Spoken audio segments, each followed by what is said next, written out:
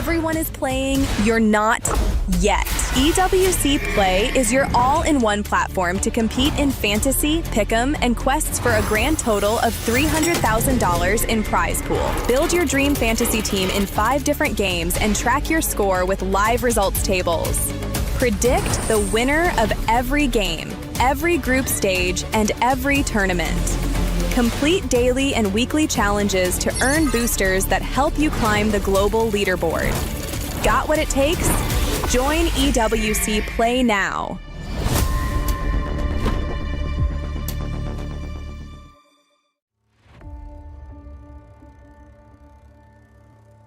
Bloodshed, tears, and glory. The Land of Dawn calls for contenders once again. Against all odds, GK Esports is here to win MPL MENA Season 9. Guangzhou Gaming! They go straight to the main stage. Ignite Gaming! MPLSG Season 11 crowns a new team. True Rippers are your champions. The place where a new chapter begins. The newcomers. MSC at the EWC, Paris. For many of us, this is our first. We may be the underdog. We may have sacrificed everything to come this far. We'll prove why we belong here. It's the first MCT Grand Finals, and Entity will be your first champions. Bro! Esports is the reigning champion! Team of Falcons will push forward to the main stage of MSC. Congratulations! Vamos as you punched your ticket to France for EWC! Breaking barriers, defying limits. The aggressors come with nothing to lose. We carry the expectations of our country, our families. The fans who believed in us. This is the stage we've been working toward. Maybe this is where a new Dutch house is born. Aurora Gaming have wiped the Young Gun Galacticos out. Megatron have not merely joined the Kings, they have become the Kings. And the Dragons of the North defend their Empire spirit! Challengers of the throne, the Titans stand ready. We have already achieved what many thought was impossible. Whether it's defending our regional title Or taking down the champions of our region. We're here to break curses and set new milestones. Falcons AP Runner moving on through the Grand Finals. Slangor Red Giants are your new champions. MSC 2023 champions. Order! Team Liquid is your grand champions! The names that shaped history, the kings and legends. It's been a while since we stepped foot onto the world stage. It's been a while since we brought home an international title. Our fights continues because our story isn't finished. Our legacy awaits. The journey to rise above begins. Play is in our DNA. Whenever we let it out, it becomes our superpower. Now imagine an entire city being built to supercharge it. Kadir City, powered by Play.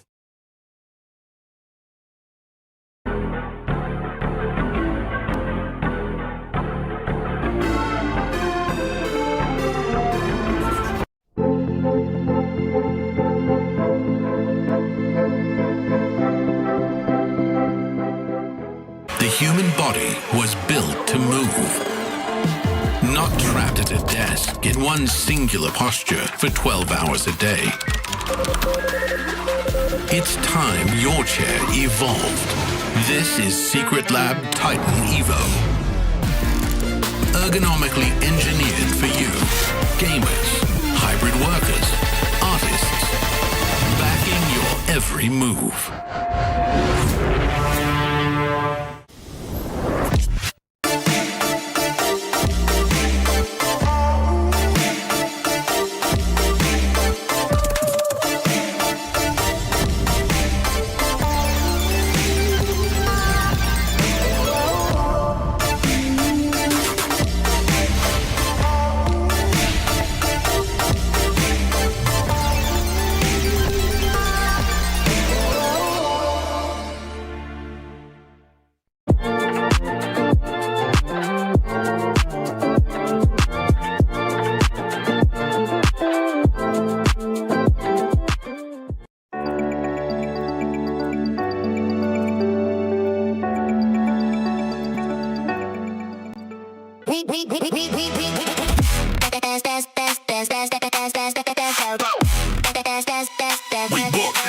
World Cup up.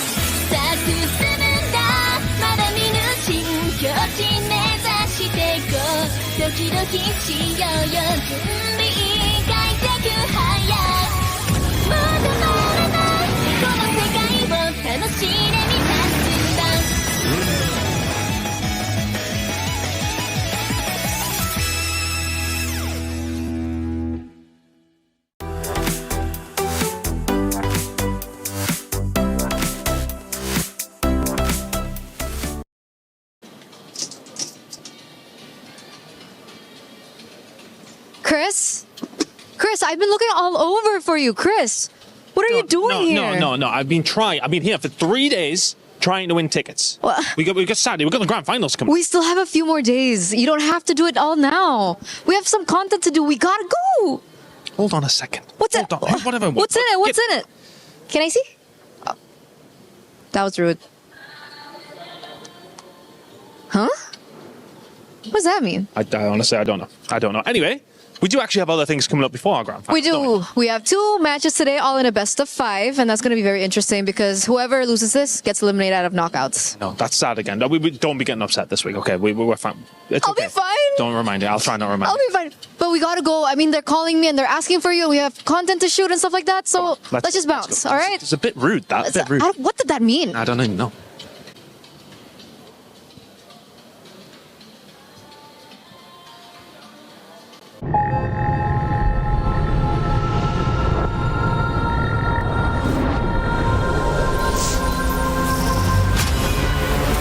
In the past, we were always in Asia.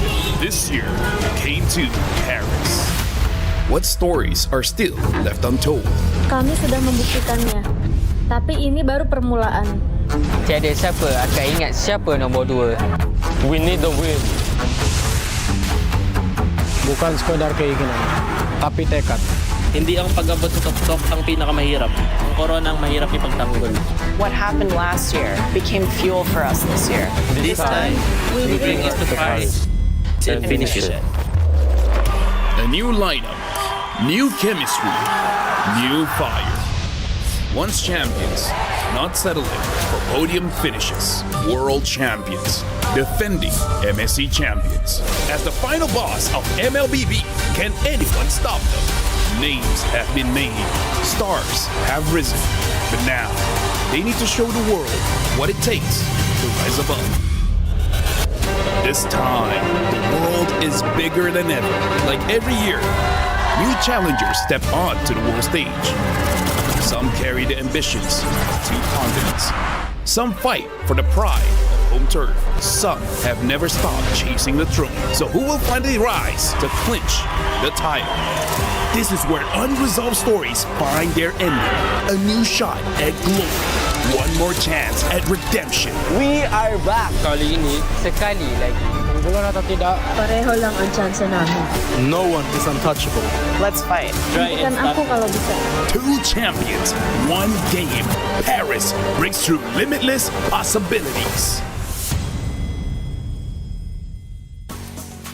Domination or redemption? That's the answer that we hopefully will get later on after these games raise the question here at MLBB MSC at EWC 2026. My name is Rain Day. Welcome back to an amazing day we've got set up. It means it's the knockout stages. Those 2 days of rest have hopefully given the players a few new different ideas, or maybe just the ability to settle in on how they want to approach it, because they aren't going against somebody new. They're all upper bracket rematches. So somebody is going to have the edge. Will it be the teams that did before, or will we see some surprises later on? It's going to be a fun one. Welcome to Paris, everybody. Again, I'm with my amazing talent. You guys know so much. You could be casting, you could be doing the desk, but they're here on the desk with me. I'm happy. Rinmar and Mirko.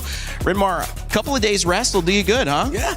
Really good. Our bank accounts suffered a little bit of damage, but it's been a good time in Paris. And then at the same time, of course, we got to recalibrate, rest up, and do a little bit more research for today. It's a nice watch. I just have to say. Thank you. Gave him a little opportunity there. Mirko, you looking good as well? Rush day? Hey, it's been amazing, man. You know, Paris and break days, they just go hand in hand. I just love the city, love the games, and I think it has gotten us a lot more excited right now, right? The anticipation is actually just killing me right now, especially for our first match. Yeah, and the great thing about this is, again, upper bracket matches, so everybody's seen each other, but what new strategies will they have brought together? If you're just joining us, we had an amazing group stage. Let's go to the STC Rewind to see exactly how that went, guys, and walk me through just this first week of groups and what that looked like to bring us here. Well, we started off right away with some surprising results, didn't we, for our group stages? Teams such as SRG going down to the lower bracket, teams like Team Liquid, but we got to see teams like Team Spirit, Guangzhou Gaming as well deliver some surprises. I think the favorites just for some reason drop the ball a lot of times, even in some of these matches where they did qualify. Team Spirit, Guangzhou Gaming, one of those where I was very disappointed, right? Team Spirit coming into this tournament as one of the top dogs, A-tier team for me, almost dropped it entirely against Guangzhou Gaming, who are coming in as, again, relatively newer teams for the international stage. They've never really made it to the international stage, first main stage, and they did really well. But obviously that experience for Team Spirit, they were able to get it through. And with Zauer debuting in their MSC, he's looking better and better as we get along the group stages. Yeah, and you can say the same thing about the whole of Team Spirit getting better.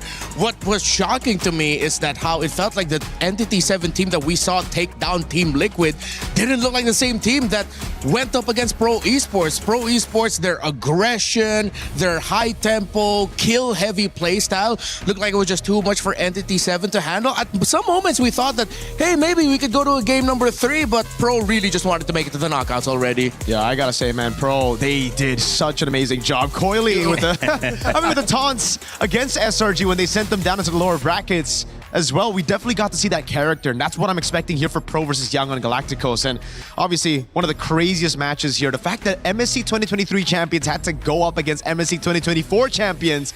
SRG sent home their key crushed right in front of a lot of the Malaysian fans here by Onyx, who finally got their revenge, and we got to see that civil war between the Falcons, man. Unfortunate for Falcons meta, they looked so good in the wild card. They were able to really capitalize on the utility meta, but as we got into MSC main stage, the assassin meta took over, and just like a lot of the teams that were favored, they just couldn't adapt too well into this assassin meta. Yeah, Flap stepped up, and of course, the KDA machine, Haji, took all of the highlights with his Selena gameplay, reminding us yet again, his first and last. Yeah, I don't think Vitality is going to be giving that Selena to Falcons later, and I don't think the Falcons are not going to give the Selena to Moreno as well.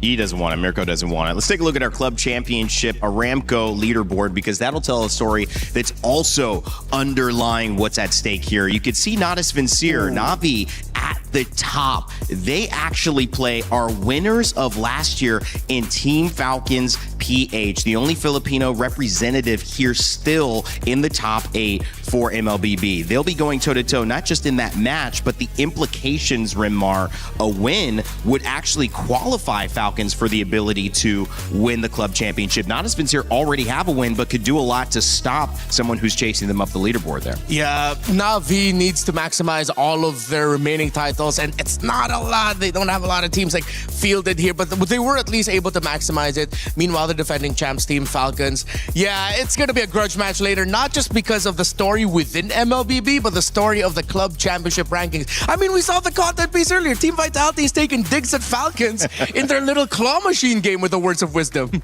Yeah, it is going to be crazy. And I think that the tempo that we have set in this tournament is that things are moving fast. You barely have time to adjust. But this is totally different because the group stages are over. You now have had 2 days and you're playing best of fives. But for the teams that could not adapt, they unfortunately saw their keys crushed. That was a I kind of like this crusher, to be honest. I love it. Over at the Kadia stage, we have a different crusher. It's like a circular one. This one is just harsh, man. This one literally breaks it in the middle, man. It's so much more brutal. Yeah. I love it, though. This really just shows you that competition. Even Coily and a lot of these players, man, their expressions when they beat their bitter rivals, when they get to finally crush that key. I think, especially for Keyboy, this one was personal, right? Getting that revenge from 2024 after being eliminated in the group stage by SRG. And you guys mentioned the storylines that are also here, jumping in. If you're checking out the knockout stages, the winner of last year, Team Liquid PH, they are out. They went out in the group stages. The winner of the year before, SRG, they are out. They went out against Onyx. The winner of the one previously in 23, that's Onyx. They're still alive, so we'll keep up with tabs. But they're playing one of maybe the most exciting teams coming out here, which is Aurora Gaming. Right now, what's very interesting to see is the fact that if Onyx loses tomorrow, we will be guaranteed a new MSC champion, right? Yep. We are already guaranteed a new MSC and EWC champion. Both grand finalists from last year, both champions from 2024, 2025 are out. So it just comes down to now Onyx being eliminated, and then we're guaranteed a new champ. Yeah, we've been calling Team Falcons PH as one of the titans of the game. Here's some shocking news for you. They have yet to win an MSC title. They've been in grand finals, but they haven't been able to win it. Well, the second place representative here from the Philippines, they're going to have a chance to represent only that, but Falcons hope at the club championship win. Big stakes on the final one. Yangon Galacticos and Pro Esports, though, will lead us off to best of fives, and don't wait till that 14:30 CEST time. We're going to keep these rolling, so you got to keep watching, keep enjoying as we kind of open up the conversation about our very first teams. Guys, this is a matchup that I think is, again, another rematch. Yangon got the better end of Pro Esports. Pro Esports had to move in through the lower bracket. If you're in Pro Esports' journey, what do you learn? What do you learn from that? Fix the comms. You could see it with how they tried to finish the game. They can't find angles to finish the game. There's just something about how they handle their playstyle in early to mid that translates very well to domination. But when it gets to the point where you're dancing for lords, trying to play the minion waves, trying to win it, they just seem to slip up. There's something about their communications and them wanting to do so many things in the late game that they just need to marry to a cohesive plan. I agree. I think they need to again, be cohesive. They need to be a little bit more coordinated and disciplined in the late stages of the game. And I think for me, it's just because they're trying to double down on that early aggression. They're such a good team at playing those micro heroes and, shining mechanically that they rely on it a bit too much even in the late game, right? They don't go back to, all right, let's play it slow. Because in the first group stage match against SRG, it almost looked like that was the reason they were able to beat SRG. Yeah. In the late game where SRG was winning, they would just go in and in. They would constantly just gamble all in every single time for those 50-50s. And when they come out on top, they end the game. If not, then we see E7 and Yangon matches. Well, will we get a rematch or will we get a remake? We'll have to find out because these are very interesting conversations. And if you think you know who's going to win, whether we're going to see the same result or we're going to see a new one, make sure to get your pick'ems in on this game. They're open now. You can pick for all of the games coming up this afternoon. And then, of course, you'll be able to see if you got right and climb on the leaderboard. There's up to $300,000 on the line that you might be able to get your share of. So again, I'll talk about this. The other side is the Yangon side, and they are successful. I mean, pretty much when you look at kind of the storyline for today, I want to bring this up for us to see because you can see it's kind of like one dark horse will rise above, but I'm starting to question this dark horse narrative only because these teams are here. They're in the knockout stages. Do you think they like being called a dark horse? Do you think they believe they're dark horses? I think that's fuel. Any team that thinks that their competitors that gets labeled a dark horse would want to prove it wrong in the sense of, no, we're not just dark horses. We could actually be in the running for championships. Look at Pro. We've talked about their aggression. They have the highest amount of kills heading into today. I believe the number is somewhere around 31 over the second most kills team, which is SRG.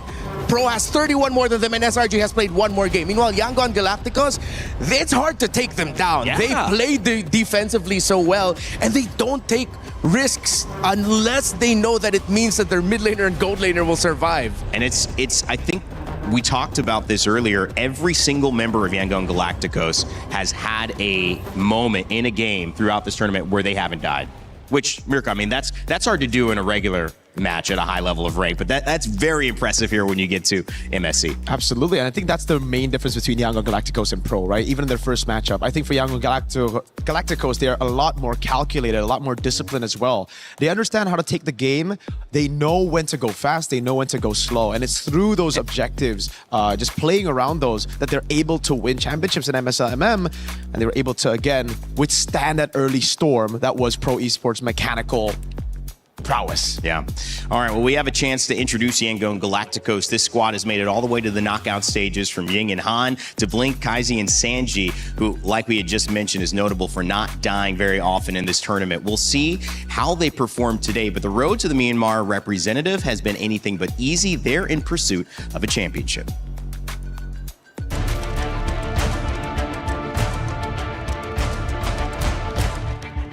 We start Young Galacticos on MSL Season 1. After we lose in M7, all of us, including the player and the coaching staff, decided to do better.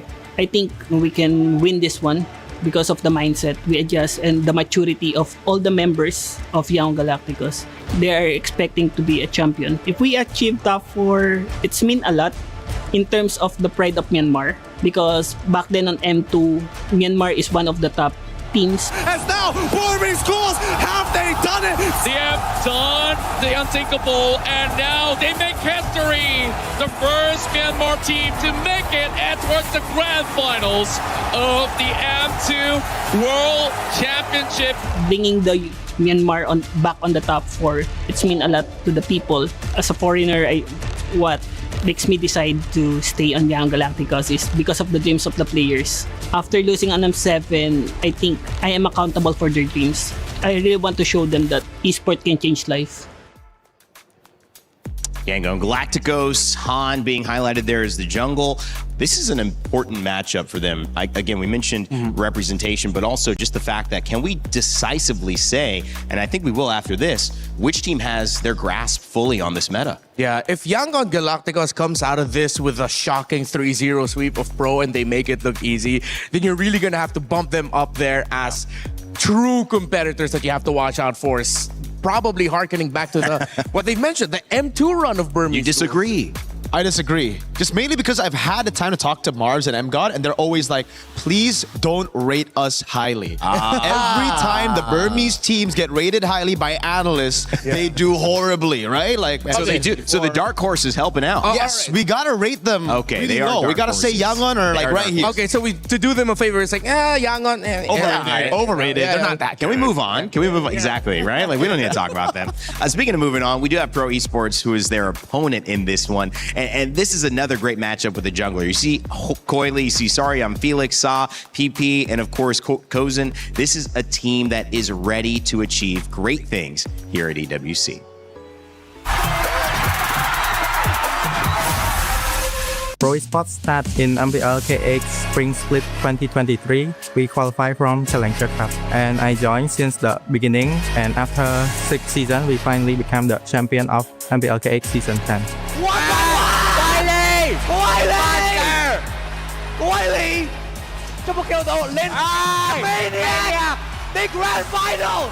Pro Esports is the reigning champion for MPL KX! When we win MPL KX, of course we are excited because we've been having this dream for many years already, and it's our first time winning, and we qualify to play on international stage, which even make me more happy and excited. Your mastermind! Live the trophy! After we winning, I feel so impressive to come back to EWC because like since last year I didn't make it. Right now, back to the EWC feels so impressive. See you soon. Now on to Kenji. It's a double kill for Seoul, and it's a 2-0 clean sweep for See You Soon. The Cambodian Owls will fly onward again. Because like last time I come here and I just make it to top 5 and top 8. So for the best player that I had, I think we can make it to the grand final.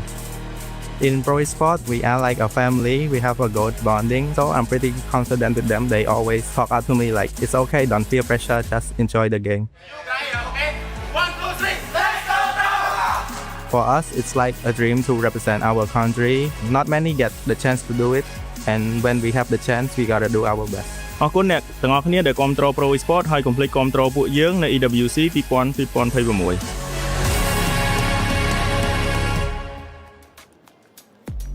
Well, just an incredible journey there. We highlighted a lot of those players, but PP as well. We talk about sharp blades when you look at Coily, when you look at Han, but PP is the leading assist haver in this tournament at 87 assists so far, which, I mean, how impressive is that? We noticed it in the very first set they played on Belichick, but the fact that he's continued to be an impact, it's kind of like sharpest sword versus strongest shield. Yeah, I mean, when you look at kills and you see that your Roman mid have a lot of assists, it just really doubles down on what they said. Pro esports are like a family. They play together. Yeah. It's not just the high mechanic players getting solo kills around the map on their own. They're getting kills as a team, and that speaks volumes for their quality. Yeah, I mean, I just want to say I'm really happy that PP is doing well because my boy's in the EWC fantasy team and he's in my team. So just want to say that, you know, so a little bit of a flex, putting PP up there. But yeah, I really think you put it well there, Randy. I think for pro, they're all kind of like blades, and there's just one whetstone, which is PP. That's the guy just constantly enabling everybody, constantly sharpening all the other blades, and it's worked so well. Yeah. And I also think we have another like kind of interesting thing, which is for those who are used to these tournaments, you have somebody coming in with more adversity that they've faced.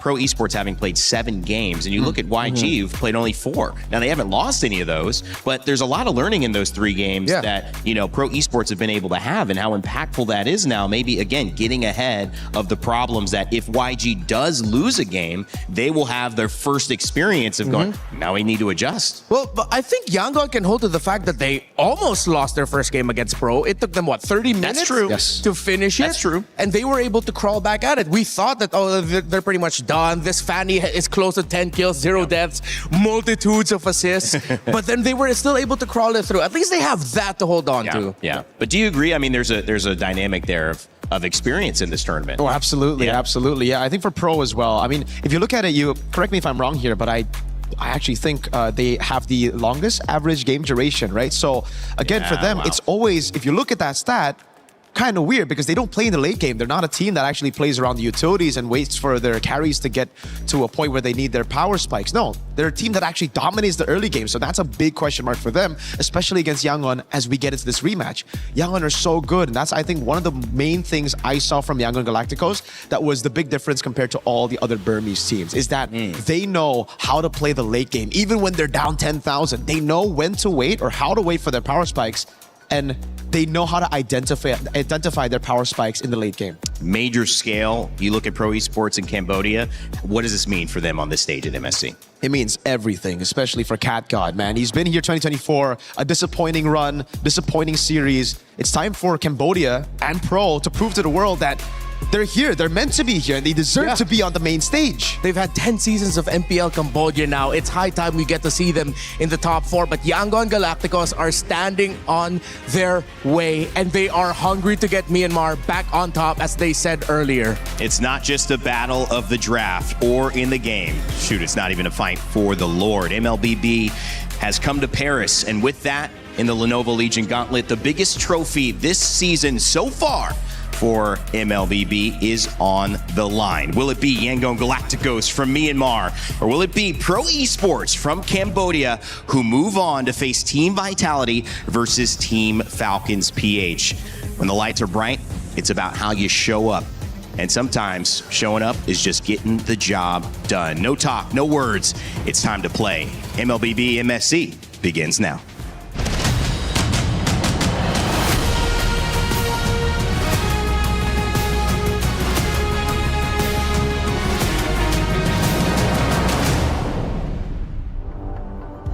What the heck do you think you're doing? What do you mean, what? What do you want? Who is this? Rose?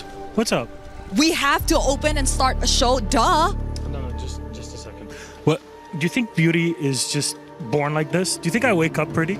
I need time. This stuff takes effort. You're wanna talk. I'm not gonna open the show myself, mister. Okay, well, sorry. Let's just, whatever. We have to go. Chop, chop, guys.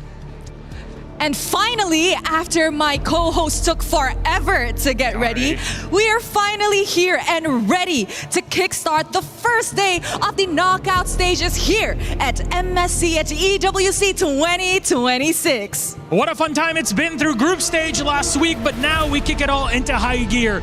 Crazy to think that only a few days ago we started with 16 of the best teams in the world in MLBB here at MSC at EWC 2026. As you know, we're down to only 8. But those are the best of the best, the cream of the crop that rose to the top. Speaking of which, she's right by my side. We have a lot to get into because things really head up.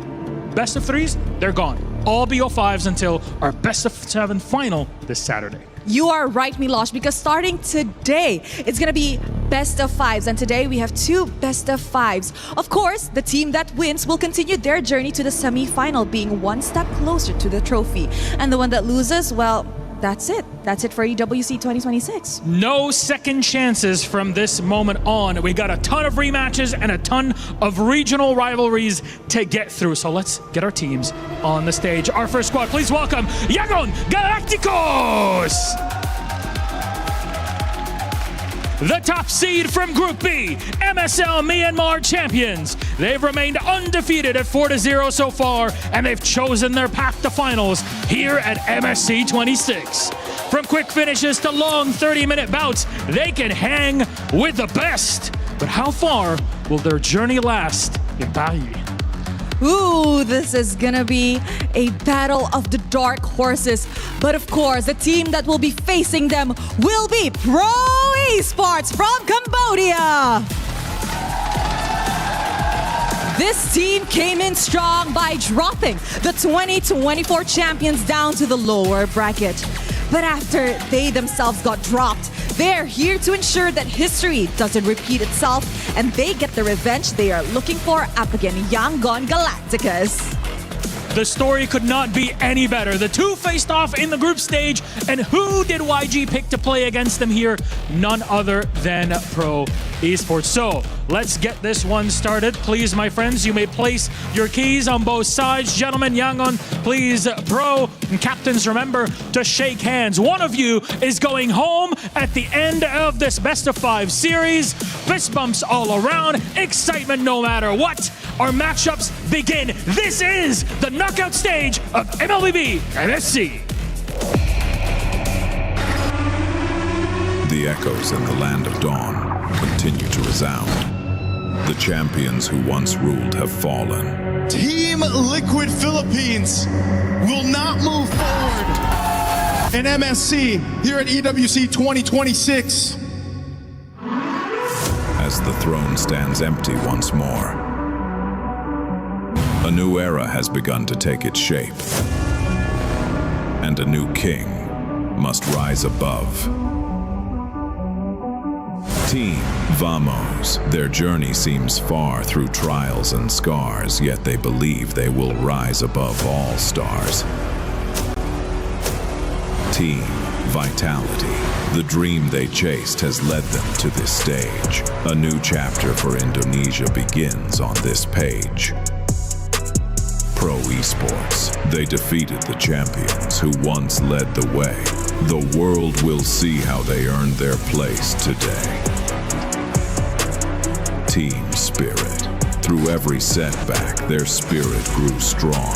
They will carry the dragon's crest to show where legends belong. Yangon Galacticos, more than teammates, they are a family forged through the fight. They chase for glory to make their nation proud for life. Team Falcons PH, the trophy slipped away but never their fire. Now they return to reclaim the title they desire. Onyx, their road is tough, with new challenges across the lands, but they'll face every battle and make their final stand. Aurora Gaming, the world has begun to speak their name. This is Aurora Gaming's time to reign. 8 contenders remain. Some fight as the new hopes of their nation. Some fight for a glory that was almost within reach. But all 8 paths lead to the same legacy. All paths lead to the same legacy. And this legacy begins right now on stage 3 here at EWC 2026. Esports are getting started all over. Some in their opening stages. Well, at MLBB, MSC, we are firmly in the knockouts. These teams know each other. They faced each other. Renmar, Mirko, now it's time for the rematch that could decide somebody's fate in this tournament and will send somebody home. Yangon Galacticos, any team that comes out of Myanmar will always have the ghouls of the past hovering over their shoulders. People asking them, the country asking them, rise above, get the championship in an international that we weren't able to get in our second world championship. While for Pro, a region hungry for recognition to solidify themselves as some of the best in the world. And it's the dynamic of those two storylines colliding, and also these two teams with their clear identities, those play styles that'll be clashing again. Yangon Galacticos, a team that has also went back to rely on utility jungles, gone back to their ways in MSL Myanmar. What crazy picks await us here, right? I mean, Coach Marv's, Coach MGod, the way that they're able to dominate in MSL Myanmar wasn't just through playing the fundamentals, being clutch in the late game, but it was through these crazy picks that you would put on Blink, those Hellcat roams, those crazy junglers, even Ying sometimes on the carries. Could they possibly pull it off here against Pro, who are just trying to double down on the meta? In our discussion about the metagame throughout the group stages, there's a C word that popped up. Not just crazy, but creativity. How creative can you get with the picks available in terms of where you're going to put them? Barrett's in the EXP, well, he can also be played in the jungle. Mathilda as the roam, nope, surprise, she can actually be played as a mid laner. All of these are now leading to this point. We've had 2 days where teams, we've got to talk to them. They said, we've been training our butts off, just trying to break the code of this meta, trying to come up with our own way to play the game. I'll throw out another C word, calibration. Because I think these teams have seen what's worked, but they've also seen what hasn't worked against their opponent. And now it's time to figure out, how do we split the difference in terms of the stuff that we know is effective in this meta, but also the stuff that we've been punished with when we've tried to go up against Yangon earlier on.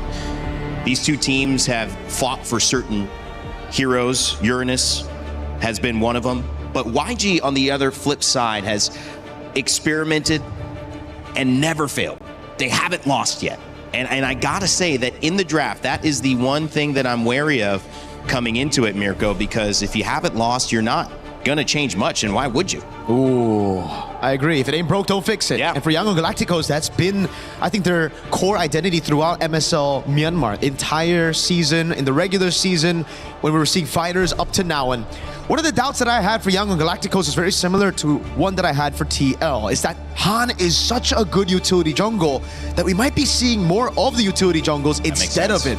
Fanny and Lingban, I think now we're going back to that. The Freya's left open though, so Yangon Galacticos will just build from there. They pick up the Freya, it's a good flex pick. They've also already taken out one of the counters for it, the Phoveus. Yep. So now it's open anywhere. Now Pro, do they go for the straight up counter against the Freya? Do they pick it up? Let's see if they do.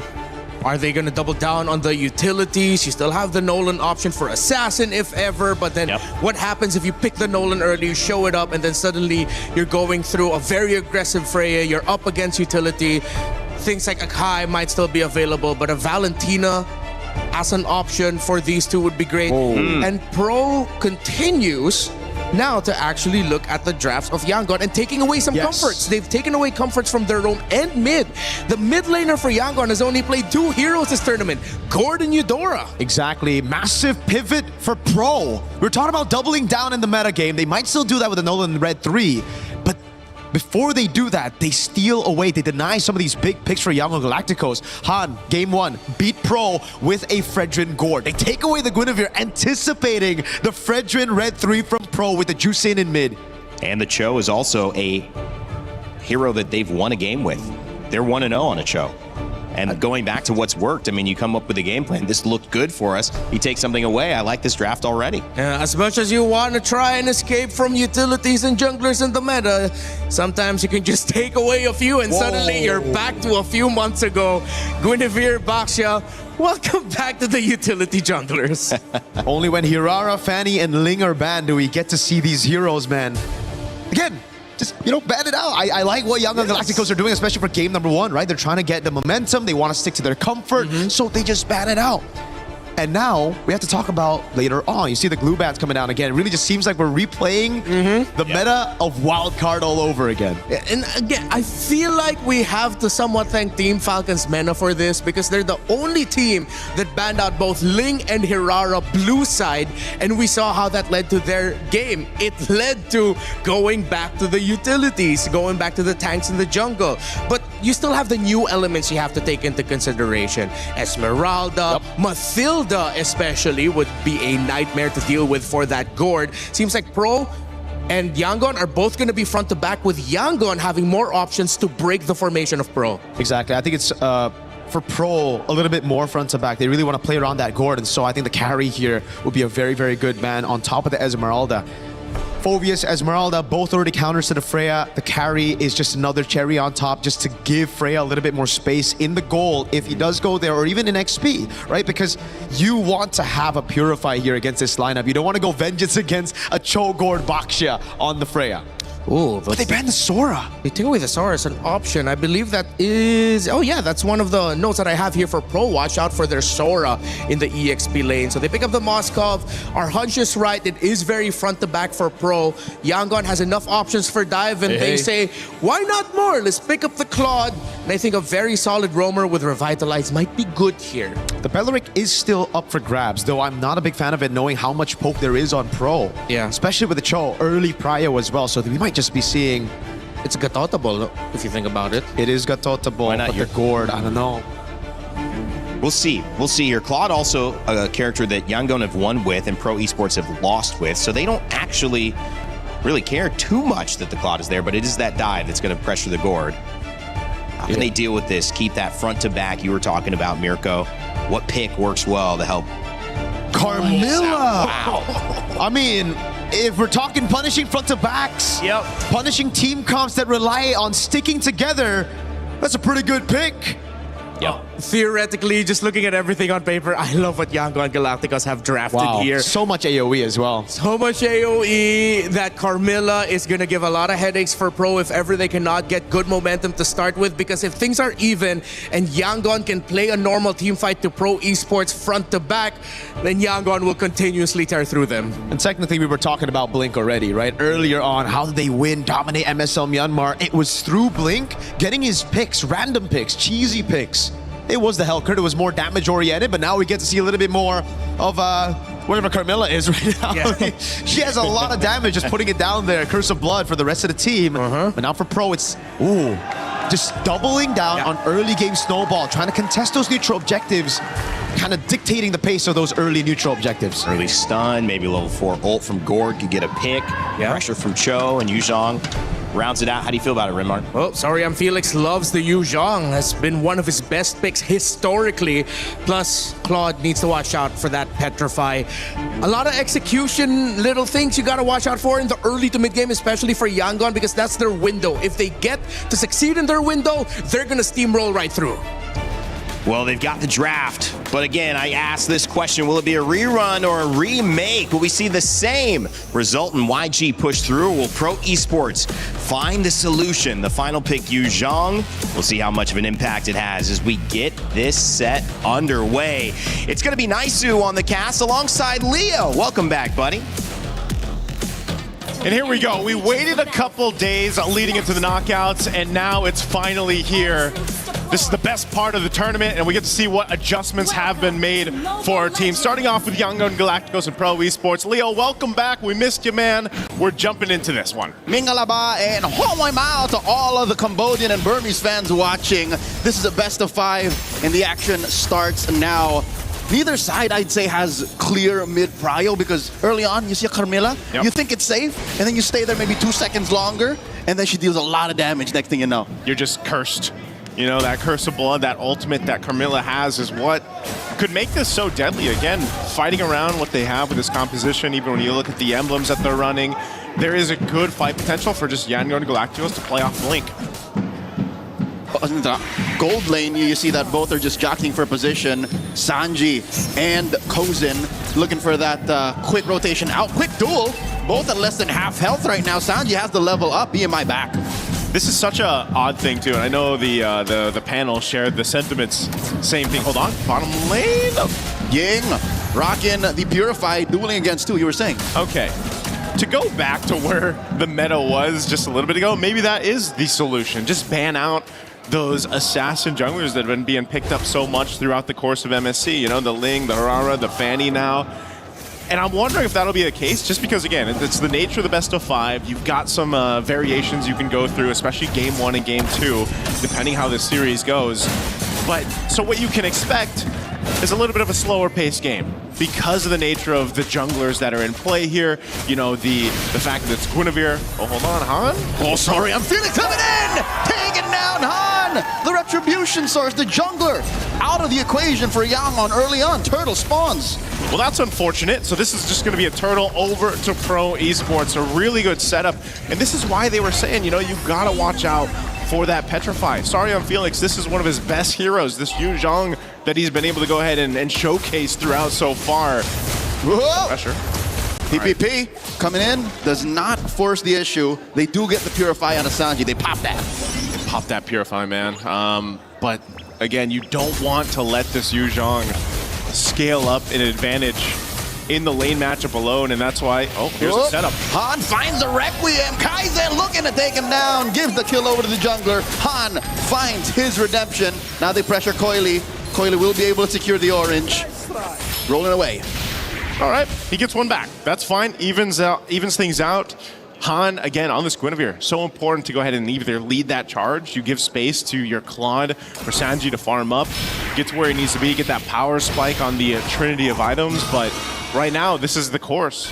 Play around Han, set up potential. Eventually, the beacon is there as well. A minute prior to the second turtle, I think Yangon Galacticos have already undone the early damage Sword and Felix dealt. We're back to 50-50. Yep. This is neutral.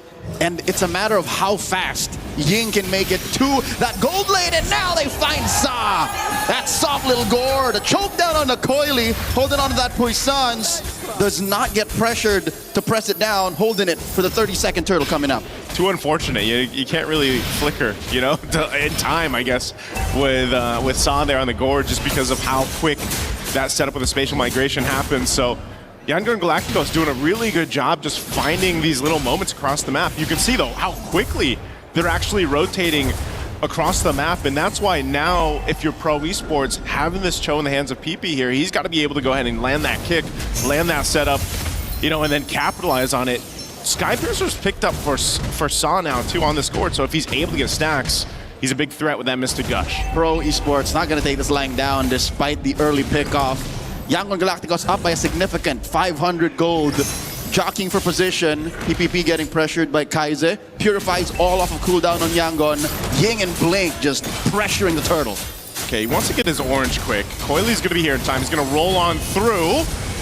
Ying. And the Puissance is in. It's good. Blink with the Revitalize. Han with the Retribution to secure the turtle. Down goes Sorry on Felix. PPP follows through. Coily finds Han. Felix falls in. And they're not done. They want Coily. And they'll get him. And they eventually will get the kill on Sanji. This Claude is farming up. Good. 2 kills already after the second turtle. Looking for Sa. Another choke down. One more. Ying gets it. Man, talk about a switch. Yangon Galacticos just decides to go in high drive, takes the turtle, takes some kills. Now they will capitalize on a tier 1 in mid. Oh, they're not stopping here. PPP, one more. Kaize gets it. Who has the Skypiercer? Coily jumps in, finds Kaize. Kaize will still not take this line down. He keeps on going. Han from the flank. Joseph, who has the Skypiercer? After this replay, we got to take a look at the items here. But this one, again, great team fighting. You know, this is what we're talking about. The threat, that AoE threat of this lineup, that is there for Yangon Galacticos. Is so deadly. And you wouldn't expect the Klon to be able to go ahead and get this much, you know, value out of that this early on. But A double kill helps Sanji scale up even more at this point. So, you know, fighting into that is something that's going to be difficult, especially for Cho. You can take a look at the items here real quick. We'll see exactly who has the Sky Piercer. Wow. Okay, so it's just soft. Yeah, no, Yangon Galacticos are playing it close to the chest despite almost being 3,000 gold up. They decide to be conservative and say, nope, we're going to spread the goods. Yeah, this is... maybe it's the case where we see Kaise pick it up later, as we've seen with Jushins before. Eventually, maybe second, third item. He's already got the glowing wand. He'll be going... So he's just going to go to the Clock of Destiny next, I would assume. But again, these variations of the build, especially for the Jushin, has changed depending on the game, depending on the composition, and that's what they're going to play it. So right now, Pro Esports... Oh! Sanji here, purifies, blazing duet on the Kozin, life stealing away from the small wave, but you can see that he hasn't invested in that just yet, just building the golden staff. Just getting the golden staff, had to pop the purify. He's not going to have that for this turtle, nor will he have the ultimate.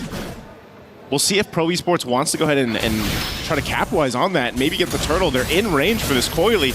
Waiting for the rest of the team to get here. PP just off the corner. Gets that kick, displaces him. Ying with the Valkyrie's Descent. Turtle still with the Retribution range. Revitalized. It's Coily who threads the needle. Han falls to Surya and Felix, but Ying still finishes the job. Finds Coily. A trade 2 for 1. Can he get Felix right now? Ying is on a warpath. Oh, this is a problem, you know, when you're trying to disengage, get away. Yes, you got the turtle, but you can't get away from the fight, you know, and that's what happens with this. Oh, hold on. Yeah, Sanji's not pressing that. He's not pressing that. that. A mile away. Has the Mozgov voice line changed? No. But he has hit the SODs, significantly so for the past 7 minutes. It's just, you know, the one time he pressed it, they still lost. That's true, that's true. Oh, no, he's actually going to be in trouble now. Goes in. Okay, he finds a dash to the other side. PPP looking for a punish. Massive Requiem finds Kozin regardless. And now they might find PPP too. Another one goes over to Yangon. A snare set by the Burmese. This is what I was talking about, Leo. Like when you're trying to get away from the fight, when you're trying to disengage, it's that much more difficult because you have that ability to be dragged back to the opposing team because of the Jushin. And then on top of it, you got Han just having a heyday, jumping in. I mean, this is a composition that can just cut off all your angles because you got a Freya, you got a Guinevere. There's, you know, I feel like even for Blink, it's been kind of low-key what he's been able to do with the Carmilla, but it's all part of the plan. It's a mobile box. Essentially what we've been missing throughout the first week of MSC. The fact that we thought we could win with the Eves, with the more, you know, immobile heroes like Eudora. Yeah. What Yangon Galacticos has through Coach Marvs and MGod is they made a mobile box, Joseph. Wherever Blink is where that box is. And it's a circle. Yeah. It's a circle, you know? It's a tetrahedron. Yeah, exactly. So, you know, that seems to be working so well with a mobile lineup like this. Now this Lord's coming up here. Pro Esports has really struggled, aside from Coily, again, being on this Moksha. We've seen it before, you know, the little drive-bys, but trying to get this retribution. Okay, he's not going to get thrown up in the air with that spatial migration. Right now, Yangon Galacticos has advantage around this Lord. You've got a push down bot from Kozin. Massive fight. Valkyrie's Descent, Ying versus 3. Make that 2. SOD thrown out. Han secures it. Will Kozin press it? He's already here. Amongst the fight.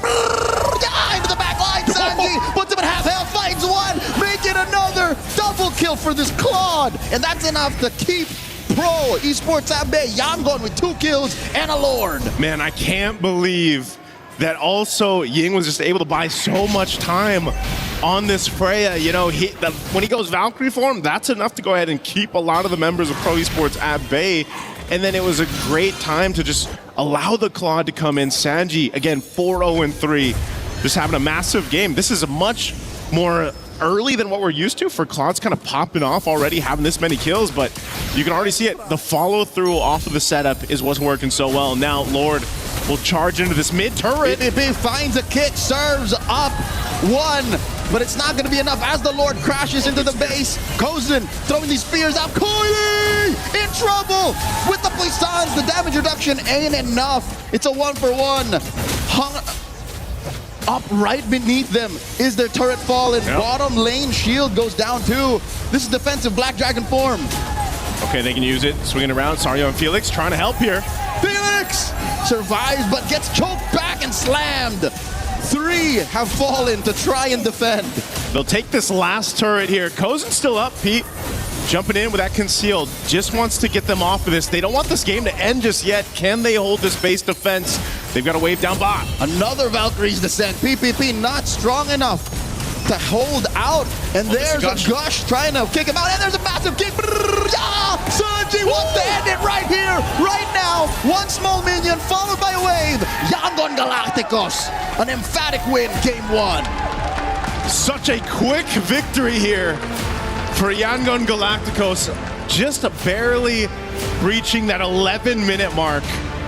It just feel like they switched the switch to go, man. They went on go very quickly in this one, and it felt like Pro Esports struggled to find a way to play against that mobile box or that mobile circle that we're talking about here. 0 to 100 in 11 minutes. Exactly. Sanji had a gold lane experience from the start to the end.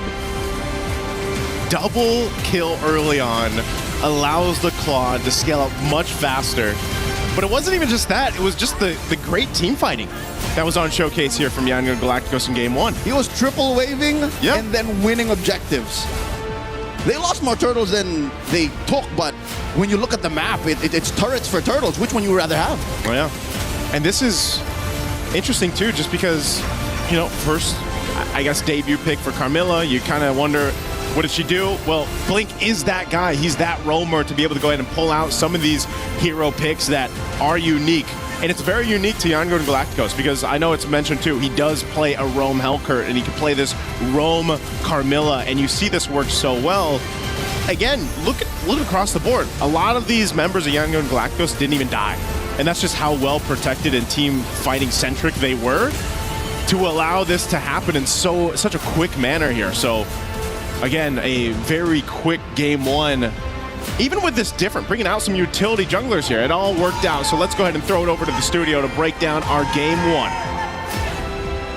Thanks, guys. Yeah, game 1 goes the way of Yangon Galacticos super early on and super convincingly. We talked about the Undying, the immovable object. 4 members from Yangon Galacticos did not die in game 1. The only exception, the person getting a bunch of kills, Han, as well, got some deaths, but I think they'll take that trade. 11-minute game. Renmar and Mirko, guys, that was dominant. Yeah, we hate to say we told you so, but we told you so. It's exactly as we saw it and read it in the draft. Kaizen and Sanji now has their 4th game where they're deathless, and the formation breaking that Yangon Galacticos has with their lineup just was too deadly to deal with for Pro. I think even if the front to back worked well, even if Pro Esports, were able to execute it properly, the Carmilla was already a good enough answer to deal with it. And again, it just comes down to the drafts. I think for YG, they were prepared for everything. They were prepared for the Gorge steal, the Cho steal as well. They picked up the Guinevere, denied the Fredrin, and without the Fredrin, the Baksha Gorge just looked like a very awkward solution to the problem. Yeah, it just didn't feel right. It felt like I wasn't watching Pro, and you could tell that they're missing a little bit of that tempo setting, aggression. They are playing as if they can set the tempo and can dive and be aggressive, leaving Sa behind often on that Gord. People were saying it wasn't, backstage, just for the Gord and the Cho, that wasn't enough. Nope, definitely not. No, I mean, you needed some more fronts that can actually CC opponents, right? For the Baksha, you're more of a tempo-oriented character instead of the Fredrin that wants to peel back. So as a Baksha, you go in, you try to invade early as well. They did get mid-prio, but on a Gord, it's just not something you can really utilize to invade because you're breaking your own line technically by moving past. Ying though, man, on the Freya. I think whoever got the Freya at the end of the day would have just had an amazing time because again, the Freya was first pick. We were saying Pro needs to get something to deal with the Freya. Yeah. Phobius was banned out. The Esmeralda I thought would be red 3, but they instead picked up the Baksha. And again, for Pro, they're going to really have to find out how to deal with this. They cannot play the utility game against Yangon Galacticos. They're not a good team when it comes to utility. They're a very chaotic team that relies on mechanics to actually win out the early game. So if you give Yangon a utility matchup, it's just a big stompy stomp, brother. Yeah, Ying was just left unchecked. And you could tell that with harkening back to a playstyle that was from just a few months ago, few weeks ago, it seemed like Pro was completely out of their comfort. It seems like for a moment that they forgot how to deal with a lineup like this. Yeah. Again, leaving their Gord, leaving Ying unchecked. It really just seems like they were shocked to go back to a previous playstyle. And it's so good because it worked out so well in the end, right? Out of all the utility picks that were nerfed, one of the only ones that was left completely untouched in the patch was the Guinevere. We saw the nerfs onto the Baksha, the Akai, and the Fredrin, and they got themselves a Guinevere to deny the Fredrin, which worked so well and forced the Baksha pick.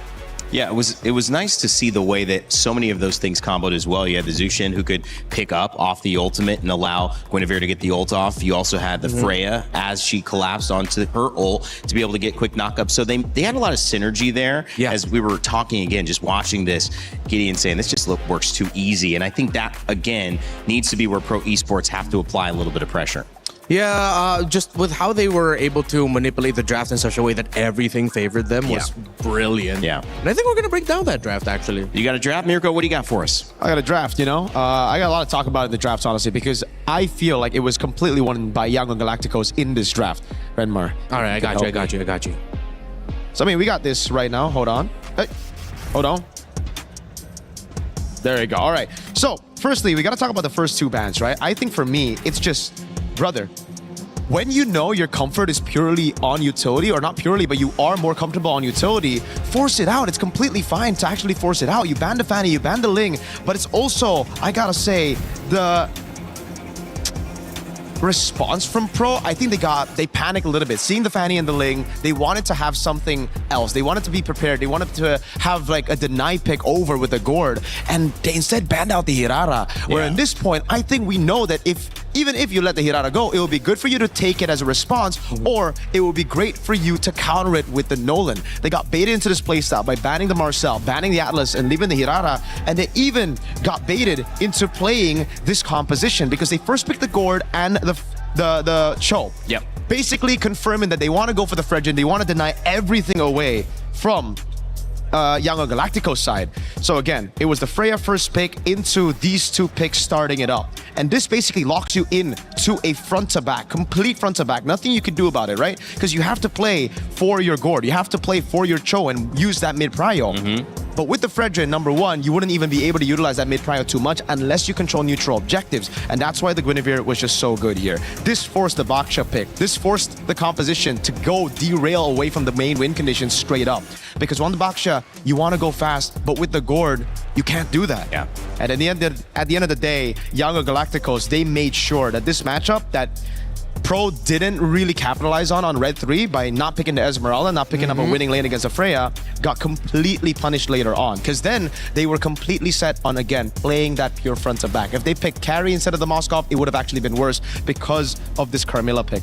This Carmilla pick is just so good against any front-to-back composition that wants to stick around, and that's why their only solution to the problem was the Yuzong pick, which was, in my opinion, not that bad considering the circumstances. That was their last pick to basically say, all right, the only way we win this game is if we snowball hard from the start. And it looked pretty good at the start because they were able to catch on. They got an early kill. Unfortunately, their composition still had one win condition, and it was just playing that front-to-back, even with that early kill. So if it wasn't a 2-3K goal lead at the start of the game, it's chopped. Yep. And we actually have some plays to back up everything that we've mentioned about the draft, even leading into this one. All right, so I need you this time around. Man, look at the teamwork here. Yeah, it's all teamwork up here. And you're leaning. No one's standing or anything. We're like composed to start off knockout stages. I like this. So just two moments here that really stood out for me. It's how Pro Esports really managed this first fight. Once that first fight wants to play out. Oh, what's happening here? Hey. Whatever. Okay, we can just go ahead and look at this. All right, so you see how we go back to it once again real quickly. Sa left behind, that is cardinal sin when you're going up against a lineup that wants to dive and you have one major damage dealer in the early game. I feel like they also put too much value on their Moskov being able to be a major presence in terms of the damage. Look what happens to Sa. Once their formation is broken like that, they got no damage. No matter what kind of combo that you get, you already have heroes under your belt here beneath the ultimate of the Carmilla. It's not going to be a good time. And then with that going down really quickly, without their Gourd, you see how quickly they're crumbling. They're able to get the turtle, sure, but this is where, again, we go back into the Freya getting left unchecked. Coily will just get slashed through by this Freya. the rest of Young Galacticos will be able to recover from not being able to get the turtle. Because again, look where Sa needed to go. He had to go loop around behind the wall, loop all the way back to the turret, leading to Ying being able to get the double kill. And this was after we saw that big fight earlier for, I believe that was turtle number 2, where we get to see a classic return to some old rotations, wherein after you win turtle 2, you go right here. Where's the zoom button? All right, you know what? Let's just circle it in the map. Where you could go to the center of the map and be able to break the tower. You don't see it here, but the tower goes down so quickly because of how many members of Pro went down. The minion waves were crashing in. They maximized the gold in the turret and mid, and then were able to break it. After that, that's pretty much GG. It would take a miracle for Pro to lose this game. It's an interesting thing because you mentioned Sa's rotation, but looking at that, I think he chose to get into the fight quickly because the turtle was in the middle of it. But because he got pressured from that angle, he had to abandon the entire fight. If he had gone a little bit, and again, this is just looking at what you showed me, where he tried to end up going, that took a while once they were all dead. Maybe that patience. But again, he's working against, like you guys had said, tempo. We got to win fast. We got to win turtle. We got to win early. And so, of course, he's taking the quickest route. It just seemed like maybe there was more to do than there was that they could do in that early game. Mentioning this matchup, sorry, I'm Felix and Ying. Felix 4-0 again. Several members. I think it was 4 by the time I looked at it in the green room. It might have been 3 or stayed 4 that did not die. Guys, I mean, this is just, they've got to find an answer. Yeah, strong side lanes with the utility in the center. Even though Han went down 3 times, they're fine with it because their Freya's untouched, their Cloud is untouched, their Juicin was ripping through the formation and the play style of Pro. With all of that said, yeah, that was their game to lose. This is what makes Young Galacticos so scary, right? Because they can play the utility game. They can also play some of those assassins if you leave it open. The Fanny, again, we've seen from Han as well. Not as scary as the utility game because, man, when they get those picks on Ying, when Ying's able to just carry, it's so, so good. But, again, back to the point at hand here. You mean the fact that Rhino Day is available in the shop? That too. We've been talking about. I mean, that's been the whole conversation, no? Well, if you're not paying attention, basically, yeah, YG won game 1, but Rhino Day is here. New interactive effects. Grab those emotes, spam them to show your support, whether it's YG, whether it's Pro Esports, whether it's MSC in general. I love MLBB being so proactive about supporting the esport. That's a great thing to see. Mirko, back to you. So, again, for Pro, it's just understanding your identity, playing with it, right? You don't win championships by playing something that is completely out of your own, comfort zone. Yeah. You still have to stick to your own comfort, and comfort for them is clearly assassins, man. They cannot play that front to back composition. They need Coily on a carry. They need, hey, I love you too, man. Thank you so much. God. All right, but yeah, play that aggressive game. Control the tempo. Dictate it. Go crazy. Yeah, you get I love Mirko. Where's the Rengar sign? I get who's Renmar signs. No, bro. Everybody loves Renmar. Yeah, sure. I don't even want to say the sign I get. You probably you probably don't want to see the sign I'm getting. Mark can't stop laughing. Even FaceTiming the homies to be on camera. Oh, that's cool. That's cool. That's what's up. Yeah, that's a true homie right there. I love it. Ban the Dark Triad. Freya, Ling. Atlas Ling. What's the other one? Fanny? I'm guessing it's Fanny. It was something Ixia. It was Ixia. I like that. Hey, I think you just gave our writers a new idea. Whoever made that Dark Triad sign, Dark Triad. Thanks for the idea. Okay, do a Mobazone pick. I hope these have been approved. They have been. Saber. Okay, pick Saber. I love this. I mean, we do know that basically the assassin jungle is so important, and they committed to the ban out. They saw the Ling and the Fanny. They said, well, we'll ban the Harara. Let's go away from it. But you've been mentioning they can't do that again today. In game 2 and beyond. So now you're going to see a completely different approach. YG's still going to ban the Ling. But they're not participating, it looks like, on the side of Pro Esports. And this is where it'll be confusing for Pro Esports, right? Because I know exactly what Young Galacticos are doing now. They're banning out the Ling, they're banning out the Marsa. I think the Fanny will come next, and they're going to leave it open now. You want to go Hirara or Freya? Yeah. Because at the end of the day, I think YG will walk away with the winning trade. Yeah. They're really centering on the EXP Freya trade. There you go, right? This is the Fanny ban, and then Pro are just going to be forced into either Hirara or Freya. I don't think you want to let go of the Freya. Yeah. No. But then I think it's also a tough call for Pro because they know that the Esmeralda is going to be coming through. Oh, they banned it out. The Fanny. Oh, that's what they want. Okay, wow, Young. All right, so we saw Yangon play a little bit more into the utility. Let's see if they're going to whip out the Assassin through the Fanny, or maybe even the Nolan. Who knows? They go straight up Eudora, Belleric, and then Fanny Red 3 here, no? Yeah, Eudora will be good, Belleric will be good. I think I want to see them consider... I was about to say Selena, but all right, Eudora's not bad too. Oh. Barrett's early on. 2-0 on Barrett so far. YG have played him twice. They've won twice with him. Yeah. I love the development of the meta, man. Barat's early, especially in this situation, just creates so much confusion for Pro because they themselves banned out the Uranus. It looked like they wanted to get their hands on the Barats. But even if Pro go for an Esmeralda, something of a counter against the Barat, this is still a flex pick knowing Yangon Galacticos. They can put it into the hands of Han. So now as Pro, you don't know what to go. Right. Yeah. I think if I'm Pro, I'm looking at what could you pair up with the Barretts and the Matilda. Does Yangon really want to play Matilda Roam and then Eudora mid? If Pro's idea to that is the answer is no, then expect that this Barretts is going EXP. A safe choice for Pro right now. Oh, I was going to say, a safe choice would be a Lilia to have a way to deal with the Barats anywhere it goes, but they instead go for the Selena and the Belleric. This should be where the Fanny comes around, right? There's not a lot of crazy lockdown. They can ban it out later, like the Moskov ban. Yeah, you don't need to worry about something like a Badang showing up. The only thing that Pro Esports could come in through a surprise is if that Barretts is going EXP. One very old answer to that is to rock a Cho in the EXP so that you get that pick off up against that Fanny. But let's see if Pro remembers that and if that can actually translate to the current metagame today. If this is Fanny, Pro Esports are going to be scrambling to look for options. But no, they don't want to show it yet. The benefit is they just don't show their cards. There's still so much flex, man. It's all flex except the Eudora. Yeah, except the Eudora. Wow. Oh, Pro is probably scratching their heads right now of where to go because they can't pick up the Vexana anymore. They already showed the Selena. Yangon is on something else.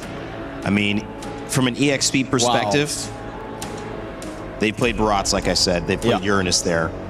They played Ruby, another character that's come up and flexed both gold and EXP. They've tried the double fighter. And Ying can play the glue in XP too. Ooh. This glue could be roll, it could be XP, this Barats could be XP, could be jungle. I don't think we can say it's gonna go gold, huh? That's out of the equation. But they ban out the Fanny, so Pro respecting that. Knowing Yangon Galacticos though, again, there's still that possible Nolan that's a good pick against the Hirara as well. And it'll be good. You have a very strong EXP in the Barretts. You have a very annoying Roam in the glue. They ban out the Fanny and Harley. If ever they do want to lean towards playing the Assassin, this Nolan will be fine.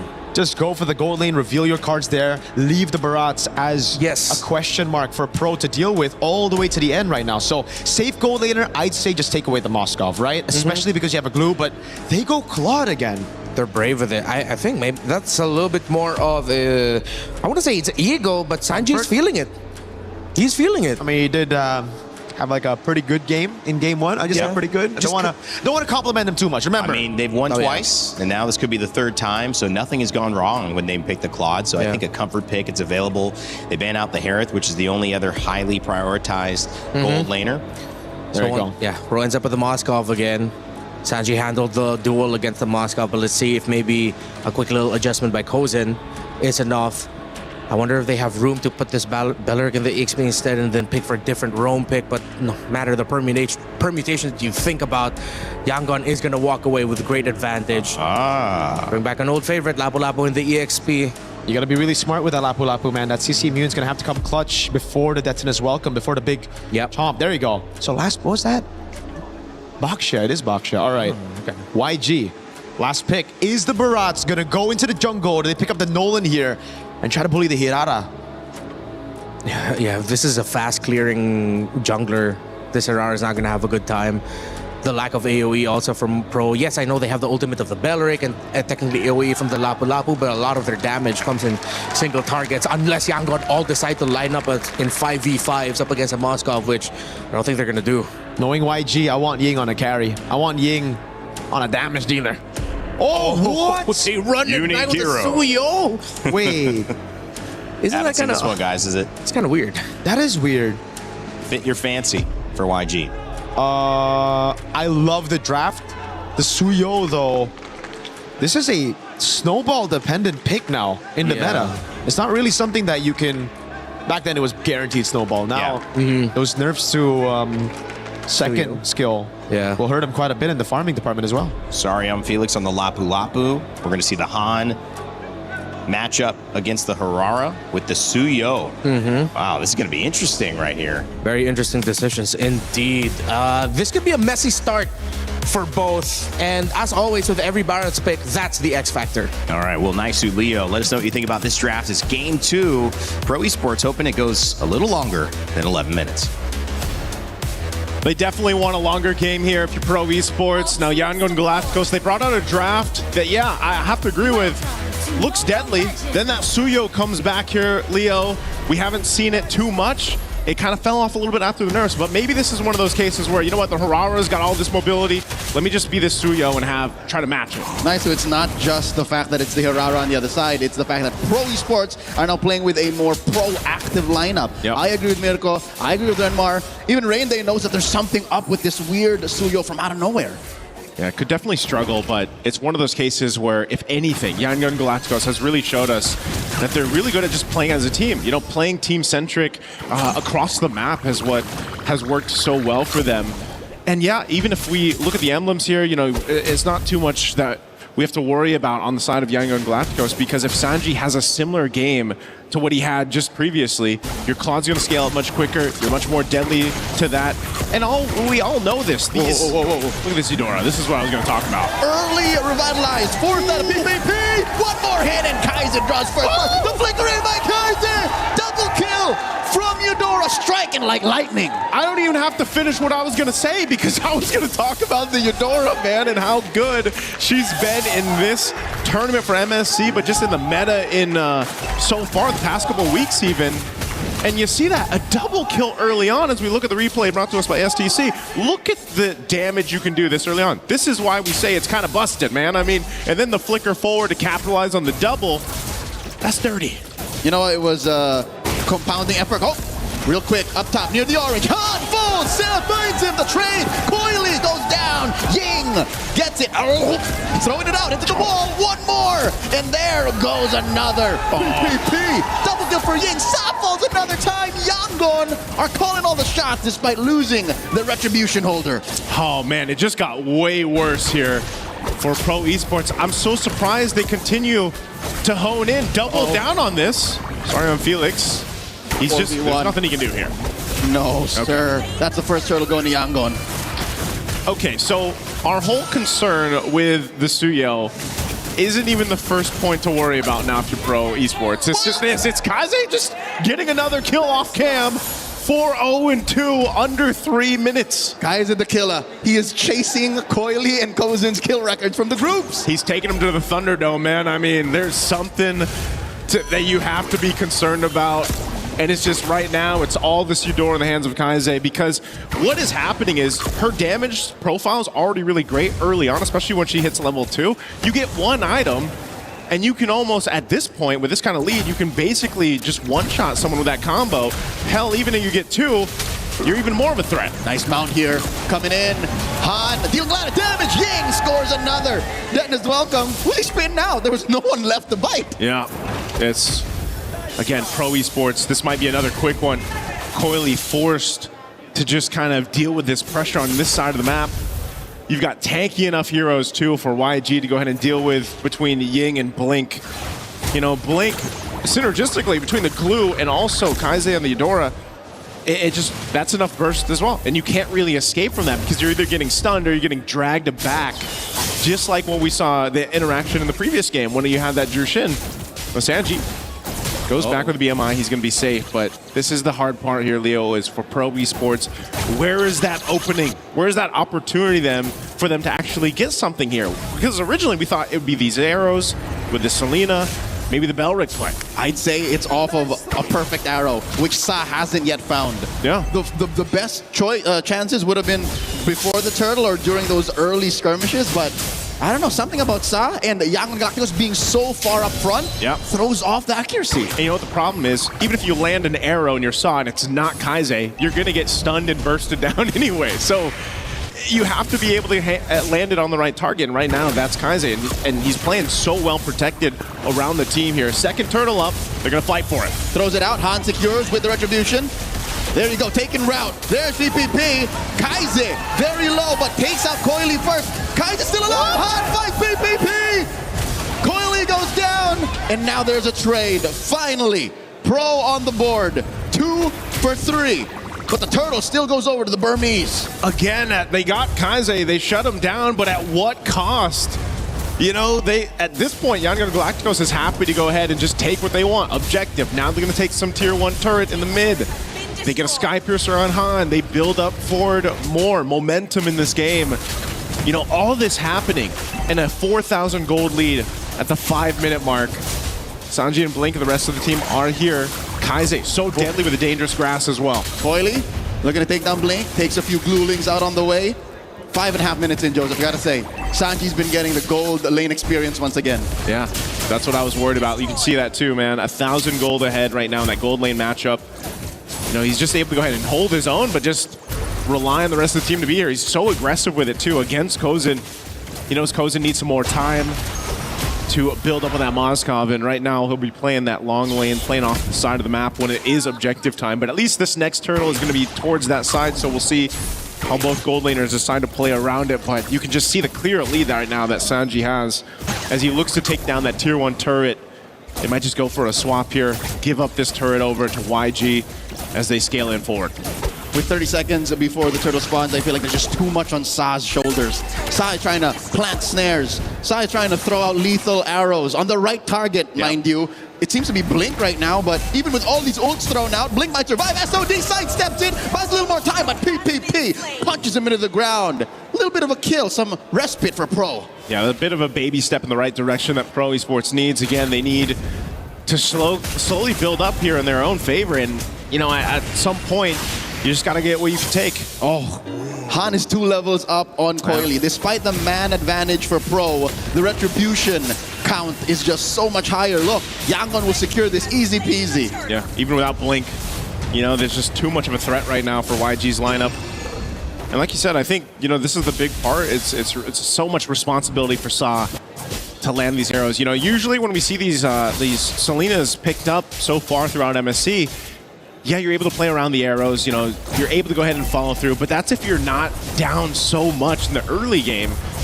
And so now, your arrows, even if you land them, you don't essentially have this free reign to just go follow up, get that kill, have the team make it, because it's all just a risk up to this point. Still holding up almost 3 levels now against Coily here. This tier 2 being threatened on the bottom side. Oh, both junglers up on this top side too. We might actually have 2 fights break out. Oh, it's not just 2 junglers, it's Ying as well!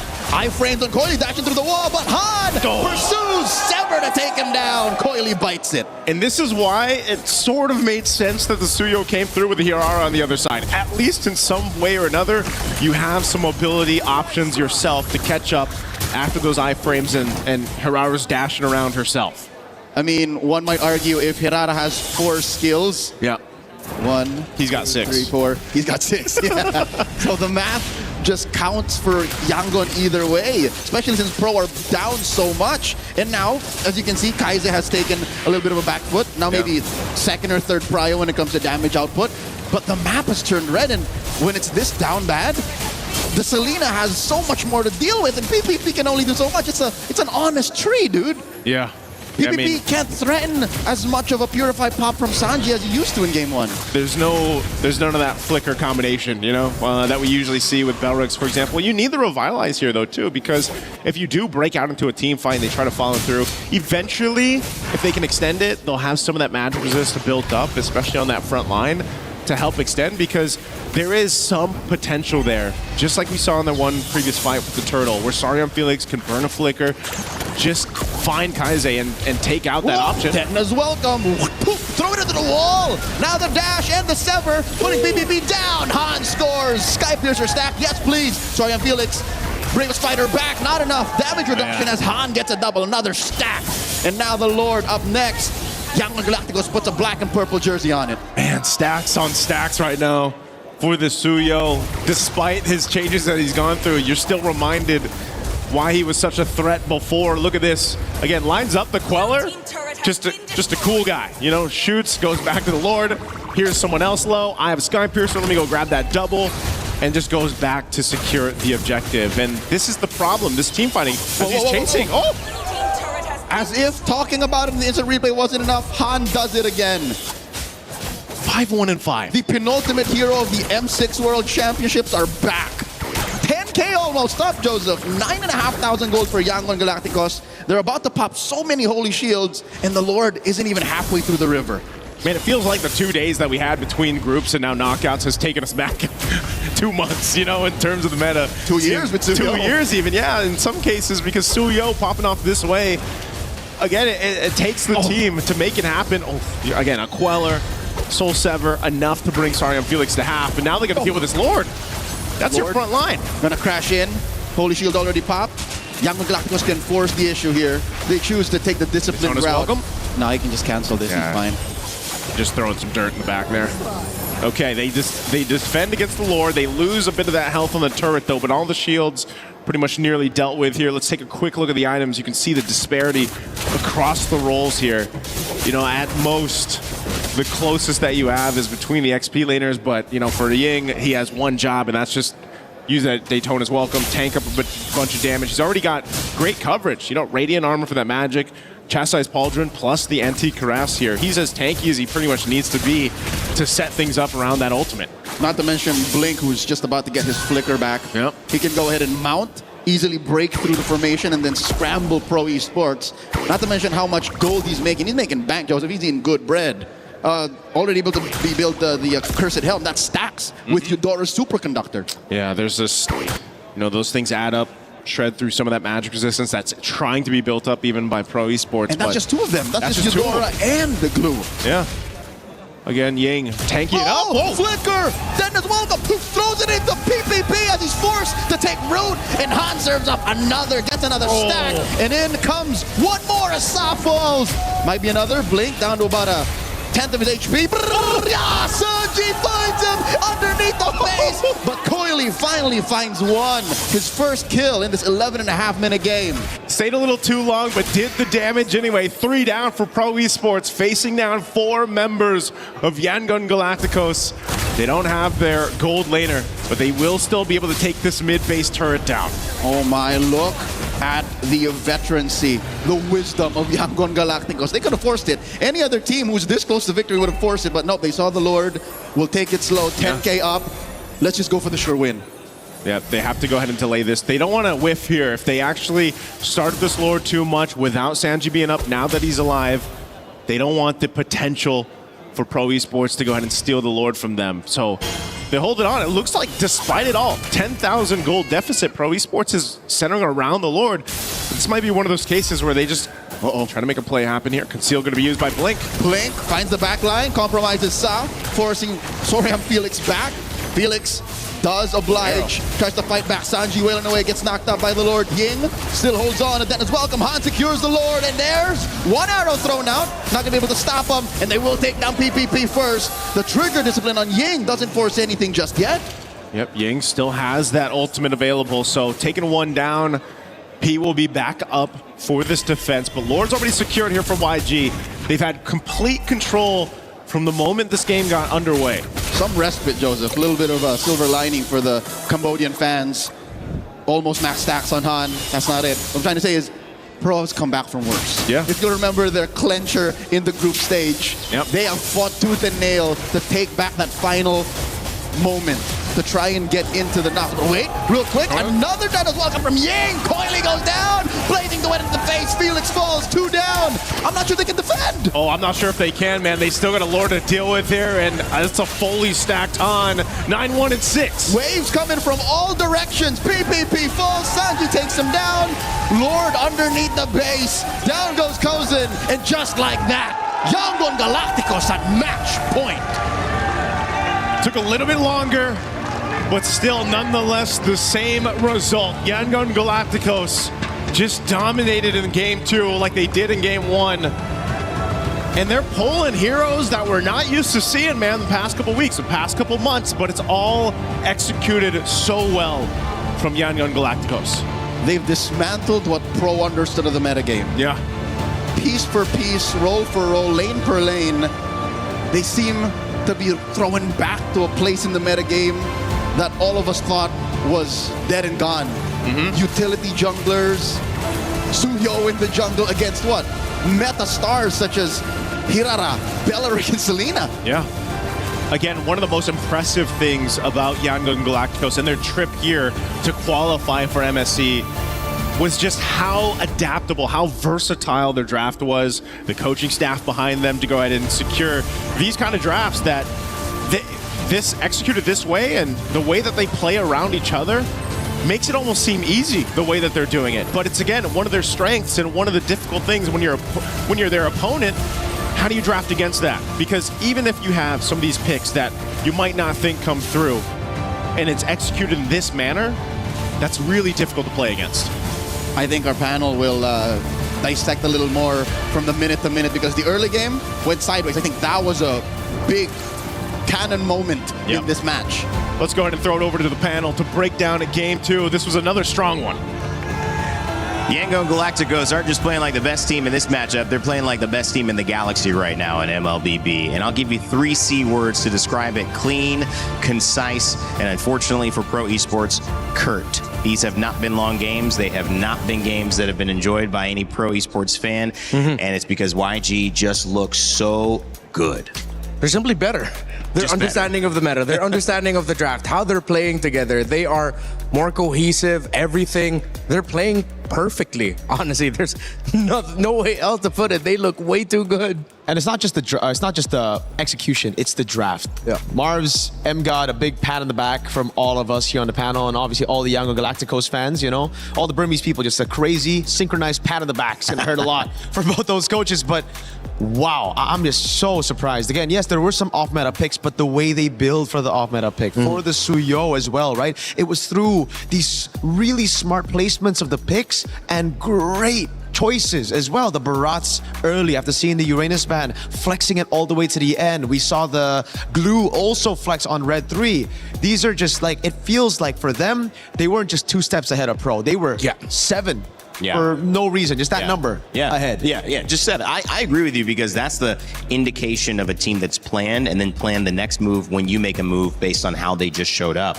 And the Barats is a perfect example, because that's a character, a hero that they've won every single game that they've played with. Now it's 5 times that YG have played Barats and won. So you do not want to let them through. But you know, earlier on I mentioned Uranus. That's a character both teams vie for. Well, that was banned, but then ended up not being an impact there. So maybe again having to look at the draft for pro esports. Yeah, it seems like just when they think that they've come up with an answer to something, or an answer that's yet to show up for a question that's yet to be asked. As Mirko mentioned, Yangon already knows, like, no, we're already at that point. We're already at the second phase of the draft. Just when you started, it's rare to see Barracks get picked up this early on, but this might be something that other teams might look into now, considering that for 2 games, one of the most iconic EXP laners in Cambodia, in Soriam Felix, got 2 very aggressive picks. Got the Yuzhong, now got the Lapu Lapu.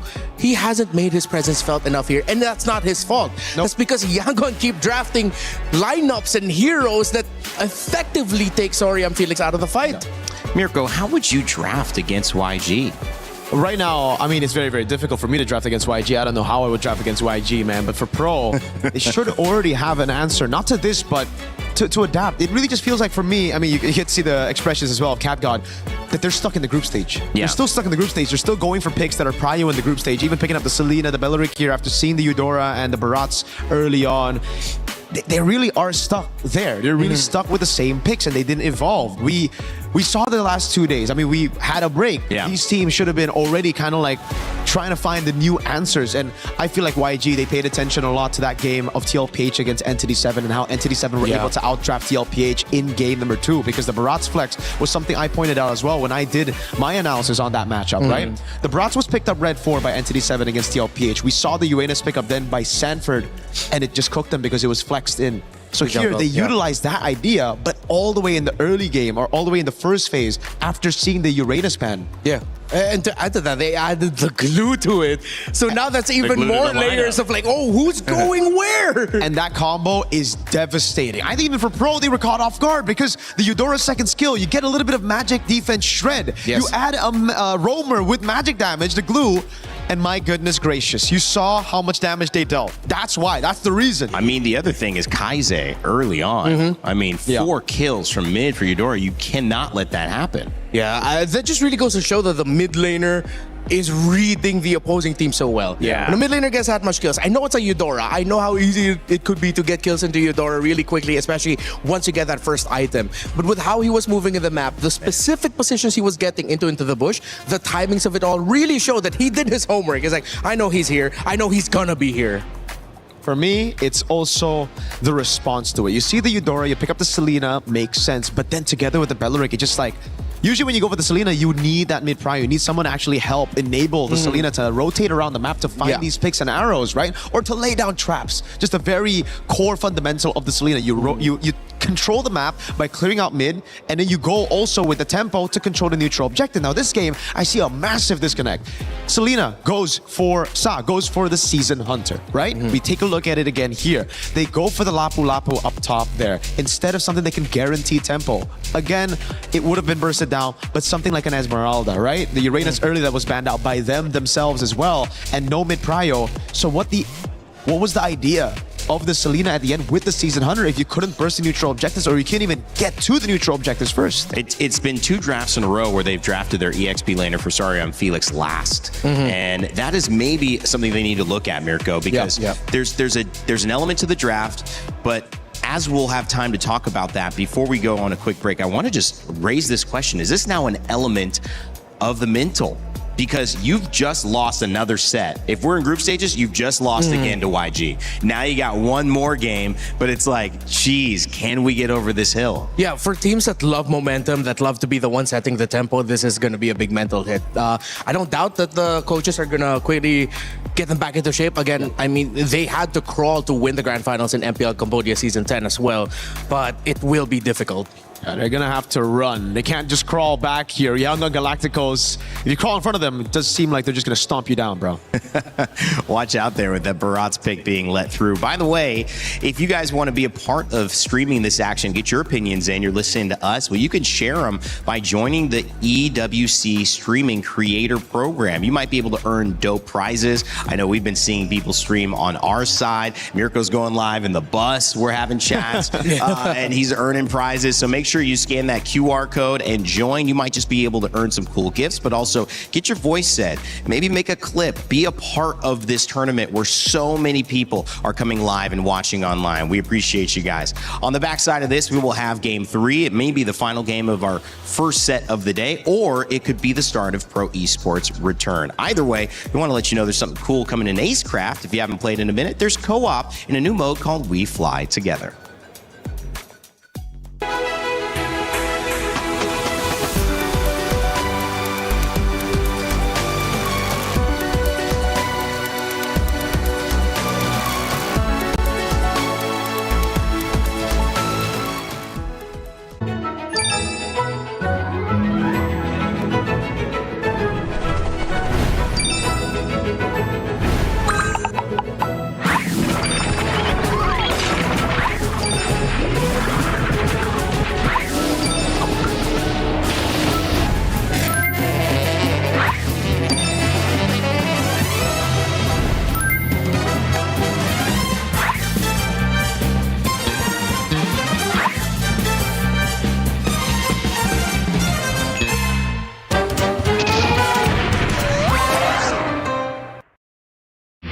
A lot of people are haunted by their past. I'm inspired by it. They're not just playing for themselves, they're really playing for their entire family.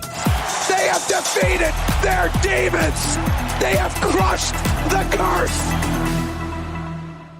He thinks he can come in here and play my game! Let's go. He knows nothing! Let's go! Tyler won, you're done. Raw energy. Awesome, blow the house down!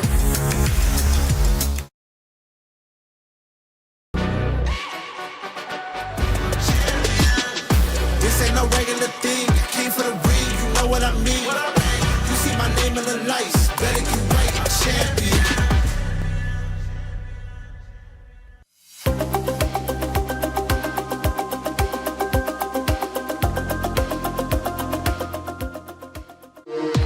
We were there.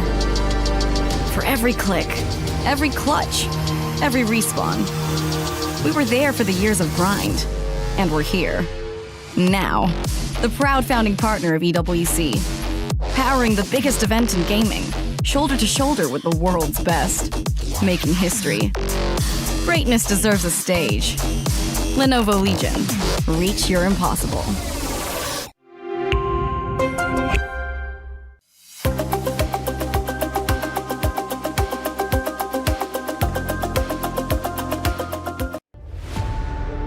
Well, Yangon Galacticos have started out with two, I don't even want to say easy, but I will say complete games. We'll add another C word there for how they've approached pro esports. They've gotten the better end of the draft and then quickly thereafter gotten the better end of the game, gentlemen. Renmar, Mirko, back with myself, Rainda, here on the desk to break down what can they do. I raised the question to you, Mirko. I'll raise it to Renmar to kick us off. How do you draft against YG? Maybe hire some mind readers at this point. I don't know, man. Fortune teller. Yeah, there's something that Yangon Galacticos is doing or how they prep for this. You can see that there's always an anchor point in their draft.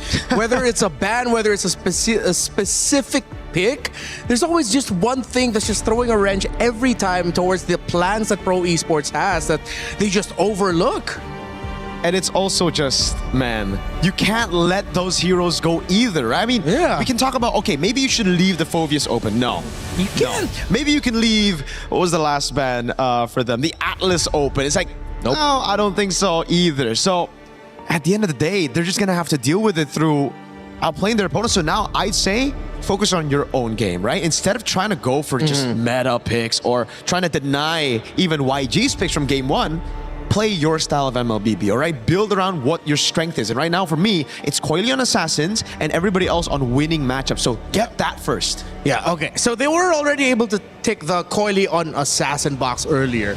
So maybe does that mean you pick up your pick for Soriam Felix earlier? Because Rainday did point out earlier that means that Soriam Felix was getting his picks always picked last now for 2 games in a row. Which is like not Lapu Lapu, bro. I mean, you're seeing the Barats, you're seeing all those picks, right? I was thinking maybe you could go for something like an Alice as well early on, dealing with the glue as well. So there's so many answers. It's just don't panic, don't overthink. Think of the easiest answer first, right? Yeah.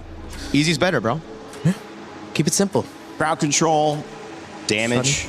Obviously, they're building around a lot of different things. You can understand PP also going onto the Belleric because he's had such good games with them. But the way that their draft is complementing each other, there's something missing. YG have had every single time good laning phases and then good team fights that were threatening. But Harara coming out early for pro, but these bans...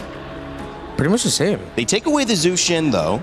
Oh, yeah. So they don't get counter with that in mid, with which set up the Guinevere and a lot of other things. Yeah.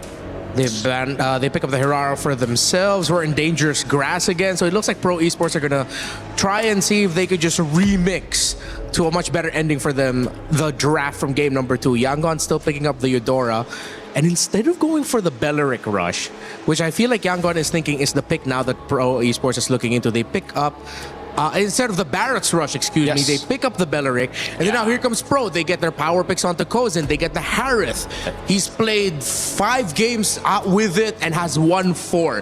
They pick up the Uranus, which again solves a lot of their problems. But the Esmeralda's still open. Yangon says, no, we're feeling it. We're picking up the Fanny. It's just so also good. Again, for Yangon Galacticos, they saw the Uranus ban in game number 2, right? The Uranus ban with the Phoveus and the Atlas. Then that's the reason they went for the Barat super early. Even if you countered it, it's going to be flex anyways, but even if you countered it, it won't be a crazy counter like the Uranus. This time around, they go Belleric, Eudora, the easy route, and then they see the Uranus on the other side. They don't bite on the Barats then. They just go for the Fanny because there's no lockdown heroes. Now they get rid of those heroes. The Cho, taken out already.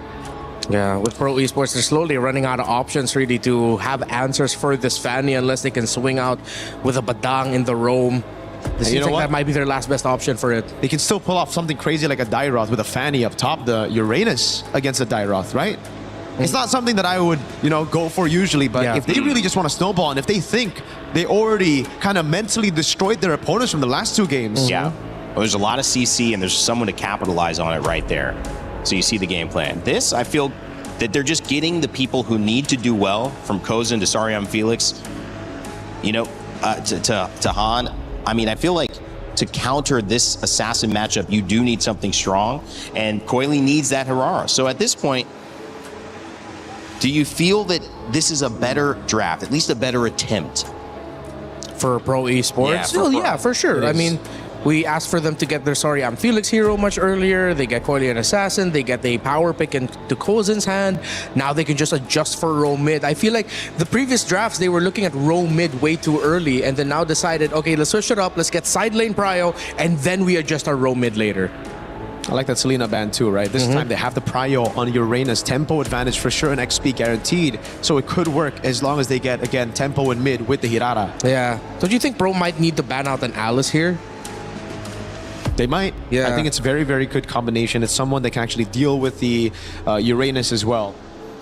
That Alice gets let through. We've seen the Ruby picked up, also from YG. Ooh, they get gold lane bans instead. So they really want to get a better matchup at gold. Yeah, again, they're just trying to win those matchups. Hirara pick and then winning those matchups individually. So I like the approach from Pro already. Much better than game 1, game 2, but yeah, I completely forgot about that pick. My favorite pick as well. Melissa. Oh, God. And it's tough because if you go for something like Vexana, you're just going to get eaten up. Now they're forced to play the Valentina, but you have no more reach. Whoa. You go for the Badang as expected, but they cannot reach this Melissa. No, they cannot. So that could be a win condition there. YG Alice. again. Yeah. Just close it out with an Alice or maybe even a Glue. Not really. No, I'd prefer the Alice. If they're feeling feisty, the Sora, technically, there's already the Valentina, but it's going to be mid, right? Yeah. Final pick from YG. Wonder if YG are already thinking that they've won this and they're taking their sweet time with the last pick. I think so. I think they're trying to find the pick to go and, you know, put the nail in the coffin. They found it. They found it. Ruby. It's the You Ruby. called it. You called it. Good, great call, Rain Day. Okay. The anti-dash, the pull, they have the combo. A lot of stopping power for the Melissa. This is all in the Melissa. But again, they still have the Eudora that could easily snowball early on. The Fanny. Theoretically, this looks perfect for Yangon, but if any major slip-ups happen early, then Pro has a chance, which is tough because you're begging your opponents to make a mistake. Drafts have gotten better each game for Pro Esports, but it doesn't have one more game to go. If you don't get the job done here, you're going home. Your key is crushed at MSC. It's time for YG to either move on into the semifinals or Pro Esports is going to push us to another game in this best of 5. Let's send it back over to Naisu and Leo to kick us off. Here we go. It's got to happen here for Pro Esports. Yangon Galacticos back-to-back dominant games, but will this draft work this time to get us to another game and get Pro Esports one step closer to moving forward? Or will the key get crushed after this one? Yangon Galacticos, Leo, has been so good, so on point. This draft, though, I wouldn't say is as, let's say, guaranteed as the last 2 games. There's a lot that they're trying here, especially when they threw the Ruby into Ying's hands. Blink bullying a PPP out of the mid prio. If there is something I might say is Pro, especially at this precipice, at this pivot point in this match, they're putting it all on Coily and Kozen. They put the comfort picks, the Hirara and the Harith on these 2 players, these imports from the Philippines, to try and turn it around. Stroke of genius what they did though, especially with picking the Valentina in mid. Yeah. Kind of blocked out Ying Sora. Yeah, that dealt with it, but I still think that even Ying picking up the Ruby here, you know, it serves the purpose of, you just have this crazy amount of crowd control that it can help you catch the Hirara if you need to, it can help you catch Kozen if you need to. Reliable damage too. Yep, damage, but he also is a way to pop a Purify for Kozen. And you got to remember too, Kozen, this is a signature comfort pick for him. If I remember correctly, this is, I think it's Kozen on the Harith that has the most kills in one game. Him or Coily. Now they're putting so much pressure. Sorry, I'm Felix. Han draws first blood.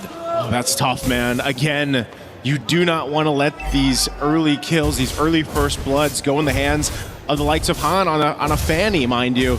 You know, to go ahead and just snowball much quicker. And every time a Fanny's in play, you know that you want to go ahead and just kind of put some pressure on that jungle, especially the purple buff, try to stall her out a little bit, but you get this kind of lead, could be really bad, but first turtle that comes up, they've got the space to work with. Ying's got the level 4. Kaize's still trying to go ahead and cap it out here just because, again, once he gets that ultimate, that combo is so deadly. And he will. Yangon Galacticos are in such a dominant position for this first turtle. Blink flushes PPP out of that pixel brush. Sa has the Wrath of Dryads, but I don't think that's the best ult to have right now, especially when you're a soft little Valentina at the 2-minute mark. Yeah, you don't want to just put yourself in that position, but they'll really take it slow here. Bit of a reset. Han goes back to base, wants to get his purple buff. So maybe they just trade it out. Maybe they decide they don't want to. Really good decision here, though, from Pro Esports to just see that window of opportunity, take it. At least it's something for them. So again, turtle in the hands of Pro Esports. They'll kind of just recalibrate, slow things down a bit. Even with this, again, knowing that you have a Harith in the hands of Kozin, you need to go ahead and allow him to stay alive, build up on there. Melissa's too. You know, there's a reason now. We've seen her pop up a couple times throughout the past group stage days, and she can be pretty deadly when she hits that power spike. Impressive. Staying the hand for Yangon Galacticos, but Pro Esports knew what Yangon was doing, and they got in there and got the advantage, which is good, because again, oh my lord, sorry, Felix. Popping that consecration last second. They're waiting for Kozin's mid-game power spike. Yeah, it's interesting though that there's so much attention up there. You would think, you know, on the Uranus up there in the XP lane for Sarion Felix. Whoa, Kaiser coming in, but PPP stops the exit. Now here comes the Wrath of the Dryad as PPP gets taken down. Han and Blink walk away. Okay, a trade. Oh wait, this is still putting potential up there. Han walks to the wall. Ying to the rescue. Coily retribution. That's a steal on a small camp. All right, that's what Coily needed to do. You can see he's slowly building up a bit of a XP lead also against Han. Even though Han had those early kills, it's just some of his camp's been taken away from him. They've really done a good job. Pro Esports has done a great job of just kind of choosing their fights and slowing down a bit. They're able to catch out Kaise again. This is one of the great things about having that Bedang in the roam in the hands of P. He can actually just kind of take them for a surprise, whether he uses the flicker or not, to set things up for a potential kill. You just have to be able to go ahead and survive once Blink literally comes forward and Wrath the Dryads, like we just saw. And, you know, that's why also when you look at what Sa has been taking, he's got his own, right? I'm not sure if he's really going to change anything other than just having the Wrath of the Dryad for him.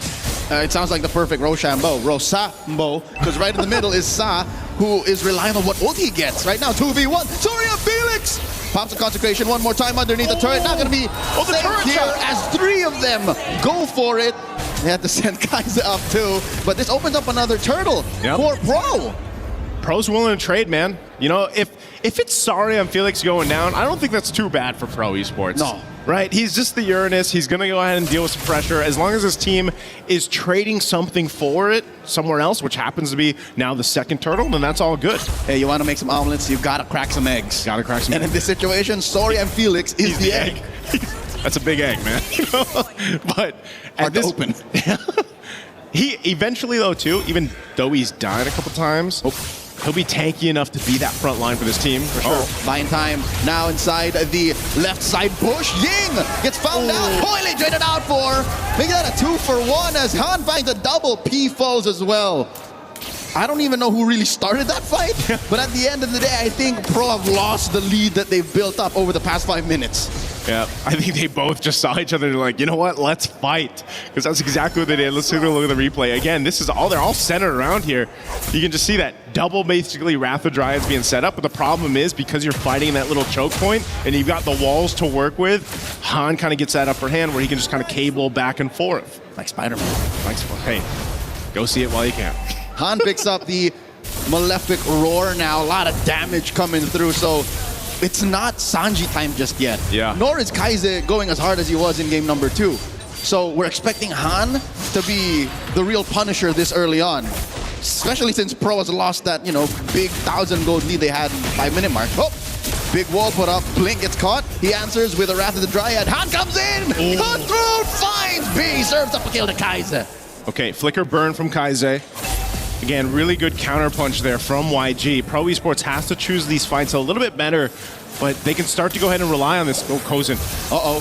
He drops that Salmon Force. Oh, the cable. Han, maybe one more enhanced basic attack would have taken down the Fanny midair. He popped the Purify from Kozin. Kozin is going to be that guy for Pro Esports once he scales into this Harith. This third turtle, though, being worked on by Yangon Galacticos, most likely will go in their hands unless a Conceal's already used. They're going to fight for it. Drop in Muddles, Ying skewers. There's the Wrath of the Dryad coming down. And the lineup on Pro Esports are compromised, but Young Galacticos lost a little too much health. It's Pro's going to be making themselves scarce for now. Yep, turtle secure though by YG. So they fought for it. There was an attempt there from Pro. Pro's still in a good position though, even though they lose that turtle. It looks like they had a hard time with that team fight, but they're still in a really good position to go into that first Lord. That's really where it's going to matter. You can also see gold lane, right? There's a bit of an advantage for Kozin. He had a really good time in the laning phase, has about a 700 gold lead. He's already got the Starlium Scythe worked in, and that's why, you know, imagine one item locked in for that Harith. You're already seeing the damage potential that he can have in these fights. And he's on his way to the feather. There you go. So even more, that little moment here in that mid lane, even with that Purify pop, again, he already has that passive resilience coming in, about 30% less he'll take from, you know, the little stuns on Ying or Wrath the Dryads. This is that mid-game power spike we're looking for coming in from Pro. And Sa has been pretty good with the Wrath of the Dryad usage. That's one of the things here. Sorry, Felix, man. They're going for the eggs again. Yep, this is what he's meant to do. Pops that Purify, Consecration as well, buys maybe 2 seconds, but will not stop Yangon from pushing this tier 1 down bottom. But it's not like Coily hasn't been doing work as well. Look at that chubby wave he sent up. And now Sanji gets found out. Why would you take that weird exit? I'm not sure. Really good choice there from Pro. Yeah, they lost Sari and Felix again for the 3rd time, but they were able to capitalize a kill on the gold laner of YG, but they also put some pressure on some of these turrets. They want to start to open up the map a little bit here, just because, again, that Lord's coming up in about 15. You need some space to work with. And some of these off angles is what they can really hone in on and highlight here. Again, having that Bedang, having Sa and the Valentina with the Wrath of the Dryad, with the Flicker available, there's some surprise setups that Pro Esports can play around. So now that Lord is up, we'll see who decides to get in range for this. Coily been very elusive so far in the Harara, able to kind of just utilize these extra brushes across the map, the mobility obviously that comes with it, and then that scalability here built in. So Sari and Felix needed that Radiant Armor. He's got it locked in now. So again, despite all the pressure he's dealt with, his one job is pretty much to be that front line, that bulwark. So it gives P that option too to go in with this Bedang to set things up. So very slow in this Lord take. I don't expect anyone to take it just yet, as both teams still look to find some opening, some real estate across the map. Well, I'll be damned. In late July 2026, a dance has been gone, but no, they pick PP off first. And now Coily looking for more. Han picks off Kozin. That's 2 men down from Pro. This is a non-starter.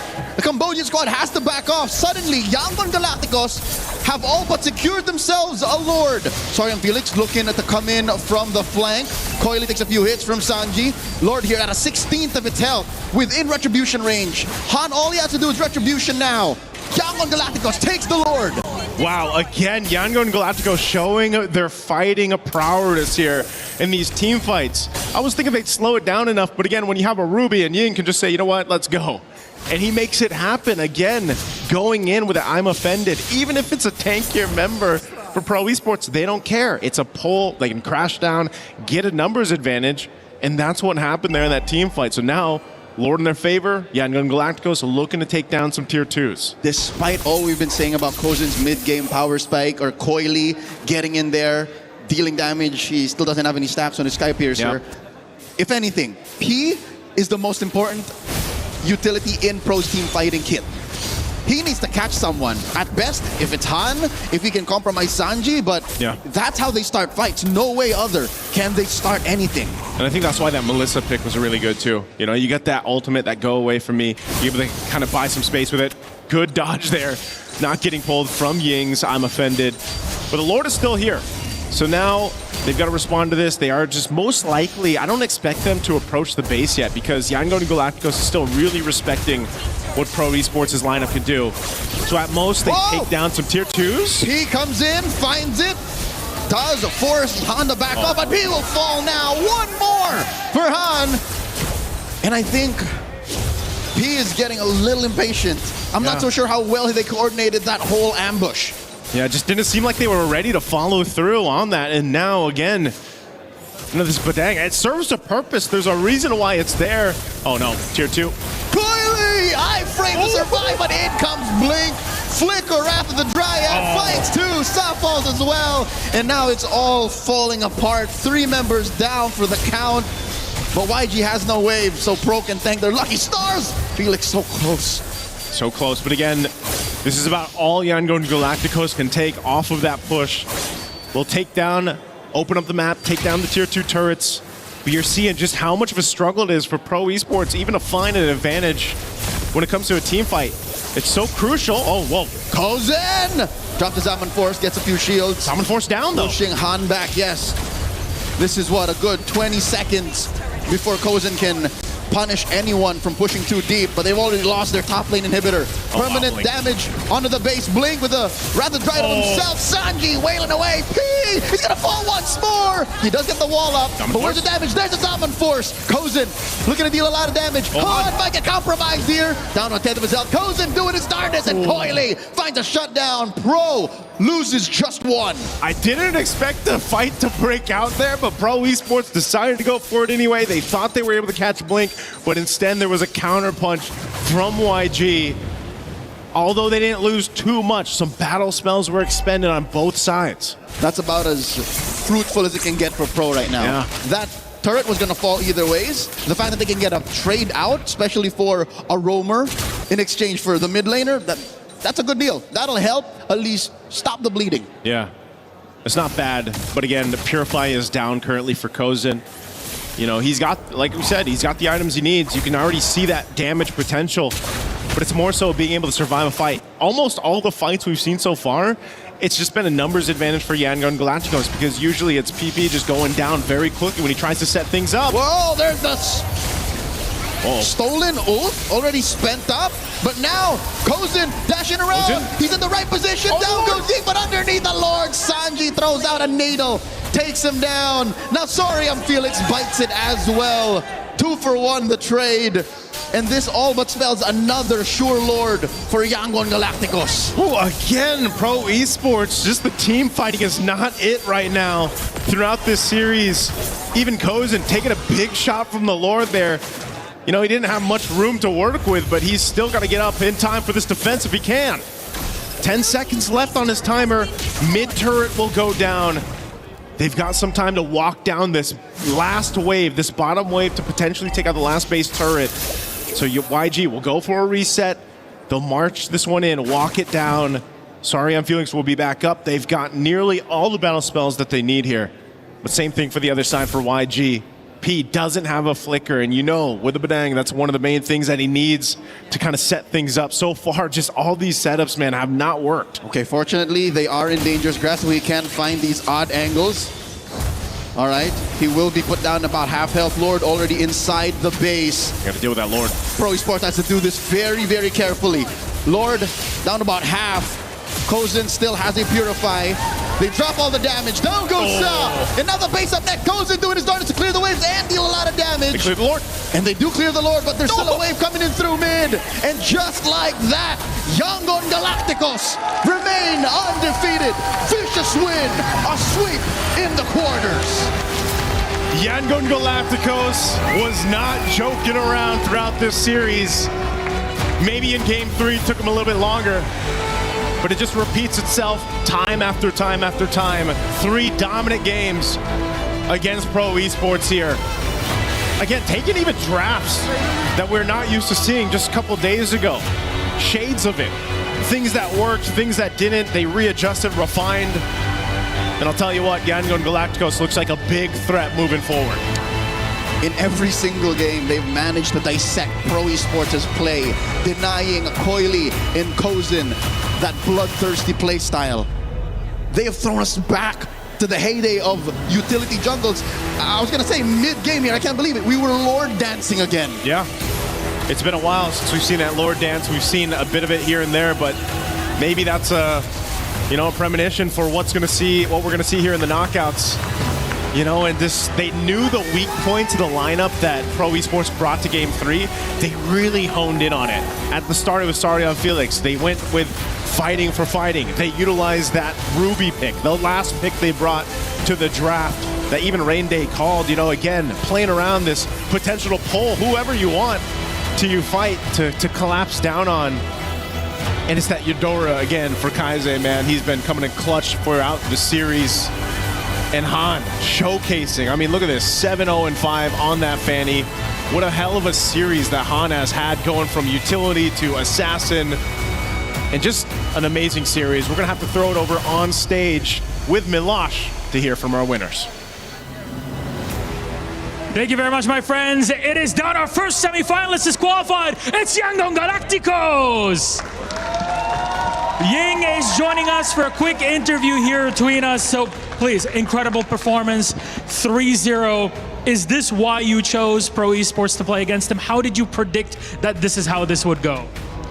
အဲ့တော့ရင်းရေ3-3 ညာနဲ့ဒီပွဲကိုနိုင်သွားပြီတကယ့်ကိုကောင်းတဲ့ပွဲပါဂုဏ်ယူပါတယ်အဲ့တော့ဒီ Pro Esports ကိုဒီလိုနိုင်ဖို့အတွက်ဘယ်လိုများရွေးချယ်ခဲ့တာလဲပြင်ဆင်တာပြောရလားဘယ်လိုပြင်ဆင်တာအရှိမှလည်းကျွန်တော်တို့နဲ့တွေ့ပြီဗျာကျွန်တော်တို့2-3နိုင်တာရဲ့အဲကြောင့်ကျွန်တော်တို့ရွေးဖို့အတွက် confidence ရှိရပြီးတော့သူနဲ့တွေ့ရင်ဘာလို့ရမလဲဆိုတာကျွန်တော်အမြင်နဲ့တွေ့တာအဲကြောင့် we have experienced that we have won in the past on the first game and then we know what to do with them. That's why we choose them. I mean, clearly that was the case because you specifically, in this entire best of 5, only died a singular time. You've had some of the lowest death rates of anybody in this tournament. How do you make that work? Because you're more of an initiator, someone who's in there in the fight, and yet you still keep it up. How does that work? အဲ့ဒီတော့ဒီပြိုင်ပွဲမှာပေါ့နော်ဒီအသက်ခံရတဲ့နှုံကြည့်မယ်ဆိုအရန်ကိုနှိမ့်တာပေါ့နော်ဒီပြိုင်ပွဲကြီးတစ်ခုလုံးမှာကြည့်မယ်ဆိုရင်အမှားအယွင်းမရှိခဲ့ဘူးဒါကိုဖြစ်အောင်ဘလို့မြန်ပြင်ဆင်လေ့ကျင့်ခဲ့ပါလဲပြင်ဆင်လေ့ကျင့်ရင်လည်းဆိုအမျိုး enemy ရဲ့ spell တွေသူတို့ရဲ့ battle spell တွေကိုကျွန်တော်အမြဲတမ်းမှတ်ထားရဗျာမှတ်ထားပြီးတော့ကျွန်တော်ဘယ်ချိန်လုပ်လို့ရလဲကျွန်တော်ကသူတို့ဘယ်ချိန်ပြန်လုပ်လို့ရလဲဆိုတော့ကျွန်တော်မှအမြဲတမ်းတွက်ထားတာပေါ့အဲ့ဒါ I have watched all the games in the past and then I have counted what will come to me and I have predicted what I have to do. That's why I'm able to overcome. He's always 7 steps ahead. This is what's happening here. Well, the next game, it's going to be tough. You're facing a powerhouse regardless of who you play, someone you've never played before. It's difficult to be many steps ahead of them. It's Vitality or Falcons PH. First up, who do you think you'll play in the semifinals? အဲ့ဒီတော့ဒီခြေလန့်9လမ်းကြိုပြီးပြင်ဆင်ထားရဲဆိုတာတကယ်ကောင်းတဲ့အချက်ပါတဲ့ဒါပေမဲ့အခုလာပြီးတွေ့မဲ့အသင်းကြီးပေါ့နော်တကယ်ကိုပြိုင်ပွဲထဲမှာဒီ Vitality ဆိုတာရှိတယ်နောက်တစ်ခါ Falcon ဆိုတာ the Philippines ပေါ့နော်ဒီအသင်းကြီးနှစ်ခုနဲ့တစ်ခါမှမတွေ့ခဲ့ရဘူးအဲ့ဒါကြောင့်မလို့ဒီအသင်းတွေဘယ်အသင်းနဲ့တွေ့ရင်ဘယ်လိုလုပ်မလို့ပြင်ဆင်ထားပါလဲတွေ့မဲ့အသင်းဆိုရင်တော့ကျွန်တော်ထင်တာကတော့Vitality လို့ပဲထင်ပါတယ်ဘာလို့တော့သူတို့လည်းနည်းနည်းပို့ပြီးတော့ကောင်းတယ်လို့ခံစားရတယ်ဗျာပြီးတော့သူနဲ့တွေ့မယ်ဆိုရင်တော့ကျွန်တော်ကောင်းဆုံးတော့ပြင်ဆင်ပါဦး I think we will face with Vitality because they are a better team and then we will prepare well for the next match. How do you prepare against a team like that, especially one you have not faced before? Yes, there's a lot of VODs and everything on them, but what's the mindset you go into prep and practice for this? အဲ့ဒီတော့ဒီလိုတစ်ခါမှမကြုံဘူးမပြိုင်ဘူးတဲ့အသင်းကိုတွေ့ဖို့အတွက်ဘယ်လိုပြင်ဆင်ပါမလဲခေါင်းထဲမှာဘယ်လိုလှုပ်ထားမလဲကျွန်တော်ရဲ့ mindset ကတော့အမျိုးဘယ်သိန်းလာကျွန်တော်ပြီးမယ်ဗျာပြီးမယ်ပြီးတော့သူတို့ဘာလုပ်လဲဆိုတာအမြင်နဲ့သူတို့ပွဲတွေကြည့်မယ်အဲ့ပဲ in my mindset whoever comes we will beat them whoever comes That is the winner's mindset. If you ask me, no matter who comes, we'll play our game and get the victory. And that's what you have. Thank you very much, our translator, Coco. Thank you very much for Ying and Yangon Galactico. Come on, let's go. All together to the back. There you go. Let's pull up the smoke. Momo, let's get that door open. We're going to get our first quarterfinal key crushed. Go ahead, gentlemen. You made history, you've crushed so far, and that's one more to add to the pile. You've already eliminated 8, and we're gonna add number 9 to it. Close up, yes, I know, it gets a bit scary, but it's scarier when you lose. There's the snap, there's the hopes and dreams, and that's Pro Esports out of the running. Yangon Galacticos continue their tear, undefeated so far, not a single game that they have lost. We'll break all of that down with a beautiful panel. Well, something's already been broken, and that is the dreams that represented Pro Esports and Cambodia. It's now Myanmar moving on, and they continue undefeated. We spoke with Ying up there, who played, whether it was the Ruby or the Barretts, a pivotal role in Yangon Galacticos finding their victory. And as a team that is looking like one of the best teams in the galaxy in MLBB, the question now is, can anyone get a win off of them? Well, they're still undefeated, have yet to drop a single game. And I'm going to stand by what I mentioned earlier. If Yangon Galacticos can win the series decisively, clean sweep, then whoever they're going to go up against, whether it's Vitality or Falcons, need to treat their opponents in Yangon Galacticos as if they're playing them in the grand finals. Don't pull any stops. No. You have to go all out against YG. Yeah, absolutely, man. YG, I mean, even coming to the tournament, I think a lot of people already expected them to be a very strong team. And now after this, you're going to have to prepare even more, right?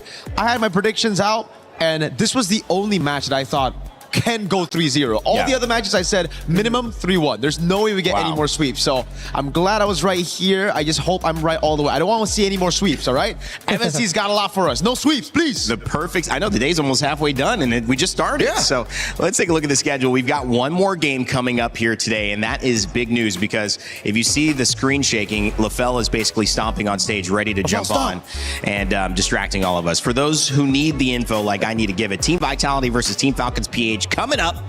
We're going to switch out our talent on the studio, our talent on the cast. I'm going to stay here. And of course, if you got it right with Yangon Galacticos and you're feeling lucky, well, then I know a great place for you to spend your time. That's Pick'ems, baby. EWC Pick'ems. Let us know if you think it is going to be Team Vitality that's going to end up playing Yangon Galacticos. Ying's already preparing for that matchup. Or if you think, you know, not just 3-1, if we're going to have a chance at Team Falcons PH. I know, Rimar, you're hoping for the chance, man. I know. Yeah. I know, man. You need our Philippines to continue. I get it, man. Deep down. I get it, dog. You're Vitality, bro. Deep down. I know. I know you know I'm a Vitality guy, but it's my Falcons boys, bro. No. My Falcons boys. It's my countrymen. We're in Paris. I don't want to get denied when I get back to the Philippines. We're French now. We're French. We. Okay, if that means I can stay in France, sure, maybe. I don't know. Get ready to legally, learn. Of course. Get ready to learn French, buddy. Oui. All right, as he continues his journey, and we might keep him here if Team Falcons PH doesn't get the win. We're going to send it over to an unfortunately very difficult thing to do, which is an exit interview. So Sa had a chance to do it. Thank you very much, Sa. We are now backstage with Sa from Pro Esports. Sa, what's going on? Are you okay? What happened? I think it's okay. I'm fine with the result because, we all tried our best already and we didn't get the win. But I'm very happy because we get to experience something new since it's my first time on international stage. I'm proud of my teammate and we experience so many things like we win, we lose, new environment. So it's okay. Our runs and here's. So you're grateful for the opportunity to be here in the first place. Yeah. But were you surprised? I mean, did you think that you could find a rematch here? I think we could, but we still couldn't revenge our match. What was the main problem? No problem. They just do it better than us. Okay, they just were the better team today. What lesson did you learn? What was the biggest thing that really stuck to you, considering this is your first international? Like there are so many things left that I need to learn more. And hopefully, I just want to thank to my boss and coaching staff for always encouraging and motivate to me. And I'm very happy. That's really sweet. That's really sweet. Sa, if there was something that you feel like you could take to your next international or your next MSC, what would it be, Sa? I think we will, if I can get the chance to come back again, I want to prove them that we will improve better and much stronger than before. Much stronger and much more improved the next time around. Sa, this was great, but do you have maybe a message to all your fans out there? Because I'm seeing a lot of them in chat really supporting you. To all the fans from Cambodia who supporting us, thank you guys. And we are sorry that we couldn't bring Cambodia to another level, and thank you for all your support. You guys are part of it. Thank you. Keep supporting us in our next tournament. Thank you. I'm pretty sure they will. Everyone is supporting you. What's next for you, Sa? What's after MSC? What's your next goal? I think we still have another tournament, and so we just reset our mindset and just focusing on that tournament. I love it. I love it. Thank you so much, Sa. We're going back to you guys. Thank you, Sa. It is a journey, and getting to any level, once you get to the next phase of it, you learn how much you don't know. But for all of us here, we know the great representation that Pro Esports has given to Cambodia. So shout out to Cambodia and their regional representative here. We know it's tough to take a loss like that, but there's a lot of honor in doing that interview and taking a big lesson from it as well. Yeah, they got to take down SRG to open up the That's campaign. huge, man. They got a top 8 finish, putting Cambodia back on the map in global MLBB, and I like the vibe out of that. You could tell, of course, he was disappointed, but ultimately he decided to hold on to the good things, which was the experience of it all. Absolutely, man. You know, again, instant reset as well, right? He says we have another tournament up next, so instant reset to fixing those errors. So again, learning after seeing those YG drafts, I take a lot from it as well. Yeah. So they have a lot of time to prepare. I'm very confident in Cambodia as a region's future. All right, Mirko Rinmar, thanks for hanging with me on the first set. We saw a confession there from Sai. He said it was his first international MLBB event. Well, you know we like confessions. We already saw LaFell do some. We saw Brigida do some. Now it's time to see Rose's confessions. Play is in our DNA. Whenever we let it out, it becomes our superpower. Now imagine an entire city being built to supercharge it. Kadir City, powered by Play.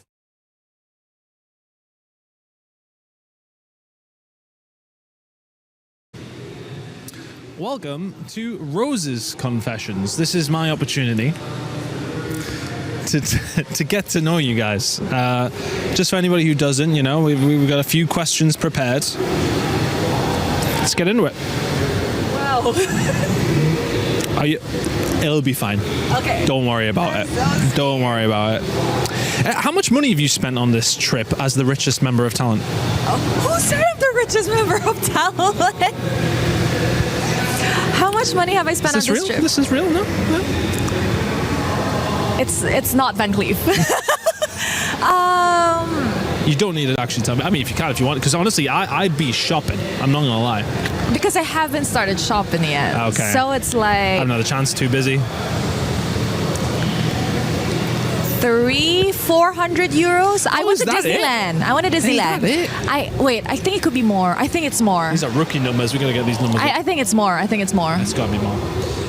What does Sementar mean? I don't get it. Where are you getting this, Chris? Chris!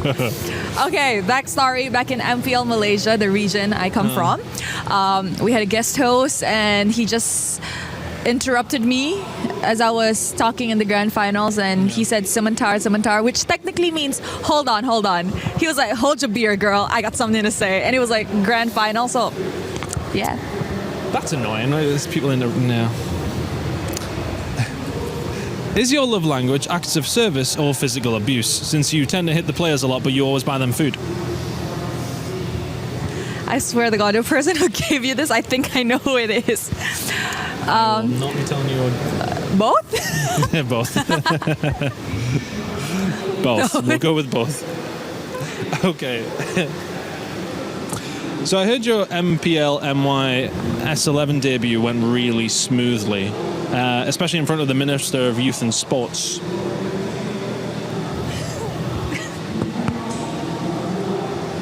So it wasn't my debut day, that was my second day.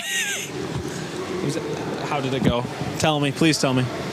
Oh my God, I'm actually sweating. So I'm not that intimidating. The questions are, Chris.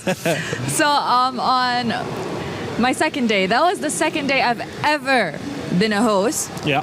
I had backstage interviews with the players. So I entered the player booth. First team comes up and I'm like, how are you feeling for today's match? And the player just went like, beep this. I'm so f***ing ready. And then I asked his friend, I'm like, whoa, okay, what about you? Same. I walk out and the Ministry of Youth was just there watching the game and the big LED. I love it. Well, I'm sorry for that. I hope today hasn't, I hope you still feel joyful, I want to say. I'm so sorry. Thank you, Rose. Thank you.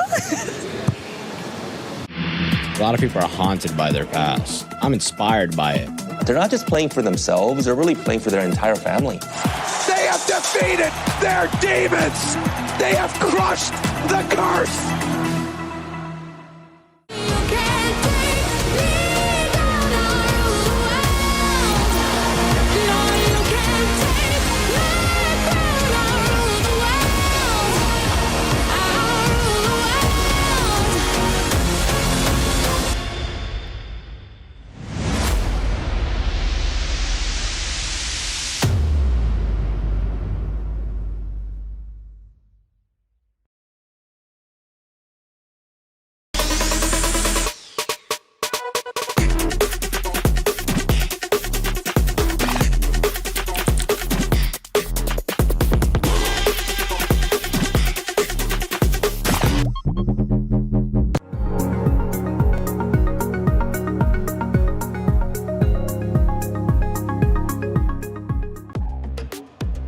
16 games, 4 weeks, all in pursuit of one championship. The Esports Nation Cup.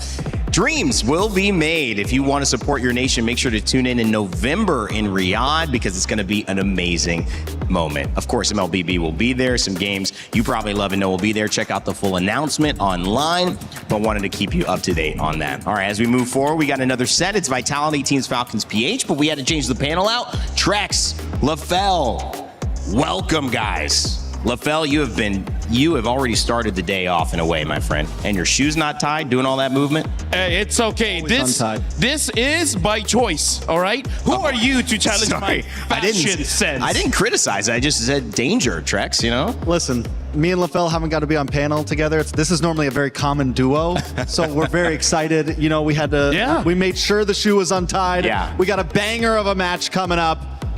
I got my best buddy, Brett. I mean, here. like, is this, like, we have you reined in, now we have Trex. Like, is this how I get my green card? Yes. You know what? You have a good chance with the two of us, man. Hey, welcome to America, buddy. Hey, welcome to America.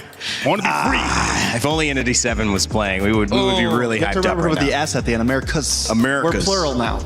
Well, nah, that's true. That's true. I'm not going to go on that one. There's a lot of you guys, yeah. Guys, there's a big matchup coming up. It's not just Team Vitality and Team Falcons PH. It is the fact that the club championship is being fought for as well. And those two teams, thanks to our Aramco club championship rankings leaderboard, are in contention. Natus Vincere currently in the lead. And one of the big things to note is MLBB gave Natus Vincere a win with the win on MWI. For those who don't know, you have to win a tournament if you are going to win the club championship.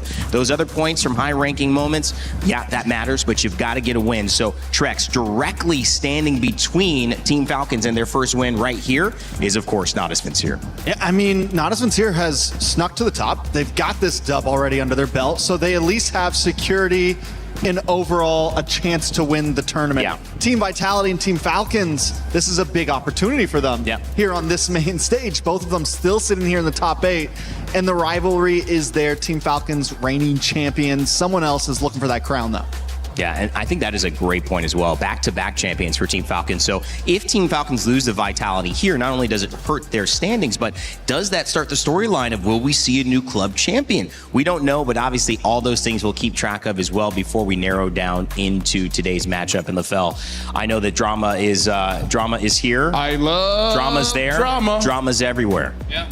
And you do have drama. Do you start a lot of drama? Did you write those questions? Are you the one writing the confession questions? Actually, no, I did not. I'm still looking for who that sort of a farsa, gave the questions to. Like, I'm still son of a minotaur, huh? Yeah, I locked Chris in a basement, and I thought he would give me the answers. It turned out he liked it, so I'm like, well, might as well have a good time, and then we just went back to sleep. Well, son of a glue. I hope you find it. All right, let's head over to our Crunchyroll story of the day because it is today. And if you see it, you read it. I'm going to read it with you while it comes up. Niall versus Kyle. New rivals, old rivalry. And the implications of that go beyond just the Niall versus Kyle matchup. It's the matchup of Indonesia and the Philippines in MLBB. Trex, this moment, this game means a lot more than just a series. Yeah, there is pride, ego, everything on the line here. Greatest junglers in the world. This will be talked about in Discord channels for ages to come, at least until, the World Championship, but I'm super excited for it. Yeah, watch what you say, LaFell. Hey. You're going to get clipped, man. How can I watch what I say? It's invisible. There's all these air particles in the air. It's just... You're the one who studied Newton's law. Yeah, exactly. And Newton didn't say you can watch what you say. That's fair. He was a while ago, though. By the way, Vitality, I mean, like you guys were talking about Vitality against Falcons.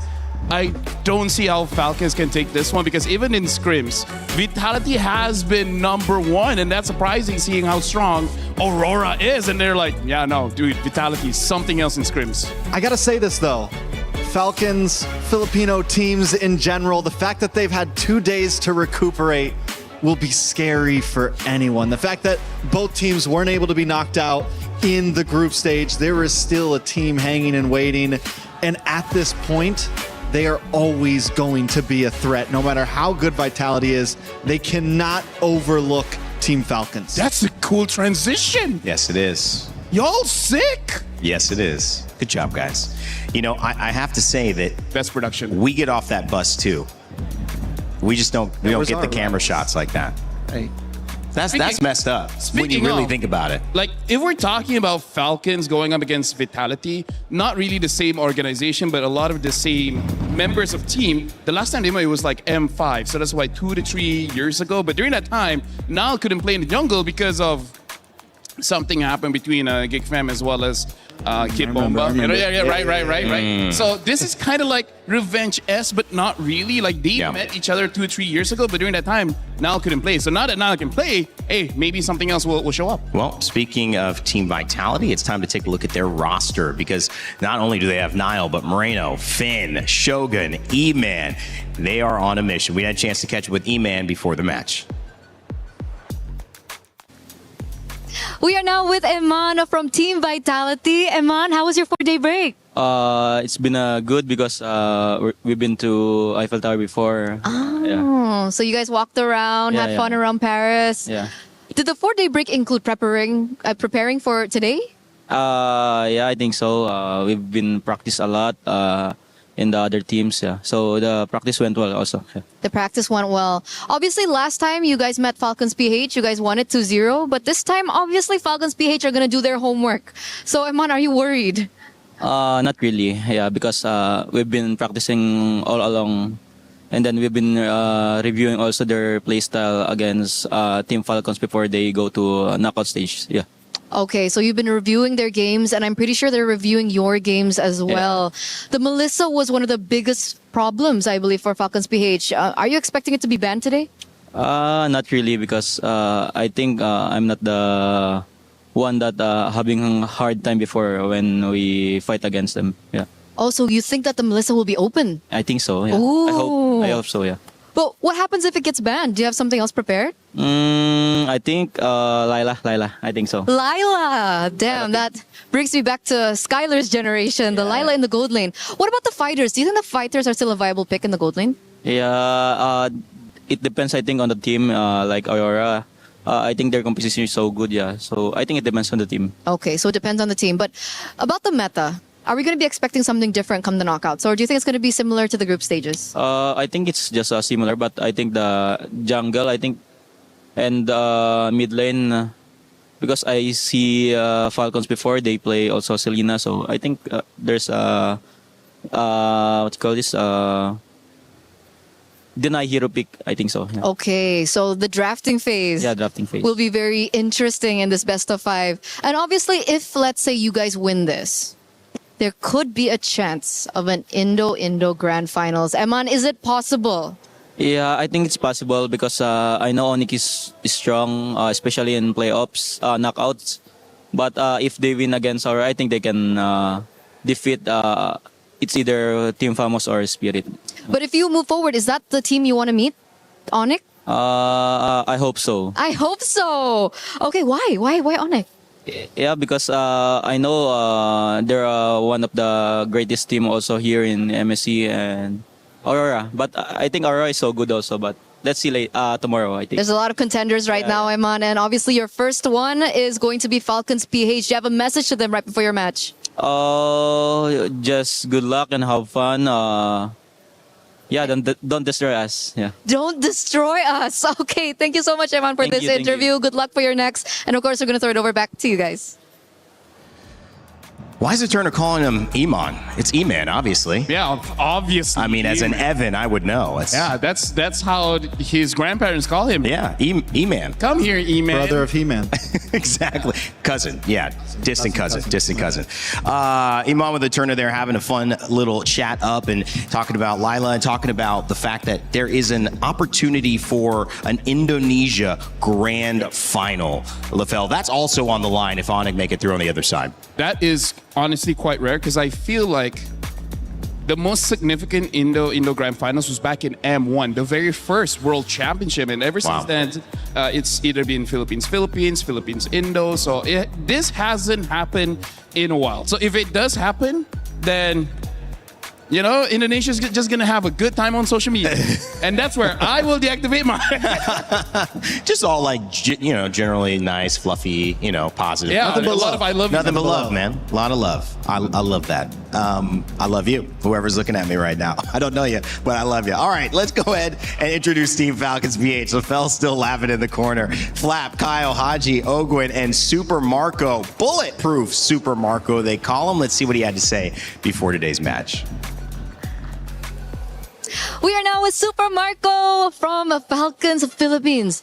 Super Marco, you are now the last hope for the Philippines. How do you feel about that? I feel happy and I'm not pressured because we know that we can win. No pressure, and you guys know that you can win, but you lost last time against Vitality. What's different about it this time? I think we already see their draft and we just prepared for it. Okay, so the drafts is something that you guys really studied. Is it something related to Melissa? I mean, last time we saw Melissa 2 times picked up by Eman, and it looked like there was a struggle there. Is Melissa a big pick for Vitality? Yeah, I think that's the biggest factor for the game last match because we didn't respect Melissa to Eman. How did you feel in that lane up against the Melissa? I think you picked up the Claude and the Brody. Yeah, it's so hard to lane against Melissa. Why? Because of the emblem, fighter emblem. Oh, it's because of the fighter emblem. But I mean, Claude can also pick up fighter emblem and carry. What's the main difference? Because Melissa, the advantage of Melissa is poke. Okay, so the range was made it difficult. But other than the Melissa pick, do you feel like there was something else that went wrong for Falcons last time?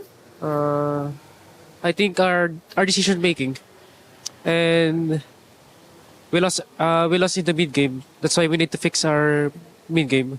Oh, okay. So decision making in the mid game. Who's usually in charge of that, Super Marco? I think all of us. All of you guys. So all you guys just come during mid game, or is there like one certain shot caller?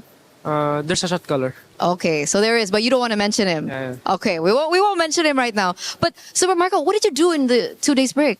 I think just practice. Practice. You didn't get to go around, nothing? No.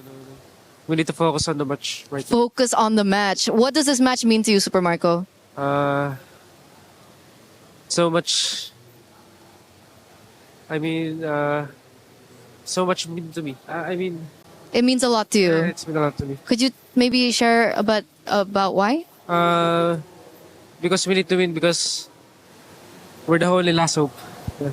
Okay, so it's regarding you guys being the last hope. So, in this such a meaningful match, do you have a message to your opponents today, Team Vitality? My message to Vitality is don't destroy us too. Don't destroy us too. Okay. Thank you, Super Marco, for this interview. Good luck for your next, and we're going to throw it over back to you guys. I love MLBB because some trash talk on person, in camera, let's leave online, that's a different place. He's going to be like, get some sleep. Have a good breakfast. Yeah. Get on time. Please don't destroy us. Practice a little bit, but not too much so you get tired. Falcon super fans there sitting in front of us. And he mentioned for Falcons, they're fighting for more than just a game. Trex, it is the last hope. And what he was referencing was the last hope of the Philippines. The fact that Team Liquid PH is out. And it's really up to Team Falcons to carry that torch of the most successful region in MLBB history. Yeah, I mean, for anyone that's new to MLBB or for anyone that hasn't watched the esports, this is not normal. 2 Filipino teams out before the top 8 has only happened once before. Was it last time 7? It's been a lot.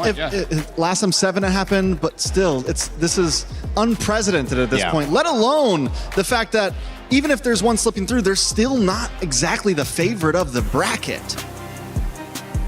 Honestly, looking at this one, and I feel like this is why everyone's saying this is definitely one of the best internationals ever, because the meta is very entertaining, as well as every single team that's coming here, they have showed up. Honestly, I feel like maybe 1 or 2 teams didn't really prepare that well for this new meta, but other than that, it honestly has been amazing, and I do want to see how Falcons can actually deal with Vitality because they're looking so strong. And it feels like it could be just about anybody's game, right? Yeah. I mean, Falcons could still win this. Vitality could win this. Aurora could win this. Team Spirit's in the running. Vamos, sadly, no more pro esports. Yangon, I mean, just everyone feels like they have a chance to make it to that grand final stage. Well, the last time we saw a grand final that included 2 Indonesian teams was MSC 19. We'll see if we can continue that journey or if it will be the last hope of the Philippines that crushed Vitality's hope. Second series of the day underway. Another game and another opportunity for greatness. Philippines-Indonesia rivalry continues, but before that, I gotta say, Yangon Galacticos, they looked incredible. I mean, I knew they were good, but 3-0 in the way that they did, remaining undefeated, Rose, that's crazy. Yes, definitely. Yangon Galacticos is now officially a team to watch out for. But let's talk about this match. This second match, a rivalry that dates way back a few years in the MLBB ecosystem. And today, there is a possibility that we could continue this tournament without a Filipino representative. Both teams have faced off in the group stage, and what have they done? They've chosen to play one another once again here in the knockout stage. Last time, a close win for Vitality. We'll see if they can replicate it again, or will Falcons Philippines fight back? Speaking of which, let's bring up our teams as the drums begin to roar. Please join me welcoming Team Vitality! The hometown heroes. They have dominated the group stage and have made it to knockouts. At first place in Group A, they demanded one thing, a rematch of epic proportions. The Beehive Stars, it's time to get your sting and black out. Ooh, this is gonna be fun. And of course, the rivals for this match, all the way from the Philippines, it is Team Falcons Philippines!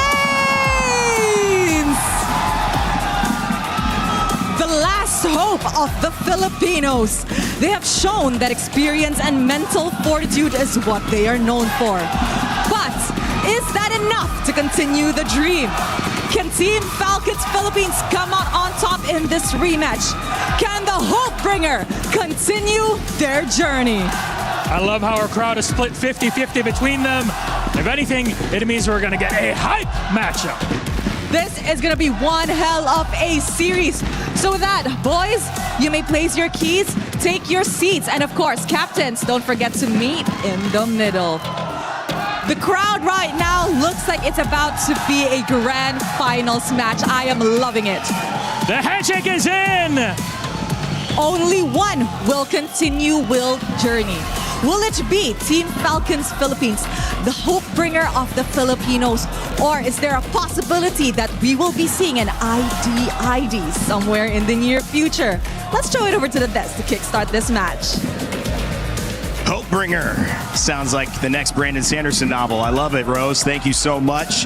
Good one. It's good. Vitality versus PH Falcons. PH, the Philippines versus Indonesia. In MLBB, you can hear the hype.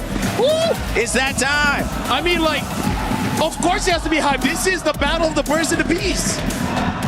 The battle of the birds and the bees. Why did we think of that for the Crunchyroll story, you know? I can think of a few reasons, but hey. Okay. Isn't this like a battle that's been historical since the time of Adam? The time of Adam. Yeah. And who's the atmosphere, unlike anything we've seen so far at EWC 26 for MLBB. MSC is changing the course of its destiny with the result of this matchup.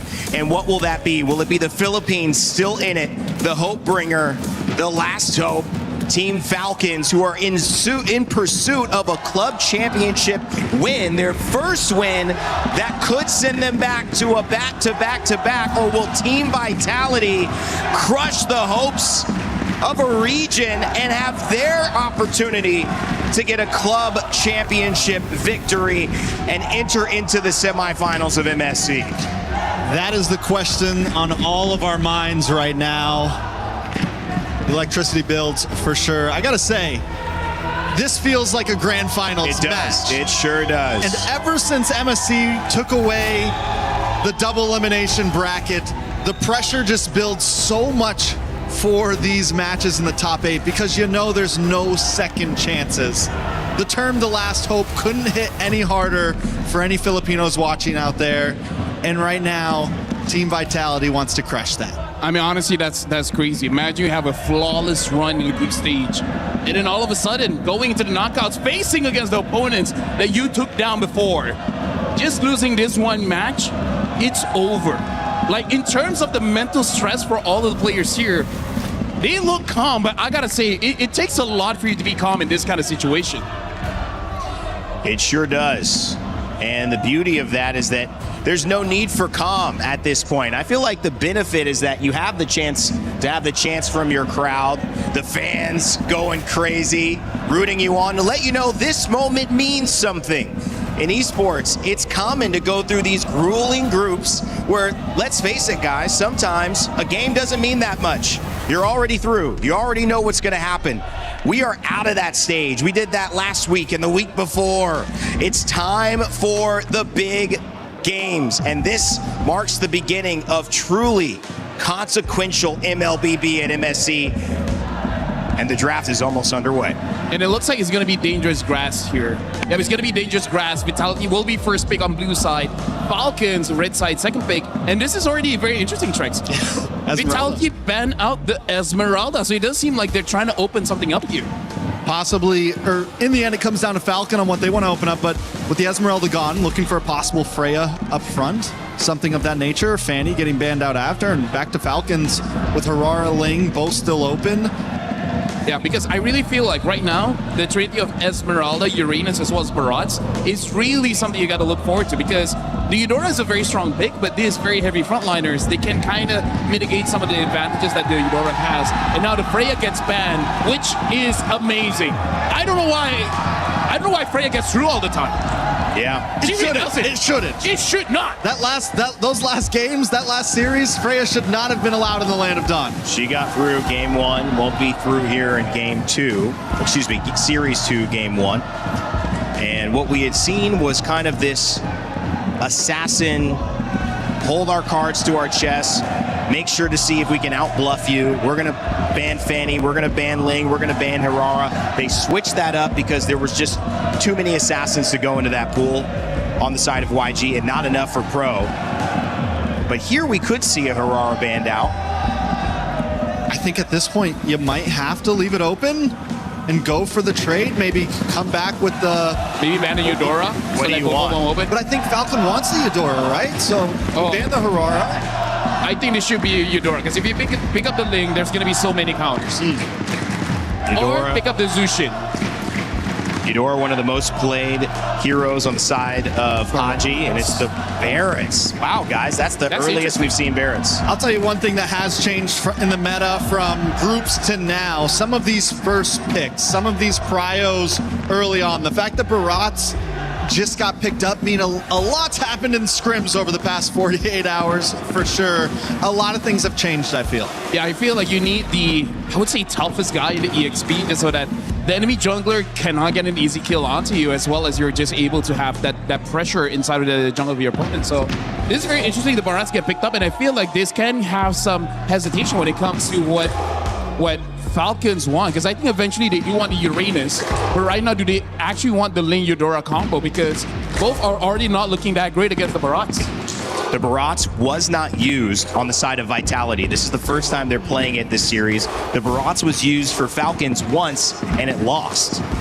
So maybe not a priority, or maybe reading too much into the value of the Barats after seeing the first series today. But either way, it's a response with a Selena and a Belleric, Trex. I mean, I think it's a solid pick on the Barats. The Selena also has been a monster. You have the range. You have a mage that isn't too close up, has some distance, can also get you vision around the map.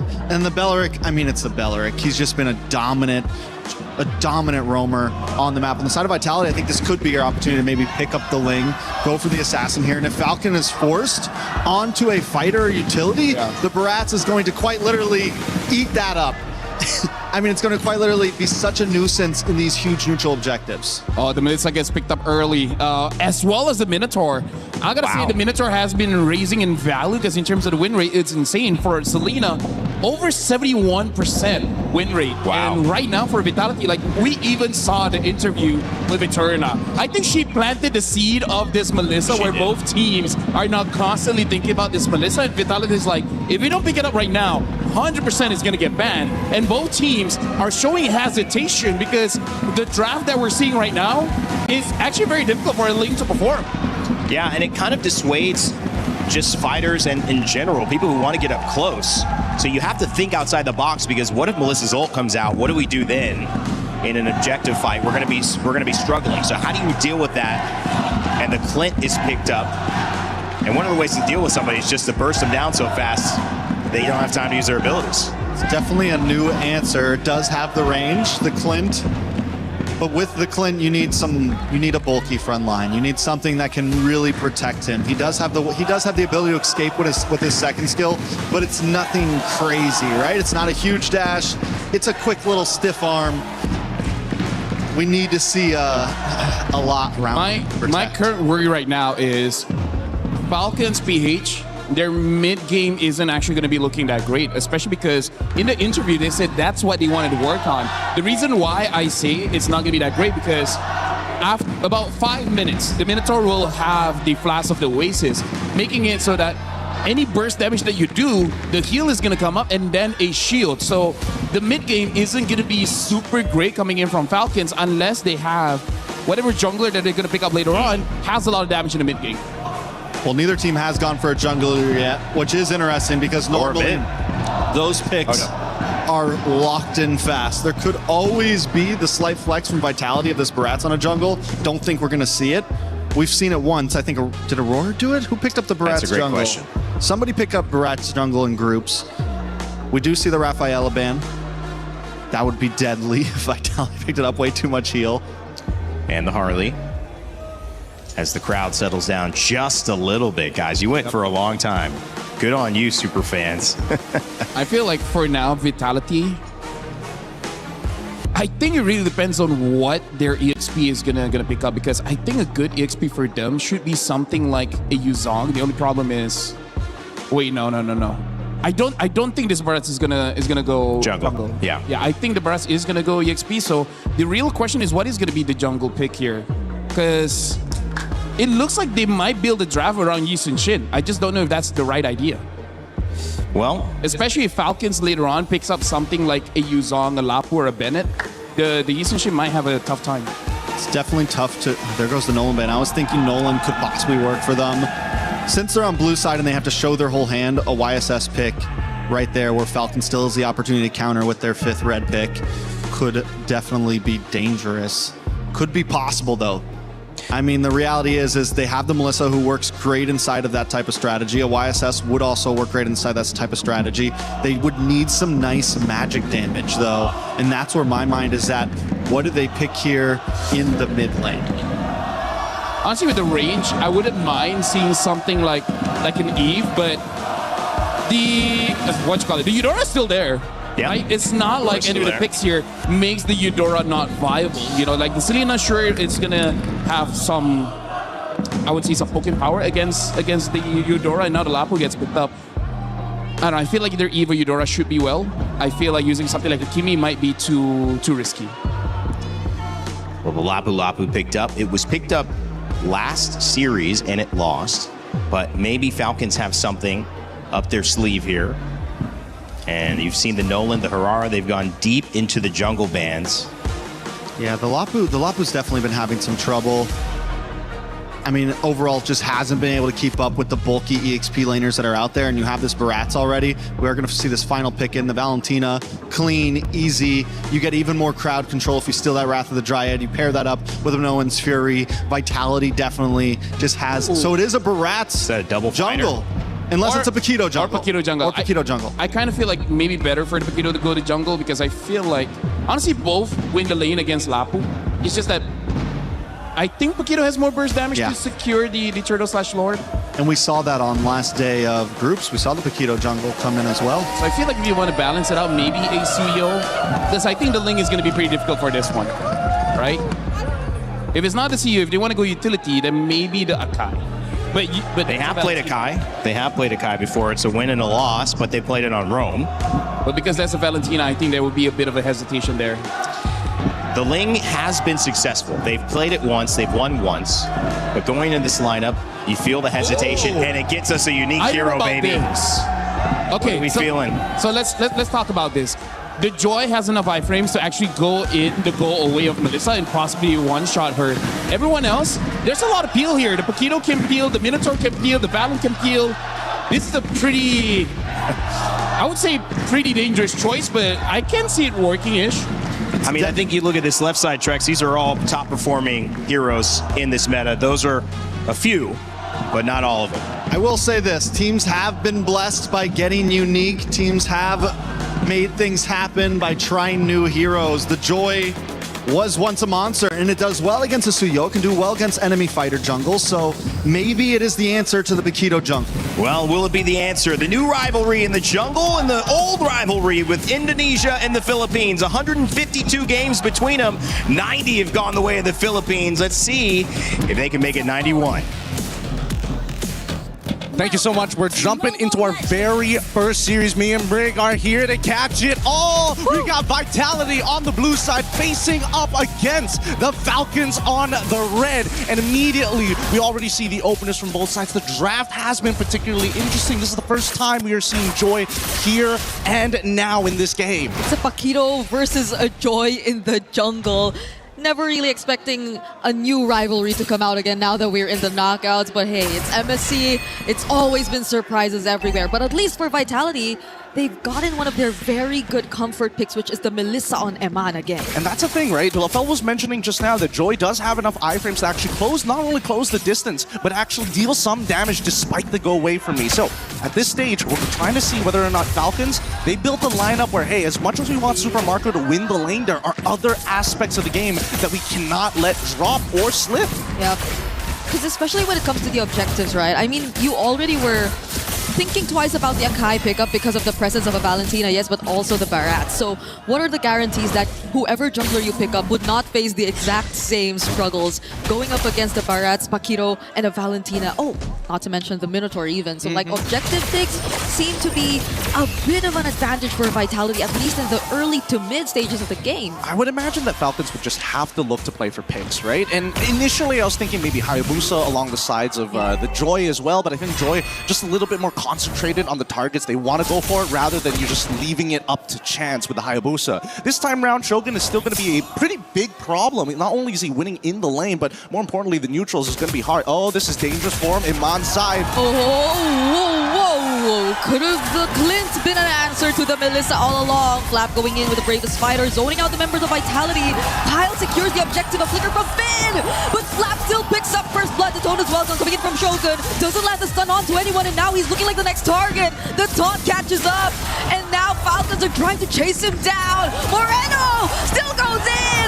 He will try to find the trade. Nile picks it up, but Falcons, they're not gonna fight. No, they can't go for any more than this. Not enough cooldowns on Nile to actually chain it together. So far, so good. It's 1-to-1 trade-off so far, and man, let's look at this replay one more time, because again, this matchup down by the bot lane really depends on the positioning of Iman. If he runs out of that traditional front-to-back, he will lose, but keep in mind that even for Lapu, there was no need for him to flicker into that, right? He's so deep in the sauce, can't seem to get out afterwards unless he was looking to try and maybe get the bravest fighter off of cooldown as soon as he's done, and even then, it's too early to say. I guess it really just boils down to Falcons wanting to secure the snowball. It was kind of brought up in the panel earlier on too, that the mid-game might seem a bit of a struggle for them considering the lineup that they've built.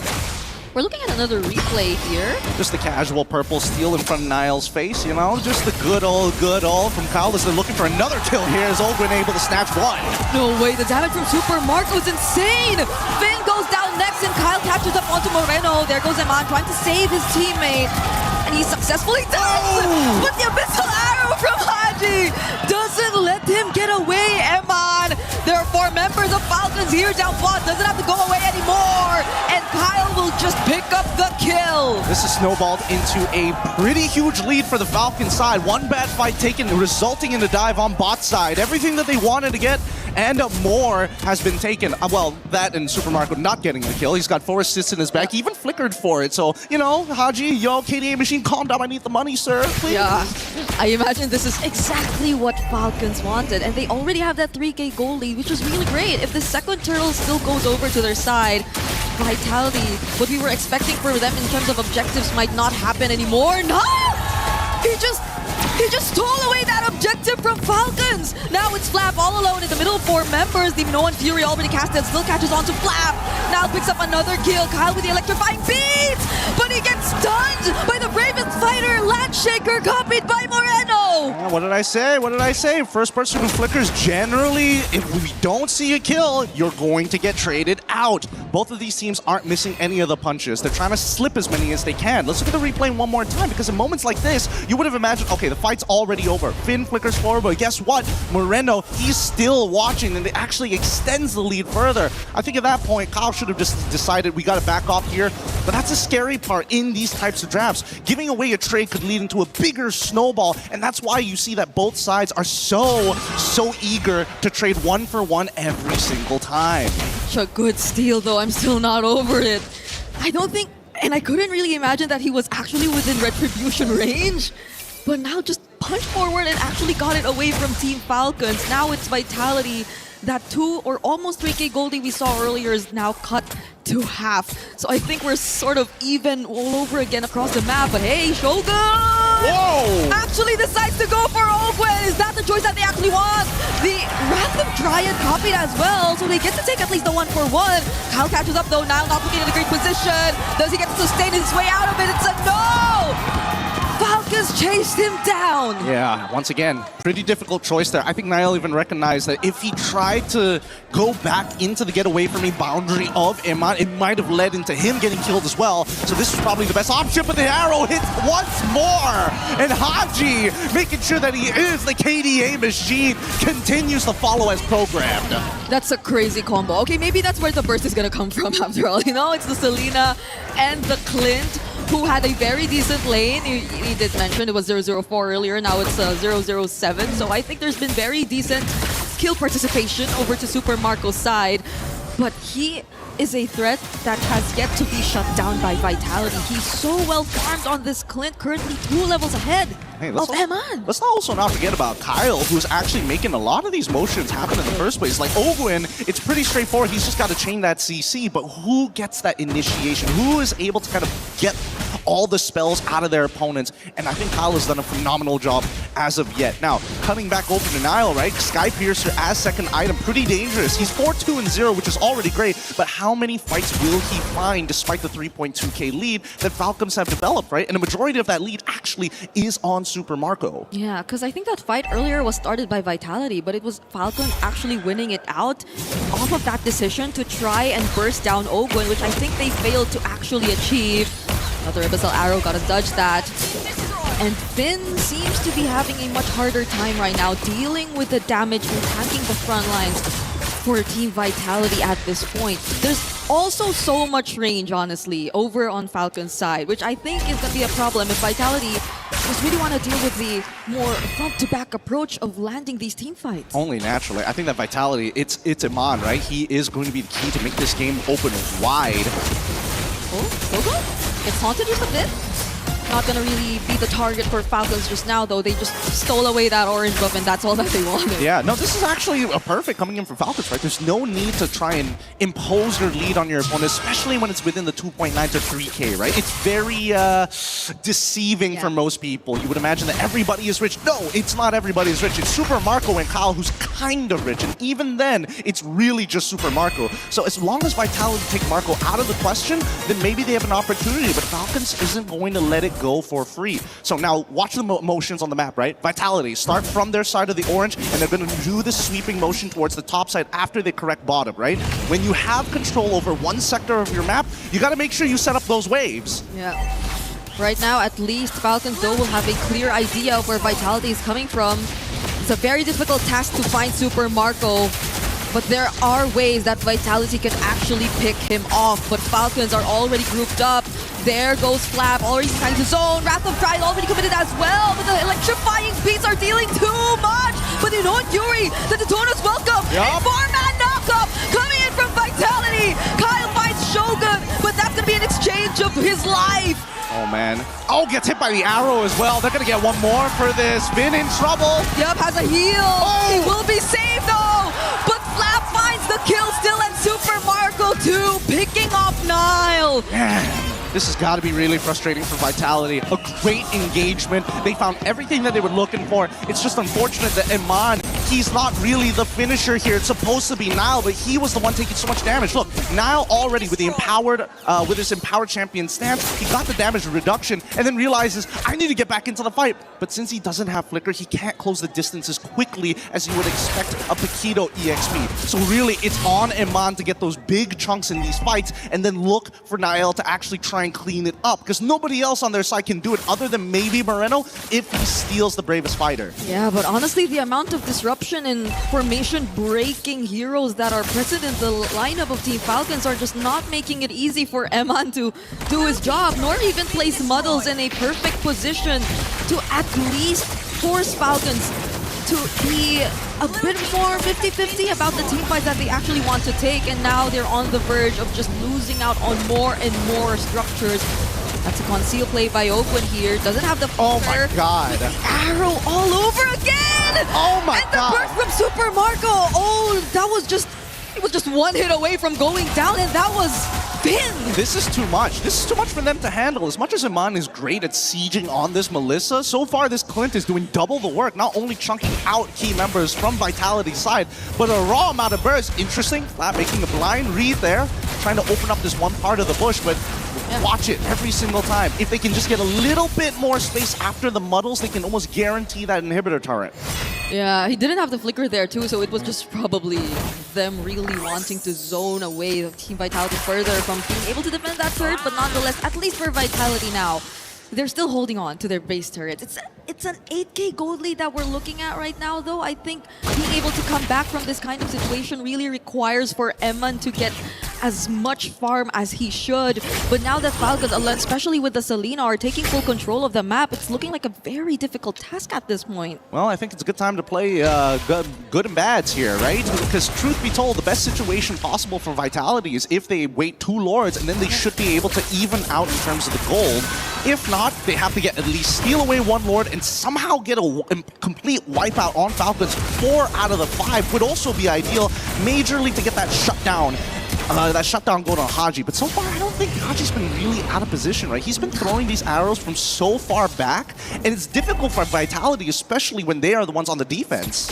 Yeah, this Selena is a hero that I really expected to be contested between these two, and whoever seems to be getting his hands on this hero is just able to apply so much pressure against the opponents. But Vitality, you're looking at them right now, they're still showing up, trying to get position around this objective. Oof. I was looking at that arrow. Yeah, but we've got a slow push down on that bot side, and Niall is already trying to correct that top side. It's going to be back into a neutral state. Same goes for mid, so Falcons will not waste any time. They're going to set that up on a hard push down by mid lane, but somebody's got to correct that bot side at some point.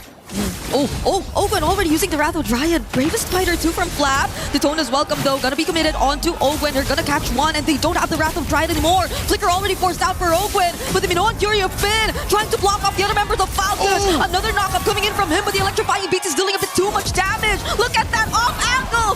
Arrow once again. Haji landed on Eman, but he's being protected so well. Oh my god, they're getting corralled like sheep.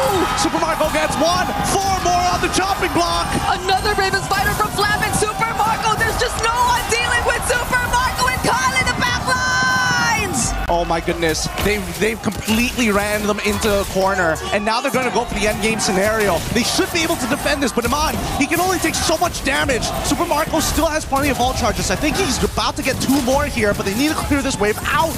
Okay.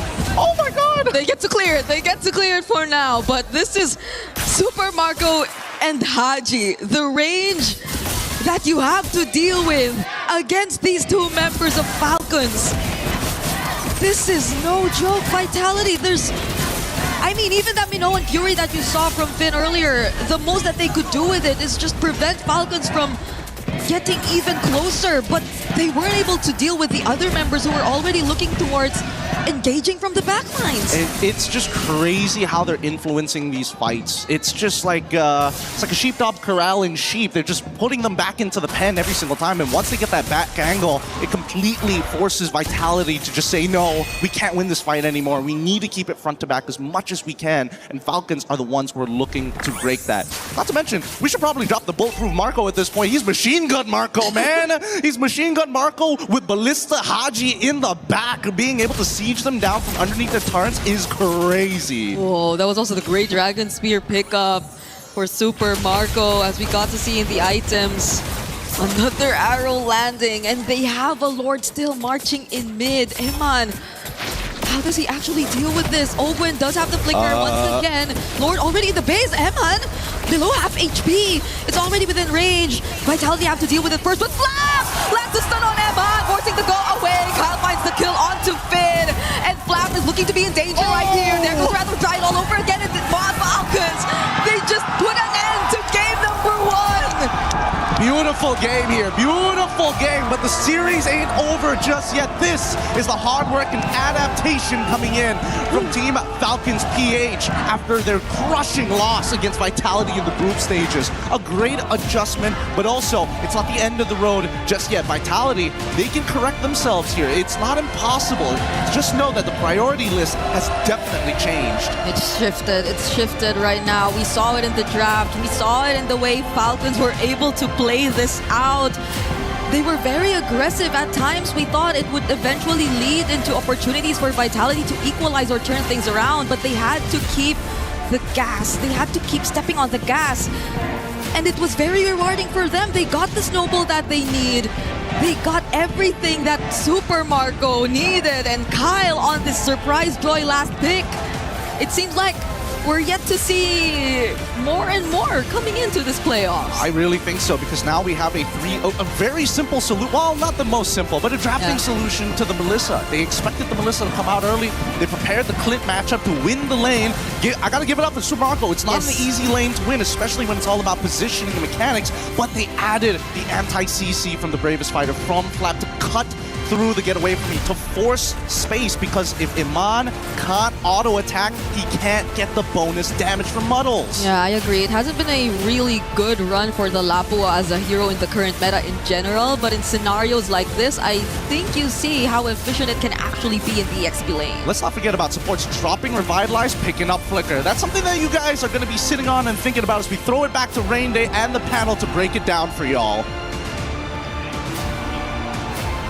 A moment electric here in the Lenovo Legion Gauntlet. We had a chance to see two of the top regions in MLBB's history go toe-to-toe, and it was exactly what you hoped for, an electric battle where Team Falcons PH take the first win. Haji, bulletproof Super Marco, do not die. If they continue that, well, it could be another semifinal for a Filipino team, but still a lot to happen, a lot of adjustments. Trex, LaFell, what did we see after that one? I mean, you have to first even just address the energy in this room. It's different than any other match we have seen so far at MSC. Yeah, the hype has definitely not disappointed from crowd to in-game. Falcons showing that they've been definitely doing their homework the past 2 days. They controlled the draft, I feel like. Marco on that Clint pick was just monstrous. Farmed much faster than I expected. The amount of damage this guy put up in just under 15 minutes, 80,000 damage. The positioning from him was key. And the distance that Haji was able to make for him with those arrows nonstop was also key. Vitality seemed to have no way in. The Melissa was picked up. The Clint was immediately responded to. It benefited ultimately Super Marco. That is going to change most likely in this next draft. But if you look at the drums beating, this is also, for those joining us, a rematch of a knockout game that put Team Falcons PH towards elimination. Vitality had moved on. They had just barely gotten through after beating their sister team, Team Falcons Meta, and now they are here and take game one. LaFell, I know you have some stuff to break down with us on what this means, but there are so many resurgences happening from this Philippines team. No, honestly, like this is one of the more technical games that we will really see, where it's not a simple rock, paper, scissors, because the main thing that I'll be talking about throughout the analysis is actually the positioning of Team Falcons PH and how I would say the first 4 to 5 minutes, they understood what Vitality was trying to do, because Vitality was pretty honest in their early game attempts, and then they were able to capitalize on that by having just one good pick, and that good pick was the Belleric, right? But then evolving, they just, okay, like right now, Trex, help me out. Yeah, just hold this. Yes, thank you very much. So here's the thing. If we're looking about the draft, I'm not going to spend too much time because it really is on the technicality of dealing with all the dive coming in from Vitality, where in this case, the most important pick is definitely that Belleric. And again, this is something that even people online are like saying, like, why have they not banned out this Belleric? Because right now, a lot of teams are trying to capitalize by using the Valentina, by stealing the Rafted Dryad, but there's more towards the kit of the Belleric than just the simple ult, right? We're going to be looking at some of the highlights here. And this is what I say, that Team Vitality, they're being very honest in what they want. And what do they want? They want this camp here and then the side camp here that we can see in the mini-map, right? Somewhere above there. So what Team Vitality wanted to do is actually have 60% control of the jungle in the early game, having the Paquito. But the big problem is the existence of this guy, right? Ogwen on this Belleric. This is a big problem, because we're going to be looking at the highlights here, where Belleric is essentially an anti-fun hero, because he knows fun to be had. You want to come in close, and then you're like, oh, this is a bad idea, I want to run away. But it's like, no, you can't run away, right? Let's look at here. He was able to stop with the Rafted the Dryad, and then later on able to use the first ability to bring Finn back. And this is part of the first, I would say, major problem in this lineup, where Vitality's win condition is shut down by one hero, but then we escalate into how the team fights look out. Because the most important thing here is that, hold on, pause. I want everyone to see the positioning of Team Falcons PH, knowing that they're going up against a Minotaur, going up against the likes of the Paquito, as well as the Valentina. Quite a lot of AoE. So we see that, hold on, where's the... Doing all right, Trex? All right. Look at all the positioning. Switch hands. There you go. Ogwen is at the first position, having the most amount of vision, right? And then we can see Flap coming in from the side, also trying to see what he can get at this particular area, right?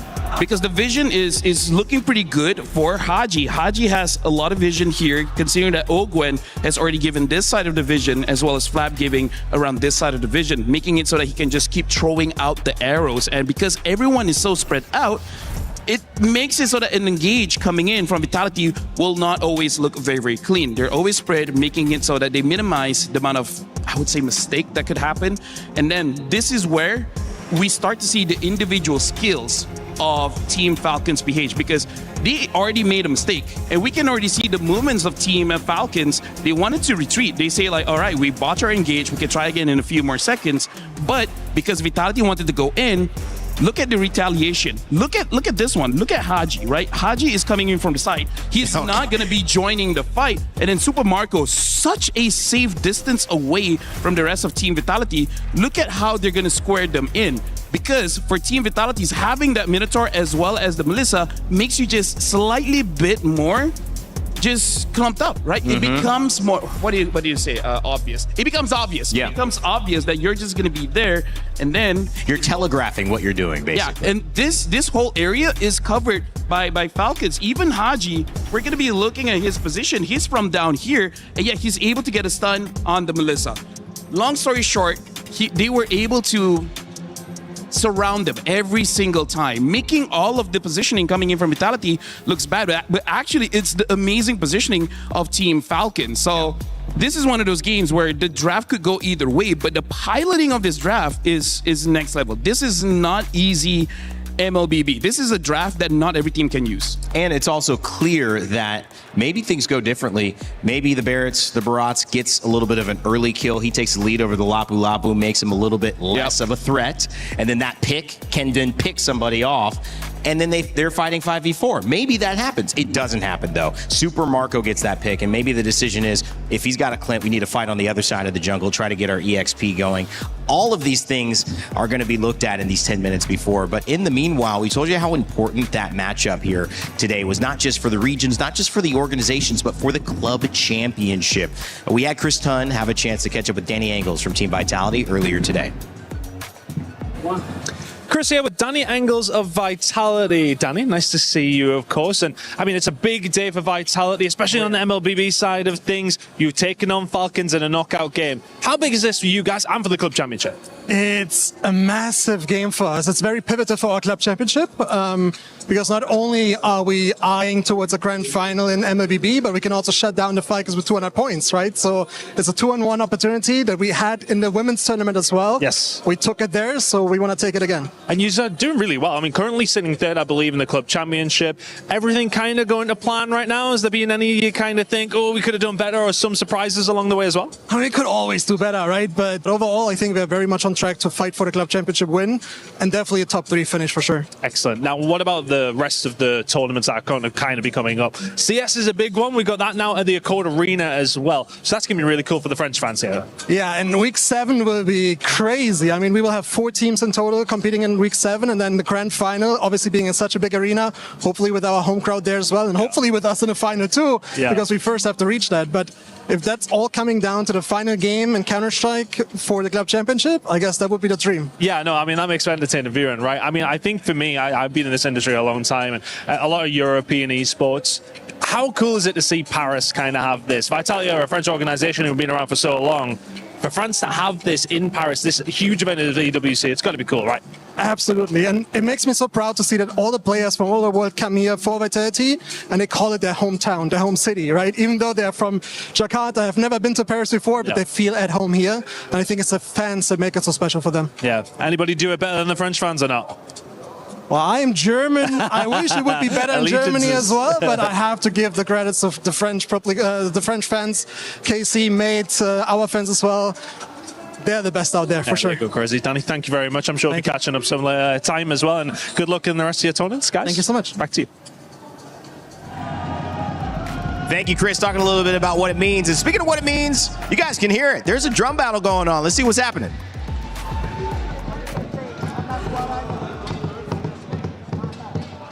Well, the Hope Bringer takes game number 1 in this best of 5. Oh my goodness, it is crazy here at the Lenovo Legion Gauntlet. Guys, how do you feel after winning game number 1? How do we feel? Hey, let's go, Falcons! Let's go, Falcons! Let's go, Falcons! Let's go, Falcons! Let's go, Falcons! Let's go, Falcons! Let's go, Falcons! Let's go, Falcons! So much energy. I love it so much. This is what Team Falcons has been cheering. But I want to know, what does Team Vitality have over there? Let's go see Milosh. You think this is good? You think this is good? I'll give you a battle. Vitality! Let's go! Let's go!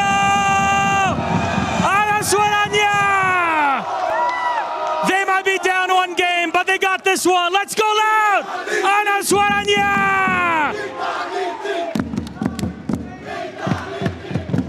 This is what it's about, baby. Let's go! well, that is what it is about. Team Falcons and Team Vitality fighting for a club championship. One will have a chance for a win here. One needs it. One doesn't, but would love the points because week 7, as Danny mentioned, 4 teams from Team Vitality competing in that week. It could come down to 1 map in CS. That would be crazy. By the way, quick shout outs to Milosh. That was a pretty good Indo that he brought there. Sounds like a native. Saying mana suaranya. My man can speak a lot of languages, okay? He's got at least 2 or 3 in the pocket. Because I know he speaks French. I'm pretty sure he got Arabic down. He's got English. What's one more? I mean, hieroglyphs. Hieroglyphics. Going all the way back. I would Sanskrit. I would like to learn how to speak binary. Oh man, well that's a different language, but that and pays Morse a lot. code. Well, yeah, when you learn those, that pays a lot, or you can't talk about your job, basically. Yeah. Two descriptions for those languages. At this point, though, the language of wins in MLBB. Let's jump back to that. Team Vitality, rocky start, although the fans are still in it. And I think they're looking for a reason to start jumping up out of their seats, Trex. Haven't given it to them yet. What's the difference now in Game 2 that'll get them jumping up? Well, I mean, we definitely have to remember this is a best of 5. There's a lot of time to adapt. I don't think Vitality was ready for Falcons to draft like that. I don't think they were expecting the Selena pick. I don't think they were expecting a Clint pick. I think that, especially during first phase, they felt like they had Falcons cornered. They had all the answers. The Barats pick felt confident, right? And I think they definitely could have approached that differently. They maybe could have gone for the Beleric up front, changed things up, and this is their chance to do that now. Something that I do agree with Brigida is that I think for both these teams, they are actually fighting for that Selena because both Moreno as well as Haji has showed amazing performance on that Selena. And again, Selena has only lost like what?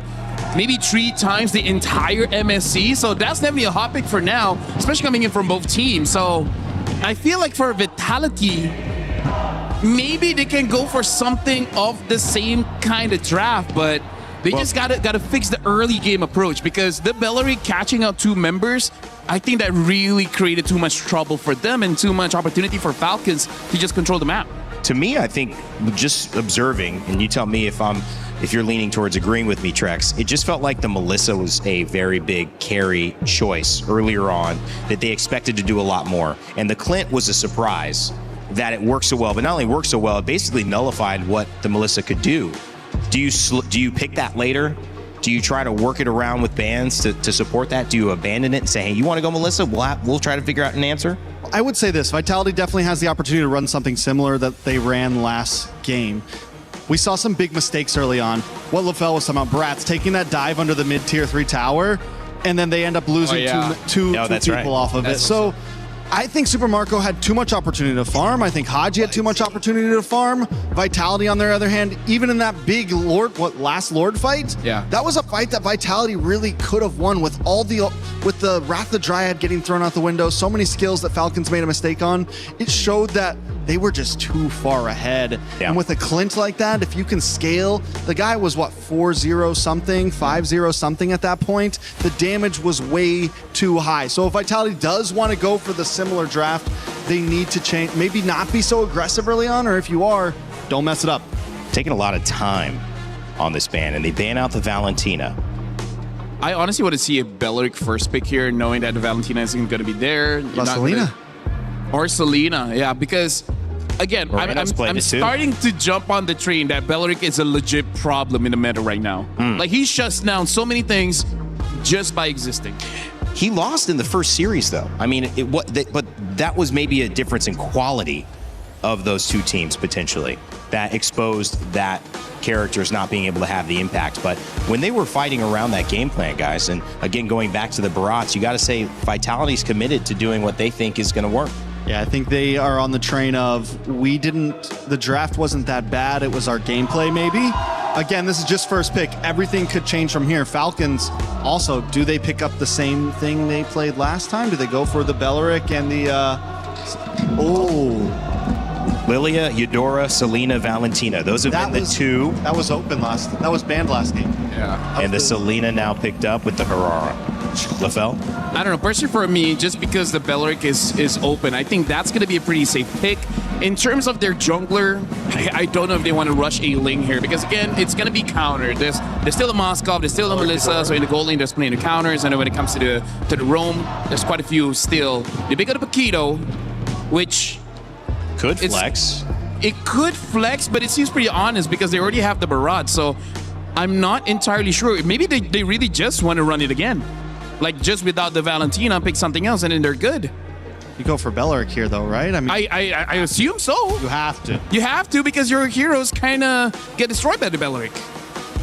This isn't some funky gold something. Okay. I'm not so sure about the Lilia, just because, again, her HP pool is pretty low, and she can get interesting.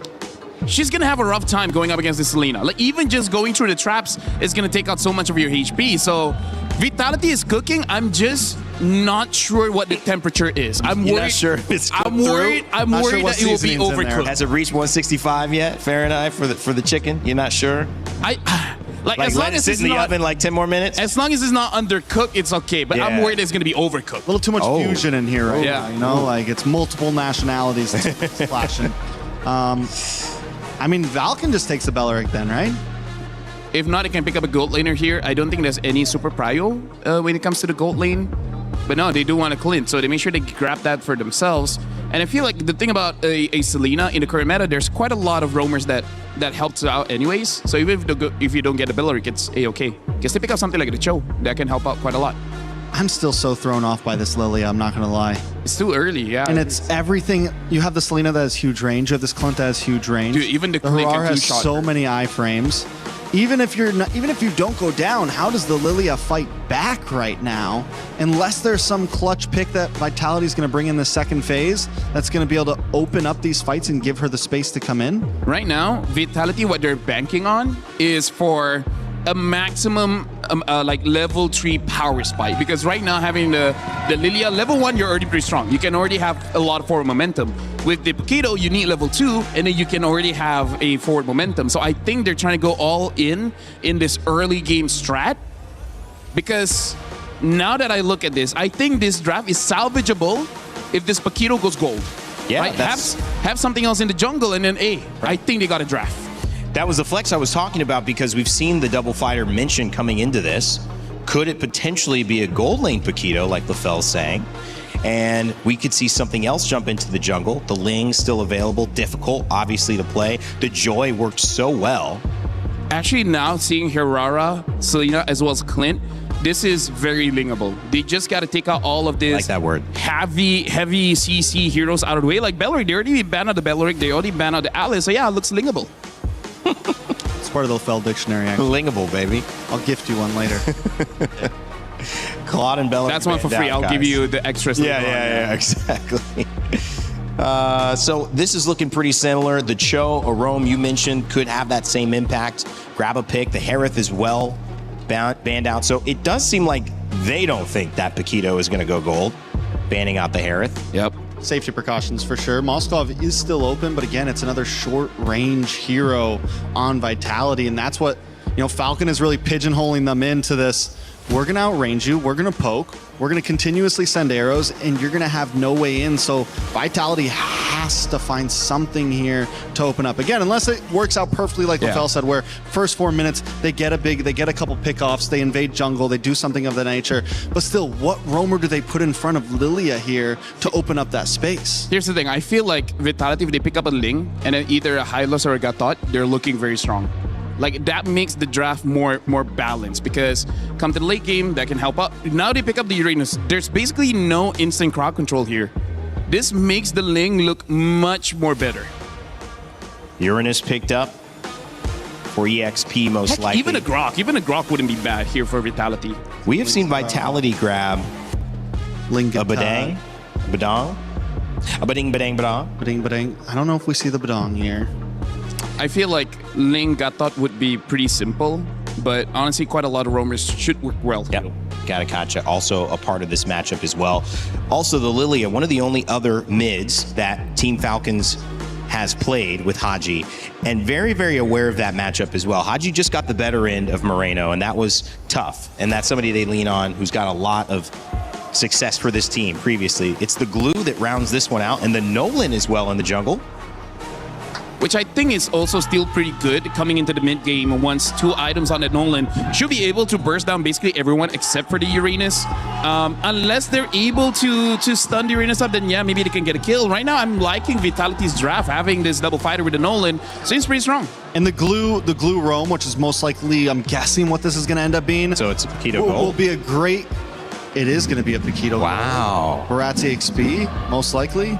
And then the glue roam's going to preemptively do great against just about any roam they pick. Oh. Wait, is it Khalid or Vendetta? Vendetta, I don't know. It's Khalid. All right, it's Khalid. Wait. It says Khalid. It shows Benedetta. Okay. My guess is it is a Khalid. the Khalid and Selena over here. and Harara, they're a very strong mid trio. They can stop Vitality to fight this early game. So I think Vitality might have a bad time invading. But the glue will do great at the stuns. I don't know. I think both teams have answers, just like last game. Both teams have a way to win this game. They have win conditions. It's all going to be about execution. Well, Team Falcons PH land the first knockout blow against Team Vitality. It's Vitality's time to return service in game 2. Let's send it over to Gideon and Brigitte. Thanks so much, Rain Day. Holy, who was expecting the draft to look like this as we head on into game number 2 between our most anticipated series of Vitality facing off against Team Falcons. A double fighter comp now facing with long-range projectiles, but now with Khalid, this early game could be a lot more sophisticated than we thought. Yeah, it's gonna be Vitality starting it off a bit more aggressively though, but hey, it's another Selena game from Haji. It's been a really great one for them in game number 1. But I think Vitality, I like how they tried to deal with the problems that came out of that game one by one, especially starting off with the gold lane matchup, right? You're not necessarily dealing with a gold lane that would clearly lose out against this Clint from Super Marco, but in mid, oh wait, you don't lose against Super Marco, but he gets picked off in the Riverside. Yep, this is exactly what we're expecting to see. Again, this is some really good coordination for Falcons. They understand that a lot of the early objectives, a lot of rotations are going to call upon their side laners to get into the fight. And Vitality, unfortunately, if you get hit by that arrow, it's just good night, bye-bye. Luckily, at least for Iman, it's not the end of the world. The kill goes over to Haji. He will be able to still clear these waves pretty fast, as you can see, right? As soon as the wave is done, it's either he's helping the jungle, it's either he's setting up vision. He is making sure that he's maximizing every second of this game, knowing that those precious seconds could net them a win. If they can just outlast Vitality, Super Marco will have more than enough damage. Oh, that's a lot of damage to deal with Finn too. Fortunately, he's a glue. He will be a bit more tankier. Owen with the quick sand guard will at least survive that attempt from Nile. But every single time, even in game number 1, when Falcons have been winning it out big, it always started with Haji getting these small wins across the map, right? So I don't think it's a good sign as much for Vitality just yet. Let's see how it goes for this first turtle though. Oh, Eman again. Eman! Oh no! Eman has to get away from this. Doesn't have level 4 just yet. Owen and Super Marco are just chasing him down. That's another dash forward. But Eman, he will survive for now. How lucky that he survives there. How lucky. And now this turtle fight, it's going to be a bit awkward. Okay. We'll see how this breaks. Shogun already very low. The flicker from Finn catching 2. Now going in. Tries to go for the kill, but Haji! He picks him off first. Now it's all over to Falcons to take control of the turtle pit. They're going to flicker forward even just to take down Moreno, and they do! Charging, the Daytona's welcome, but to no avail. Falcons winning it out once more. Unfortunate for Shogun, he charged up the the arrow connects and he's so dead. So dead. A 4-kill lead, and now first turtle falls into the hands of Falcons. Hey, Haji's 3-0-1 again. Whoa. This is the exact same, or almost the exact same scenario we've seen earlier in game number 1, and Falcons once again securing the objective. Finn finds one, but he's gonna be all alone here. A bit of help from Moreno, but I don't think the damage is gonna be enough just yet. And now Finn will have to go down. Vitality, they're just losing members every single time. They need to regroup, they need to regain composure here. Finn is going to be the secondary win condition here, because so far, I don't think they can really deal with Finn once he gets some items and gets really tanky. But so far, this 2K lead developed by the side of Falcons, nicely distributed around, but heavily centered around Haji, is going to start to be, well, not as painful if you don't get hit by the arrows, obviously, but more importantly so, just look at them continuously making sure that strong side will stay as strong side, despite the fact that Iman, if he can just dodge the trapping recall, he has a pretty good kill angle. Yeah, they tried to deal with the Clint through this, but I don't think they're able to manage it the way we're seeing it as of now. 1-6 kill score on the board, and they're forced to play from behind all over again. The rotation seems so much slower too, especially as Falcons, with this lead you're seeing in Haji's hands, are just able to maximize it so well that you don't get to see Vitality use the pressure of a Glue Lilia together. I who could even try to go and pressure at this point? There's Owen, who's just always roaming around the map. Haji, who's just again landing these arrows over and over again. And you don't even get access to Kyle's jungle nor side of the map. Yep. I think really it was supposed to be Finn onto Ogwin here. That was supposed to be a matchup. Oh, wait, hold on. The arrow doesn't connect, but luckily they managed to zone them out for the time being. And this is the pressure that we're talking about when you have side lane controls, right? You're able to kind of walk into enemy territory and do whatever you want. And Finn was supposed to be the guy who says, no, you're not allowed to do that. I can just walk away from the lane. I will always be a threat to you. But now with the economic lead, Finn is just too soft at this stage of the game to be that guy. Yeah, Vitality still. Shogun's gonna position himself here. Will decide to catch Ogwin though. It's that's good. not the standard flap, but that's still gonna be a pickoff for Team Vitality. Now Vitality getting one. They're looking for more. Flap very low. He is gonna get away from here, but it's controlled by Vitality now. The turtle is over to their side unless Falcons find a way around this, but it's not looking to be the case. Vitality at least get one objective for themselves. And now you can see how the battle spells really take into effect and how Shogun is so confident in going for these Daytona welcomes, even when it doesn't look like there's going to be follow-up. Everybody on the side of Falcons have taken Flicker. Same can be said about Vitality. You dodge an ability, that's great. You get hit by it, it's guaranteed death. Oh, it's better Eman. if they find Eman, but he dodges that very cleanly. He will still get an opportunity to defend this tier 1 up top, especially as Finn 2 approaches. Oh, but the arrow and the bullets! Owen landing the last hit, Eman!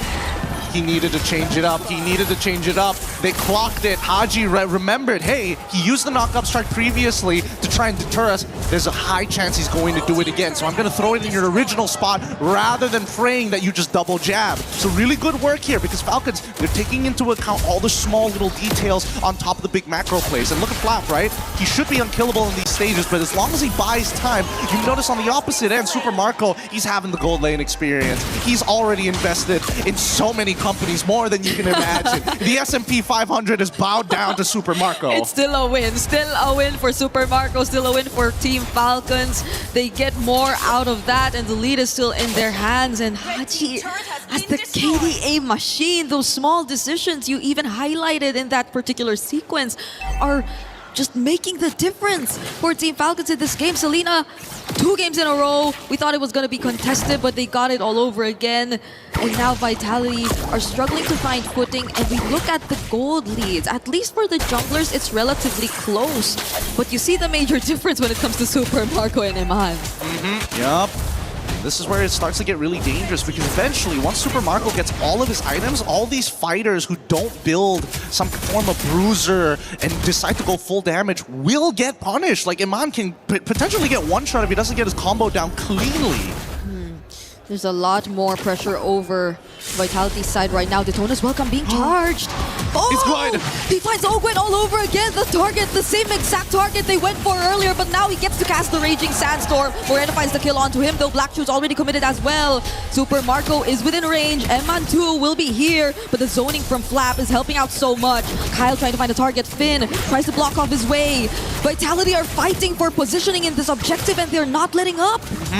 We need to see Finn look to pull somebody out of position. It's got to be Marco, but the Flickers, they can't get it out of Marco just yet. They might have to trade for it. Let's see if Eman can find a position. Oh, they actually find Flap. Eman regaining position, and Nile securing the turtle. Vitality are now slowly getting back and invading into Falcon's side. That was a little bit of a weird fight there. Flap did not necessarily have to stick around for that long. Oh, another Daytona's welcome. Fracture still there. Nile trying to burst him down. There's a flicker from Ogwen and the quick sand guard, but he is not going to get out.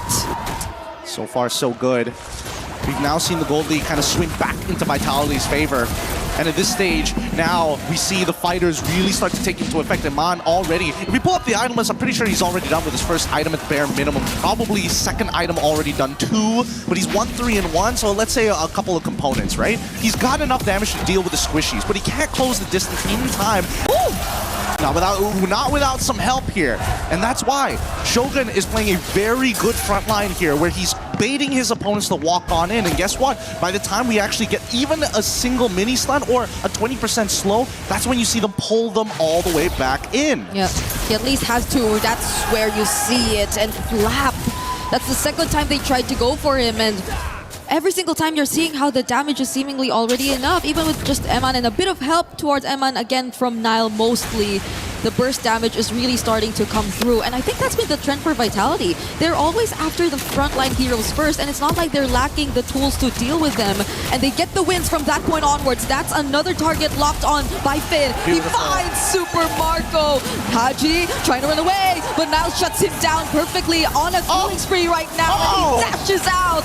He still survives. Falcons are not able to find a trade. Nile was just mogging them. He knew he had the fracture ready to go to give him an extra 2 dashes if he just timed it well, and so he does. Falcons now discombobulated from that fight. Let's watch it one more time because, again, this is one of those moments where you just wished you just reacted a little bit faster. Super Marco using the trapping recoil falls into one of the globules, and before he gets the flicker off, it's already too late. Finn flickers instantly, not giving him any time to react to it, and that's the scenario we need to see multiple times. Nobody has a real answer to Finn if he gets on top of Super Marco, but up until then, I think the rest of the Falcons just gotta punch him in the face. Yeah, gotta be careful. It's always been Shogun setting up for these major team fights too, so at least Flap has info, but he's not gonna go for Flap. He's gonna go for Ogwen, and with the damage coming in from Nile, they almost had the win, but in the backlines, Eman actually found Super Marco! Falcons are falling one by one. Kyle trying to escape, Eman diving onto the turret, and Nile providing the damage with the fracture! The punches! They're still going for more! Vitality take out 3 from Team Falcons! And now they're showing some team fight prowess, a beautiful push and pull, a juggling of aggro, making sure that everybody was able to take one tower shot so that nobody was too low for Falcons to trade. That's the level of prestige we're playing at here for Mobile Legends, especially at MSC. They're not mucking around no more, because once you start seeing ultimates being used to run away, you know you've got them on the ropes, and you've got to really press those angles. Similarly to putting somebody in a corner in boxing, once you've dazed them, you got to go for the kill, and Vitality just don't miss. Unbelievable. I thought Shogun and Flap were just exchanging blows and just standing right before the objective started, but it was just all set up. They were trying to get their attention, and that's where they really focused on the target that they wanted. Ogwen has always been going through these moments against Vitality, and it's not looking too good. But I think more than that, though, the way Eman right now is not the very vulnerable type of gold laner. He's a lot more aggressive, and even with that solo kill in the backlines has made a huge difference for Team Vitality and how they're taking control of this game right now. Oh, an arrow is gonna land though. That's gonna be on Moreno. Doesn't get to click the black shoes in time. Ogwen doesn't get traded out. Quick Sandguard fortunately saves him. But the Lord is now inside this tier 3 turret. Falcons get to defend it for now, though. Man, that's some fat damage coming out from Nile. Everybody having a Malefic Roar ready to go to cut through all the armor that's been set up by the Falcon side. Let's look at the items one more time here. Sky Piercer purchase coming in from Kyle. He needs that, however, I'm not so sure in this particular bout. I feel like Super Marco is going to be the main win condition no matter what. So a Bruiser build would have made a lot more sense. He does have the War Axe, which is nice. I would have liked to see the Queen's Wings on top of it. We look down at specifically Eman, right? And you can see he wants to go for that full damage, but he also recognizes that if he gets chunked out too early on, he might not be able to clutch back up. So it's safer just to go for the fight. And look at where Nile and Shogun are currently positioned. They're really trying to go for more unexpected angles and plays against Team Falcons. Fortunately for them, they're really grouping up. They don't want to lose any more in the process because it's clearly Vitality winning majority of it at this point. And we have a minute until the Lord spawns next. But can Falcons actually afford to go for a play? Because it's always been Vitality, right? It's always been Shogun starting these engages with a Daytona's Welcome Flicker that catches them by surprise. Here's what I foresee is going to happen. Shogun and Flap are going to continuously trade blows, right? Flap, unfortunately, just doesn't have enough of a lead to put Shogun behind. So then it becomes the 2 conditions. Can Haji hit somebody else other than the frontliners of Vitality? And the second one is once Flap starts getting into the backlines, especially if he can get on top of Niall and force him to use some abilities, probably not onto Finn, but they need to figure out where Eman is exactly. The last team fight, they managed to get into their backlines. They cannot afford to let that happen again. And unfortunately, Flap is kind of the only frontliner who can do this. We've seen Owen get punished multiple times throughout this game against Finn. Yeah. So that's just the matchup they cannot sync up. It's a game of rock, paper, scissors. The question is who throws the first hand? Which I think Vitality are already trying to set up for again, as they've been managing the waves constantly, leading to this next objective spawn, and it's Falcons who's trying to respond to whatever they've been able to do already. They're already taking control. That's an arrow landing to the front lines, but Falcons might not decide to go for Shogun just yet. They know there's still a flicker. They know there's still a Daytona's welcome. But Kyle, if he finds Eman here, which he doesn't, that could have been something. But they're still not going to commit. They see other members of Vitality nearby too.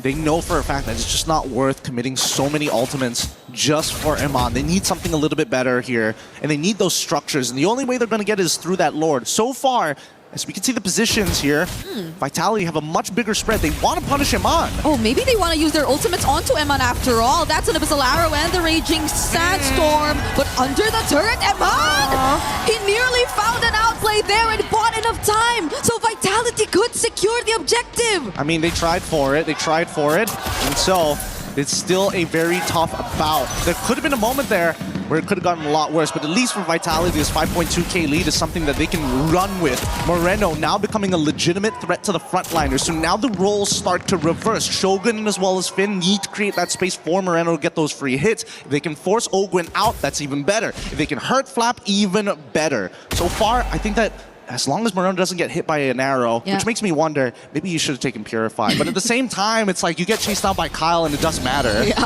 honestly, it's been flickers everywhere since game number 1. I feel like that's going to be the trend since it's the... Oh, wow. We get a close-up of that? Yeah. I didn't know you can get that close, to be honest. Me too. I was surprised. But I think, yeah, that's going to be the trend probably based on the playstyle that both of these teams have been wanting to play, at least in the series and against each other, to be specific. But the Lord is still marching. This is not the evolved Lord just yet, but there could be potential flicker plays. Finn is yet to find an entry, but Super Marco starting to feel the damage! And the perfect entry gets set up by Vitality! Finding Super Marco as the first pickup. Now it's Flap looking like to be the next. Moreno finally able to land all these glooms. He's free enough to land these hits. And they take out 2 base turrets. They're already inside the base. And they want to go for Haji. Kyle trying to run away, going for the clear as much as they can alongside Ogwin. But Vitality just want to clean up. Finn is also still alive. And Eman's just locking on the base. We're looking like it's another equalizing series. 1-1 for Vitality and Falcons. Hey, we're going to have the most lively stage here at EWC with the fans on both sides getting what they want, a 1-1. Let's see how long this series can be extended for. Holy, what a fight, man. I love the fact that there's so much thought put into these drafts. Every stage of the game, you're expecting the composition to work just a little bit differently. Obviously, the fans are more than excited, but this is not a simple game. It's a best of 5 for a reason. It's an elimination match for a reason. Really good adjustments, especially from Vitality. If you saw the Melissa counter down in game number 1, I think you could pretty much say the same for Super Marco on the Clint this time.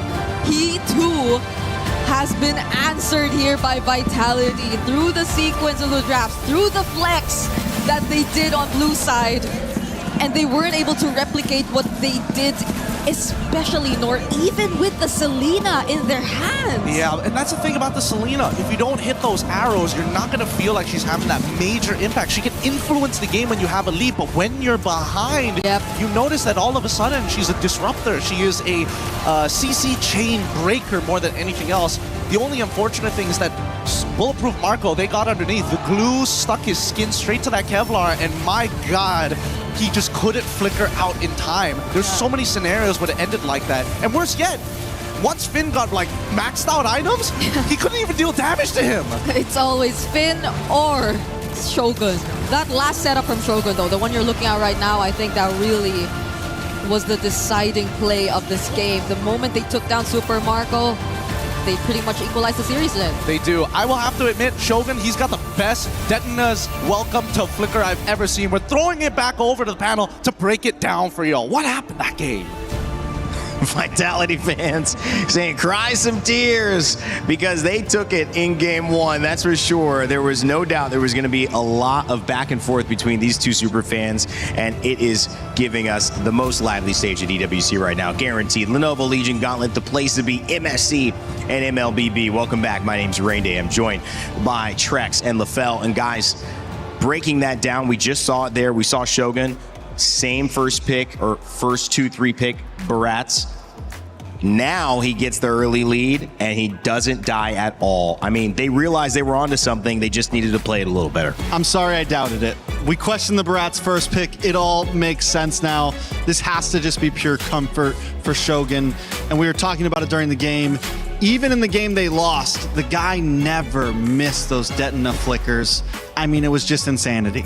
I mean, like, here's the thing. I feel like part of the reason why Shogun was able to use the Barats that well is because if we're looking at the drafts coming in from Falcon, they don't have a lot of ways to counter-engage, right? In the previous game, they had the Barats. So if you go in, we're going to stop you. And then they even ban out the Cho. Cho is also one of those heroes where, okay, the Barats chomps onto someone, and then Cho can just equalize it by kicking the damage dealer, right? In that situation, probably the Nolan. So I feel like this is one of those games where Shogun has an amazing Barats, and it's just amplified by the fact that there's no hero to really punish him. I think it was also, we'll have to look back, but the Cho got banned. I wonder if it's actually on the side of Team Falcon's PH that banned it. I know, Vitality banned both the Belleric as well as the Cho. And they banned Cho. In the 4th and 5th ban. Okay, well then that makes a ton of sense. So now they've got to answer that question, which is obviously going to be, will you bring the Barats back? Will you ban it? Will you make Shogun play something else? And the other side of things, we saw Nile, who was so good. We mentioned this new rivalry in the jungle. Nile had a tough game one, but then he went on to the Nolan and dominated. A little bit more about Nile is something we wanted to showcase to all of you wondering where this star from Team Vitality came from. If you want to know more about his story, take a look.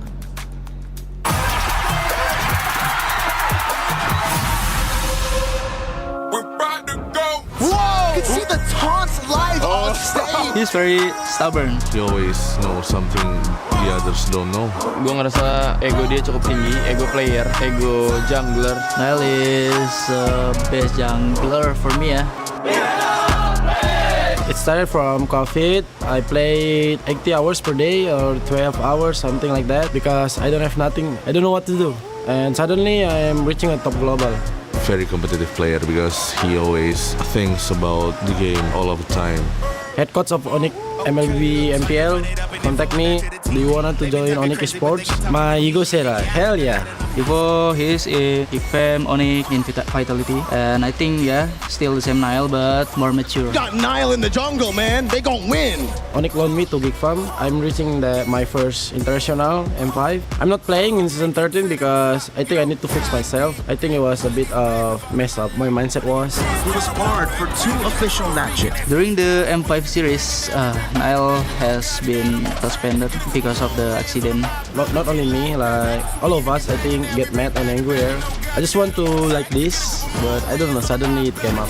I totally regret it. I know in his heart he's very kind, but he's a funny guy also. I need to control myself. He doesn't do any mistake anymore. Nile is mature person right now. Everything I do, pack a punch, back it up. Beating Kyrie in grand finals to me mean a lot to me because he was the top jungler in Indonesia before, not him anymore. If you can see my reaction after we winning the grand finals, you don't need to compare to Kyrie lah about yourself. You become champion, bro, for your own team also. Yang bisa compare Nile itu for now cuma TNZ, but I still choose Nile for me.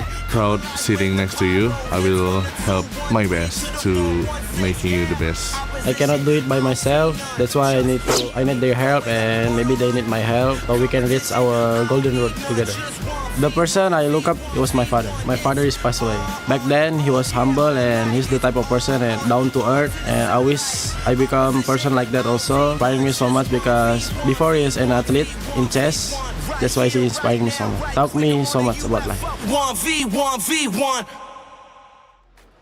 Well, it's amazing to hear a little bit about Niall's story, the exciting and superstar jungler on Team Vitality. He mentioned fighting against Kyrie. He also mentioned his father and his humility that he learned from that. Your reactions to just seeing a little bit more about Niall, Trex. We know what he can do. He just showed it. But as his story evolves, this could be an amazing moment to add to what is already a great character study. I like the fact that he has definitely mellowed out a bit, but I still think he has that ego in him, and I think that's what you need to be the best right now, and I think that's what we're waiting to see. We're waiting to see these players really bring it all out and not be scared to show it off a little bit. Yeah, because we know that Niall has the horsepower, right? He has the ego, he has personality, and we saw sometimes he goes overboard. But this is the thing about growing up, right? You tend to know how to control yourself. Now you know that you can go all in the game, but then once you celebrate, you're just like, all right, that was good. Good on you guys. Thumbs. Yes. No, this and etc. You know what? I will say this: at a young age, I was playing with the U17 men's national team for football, soccer, and it is a lot when you're a 15-year-old. Football. You start preparing for a World Cup. There are guys who are after that about to go pro, and they're 15 or 16. They're about to go pro. Like they jump out of high school, and I remember myself. I was not quite ready for that jump, and I think I've seen over the years maturity come in different ways. But sometimes the one thing I look at and I said I didn't have the ego to say I'm that guy yet, and that is something that you said he bringing it back a little bit. Trek, sometimes you do have to let that show for a big. You gotta moment. have that dog in you. You gotta have that dog in you sometimes, and I think Niall has that dog in him.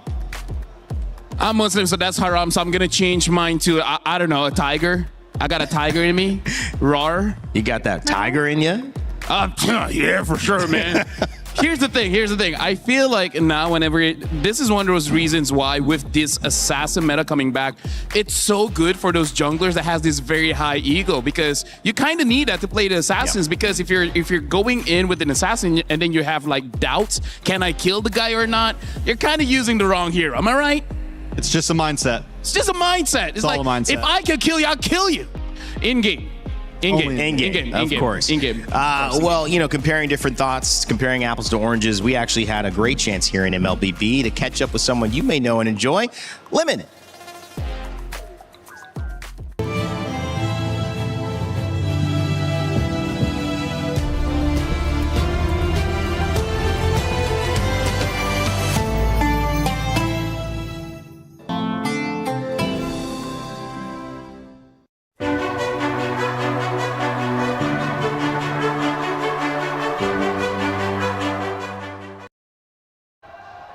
I was walking in the audience and I found the legend. Hello. It's Lemon. Lemon, how are you? I'm great. You're great. How's Paris so far? So hot. It is kind of hot. You miss the cold. Yeah, but the food is fire though. You love the food. Yeah. That's amazing. That's amazing. And I know you've been following the group stages and of course coming into the knockouts. Lemon, is there a team that really surprised you this MSC? For me, it's Team Liquid. Team Liquid. Yeah. It's such a surprise for me because they get knocked out so early, right? Because I hope them meet Indonesian team in the final. Yeah. I think a lot of people were also quite surprised. But were you surprised by any teams in a good way? In a good way, Onyx qualified to the knockout. Okay, so he didn't expect Onyx to qualify. No, it's not. I do hope them, but it's such a surprise because they went to the rough path. Yeah, that's true. It looked like they were struggling. I think even a lot of the people out there were quite surprised, but they're here right now. And taking a look at the Indo team so far, what do you think has been lacking about them? Do you think that there's something that they could improve? I don't have a lot to say actually because they did so well in the group stage, right? Maybe in during drafting phase they need to get through it, like really think what the comfortable hero for them, and maybe don't make any unnecessary movement in game. Okay, so drafting and unnecessary movement. I feel like I know which player you're talking about right now. But if we're talking about any heroes, like the meta has been so interesting so far. Cool heroes have been popping up. Is there an underrated hero that you want to see here at MSC? I really want to see Xavier. Xavier. Yeah. Oh, you think Xavier could be played? I really love to play Xavier. He has like good poke, good CC with his second skill, with a good comms, with a good pair with a strong roamer like Cho, maybe Xavier can counter a lot of this hero meta, you know? This hero a lot of dishes. Like. Okay. Maybe Xavier comes through. I hope Xavier comes through. You know, honestly, I thought you were going to say Kagura. Kagura is so bad. Kagura's bad. But, Lemon, do you have a message to Vitality that's currently playing right now? For BTR Vitality,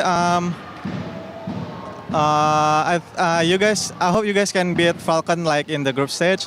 And just do your best. Good luck. And don't forget to have fun. Thank you so much, Lemon. It's an honor to be here with you. Enjoy the games because we are now going to throw it over back to you guys.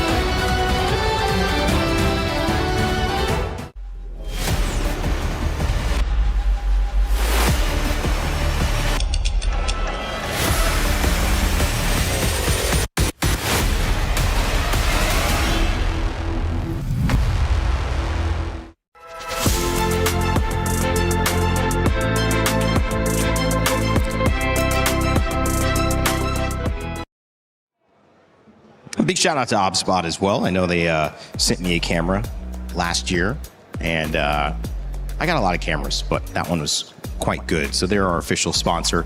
Welcoming you back here to the Lenovo Legion Gauntlet. Oh, you guys didn't get one? Oh man, sucks. Too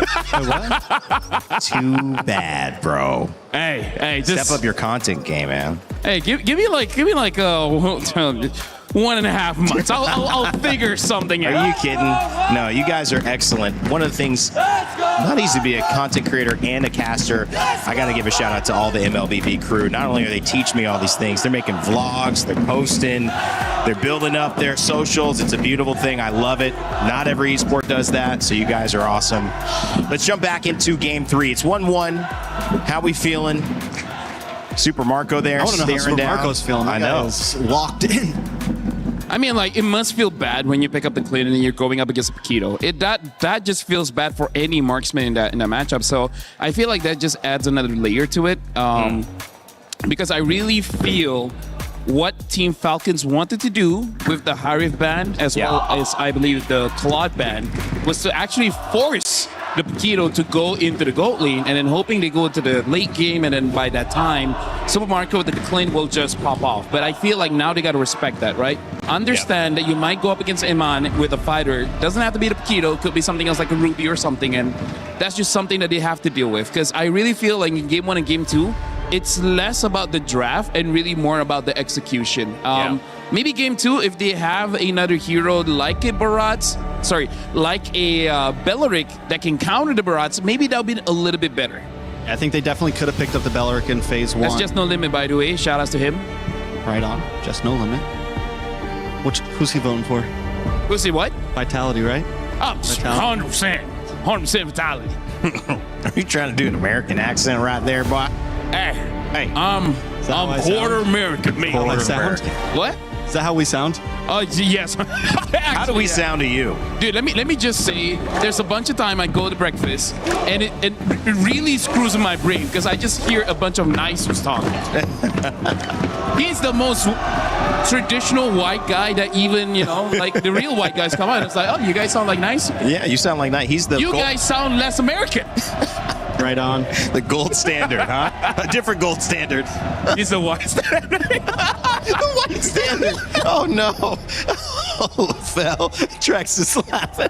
Hey, white power, Hey. So now going into draft Vitality here. versus Falcons. Yeah, it looks like they're not changing up the drafts. And I guess you don't have to. Right after this, ban out the Fanny and then ban out the Atlas, and then said, oh, no, this time they ban out the Selena. And so wait, Falcons takes red side. Yep.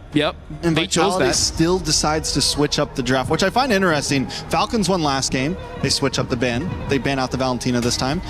Vitality wins last game, and they're going to switch up their bans. Instead of trying to run the same exact thing, each team consistently knowing the next game has to be different. I mean, like, here's the thing. That Selena really ruins their early game, because if you guys remember in game number 2, Iman on that Paquito tried to help with the Little Wanderer, and then they got it, but then Iman died. So I feel like they're looking at it as, you know what, Selena's doing too much. Even when they're losing, she's doing too much. And I'm trying to see where this translates into something opening up. I mean, it could be the Belleric opening up earlier for the side of Team Falcons. Or the Atlas. It could be the Atlas as well, because they're giving something up. They've been taking away both of those. The Fanny as well as the Atlas. So now they banned the Atlas. I don't know whether they themselves want the Fanny or they don't want to give the Fanny over to Falcons. I think if the Harara's open, then they know that at least they can still take their Barats. The Selena's no longer there, and they have some tradability in the long haul of things. Vitality is the one that's here on the gun, having to make a big decision. Last game they banned out the Valentina. This time they have to think about it. Does the Esmeralda indicate that they want to go back to Shogun having a good lane? Oh yeah, XP with Barats.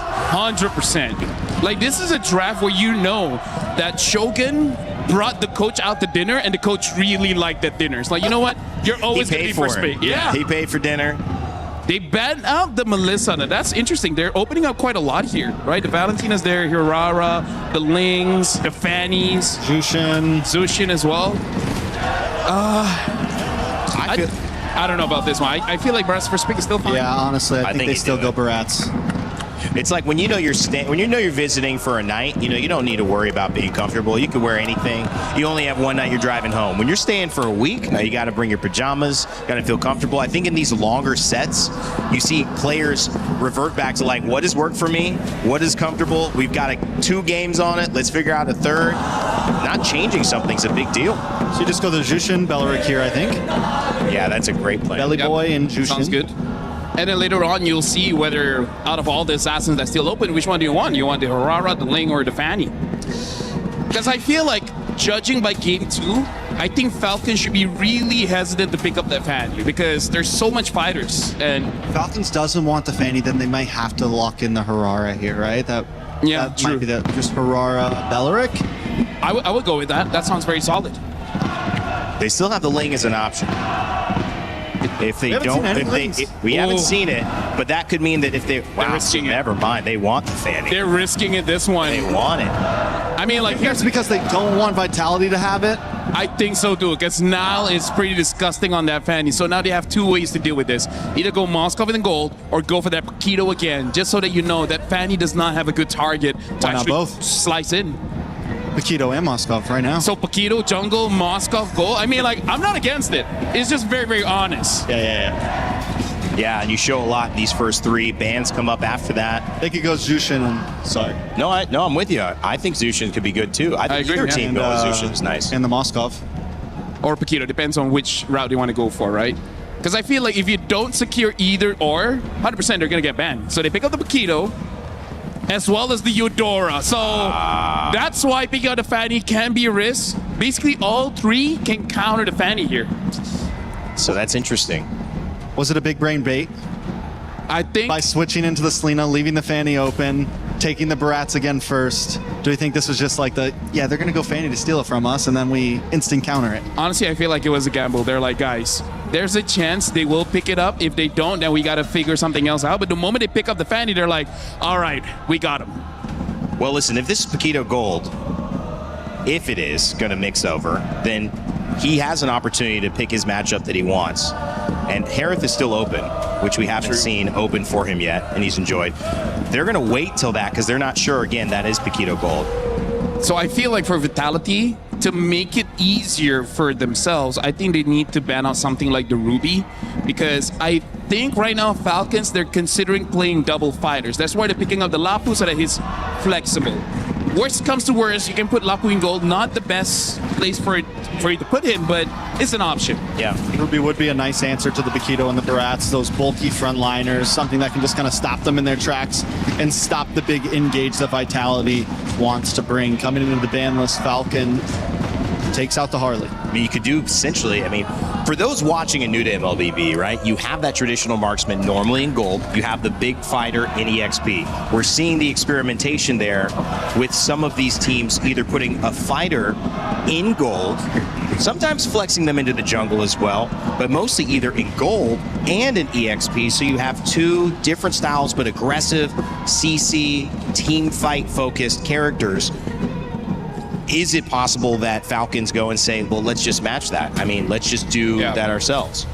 Because right now, based on the bans here, Falcons banning out that Harley, I think they're opening up just in case they want to go for marksman. So I think the marksman is going to be red 5. They're going to see the entire draft, and then they're going to decide. And then for Vitality, they're banning out the Eve. If they ban out something like the Zushin, it basically shows that they want to gank mid for quite a few times. They just don't want these tanky mid laners to be there, lowering the chance of them actually getting a kill. Yeah, they need to make sure. Well, they got to make sure that Eudora also has a lot of freedom, and something with that much range, taking out the Eve.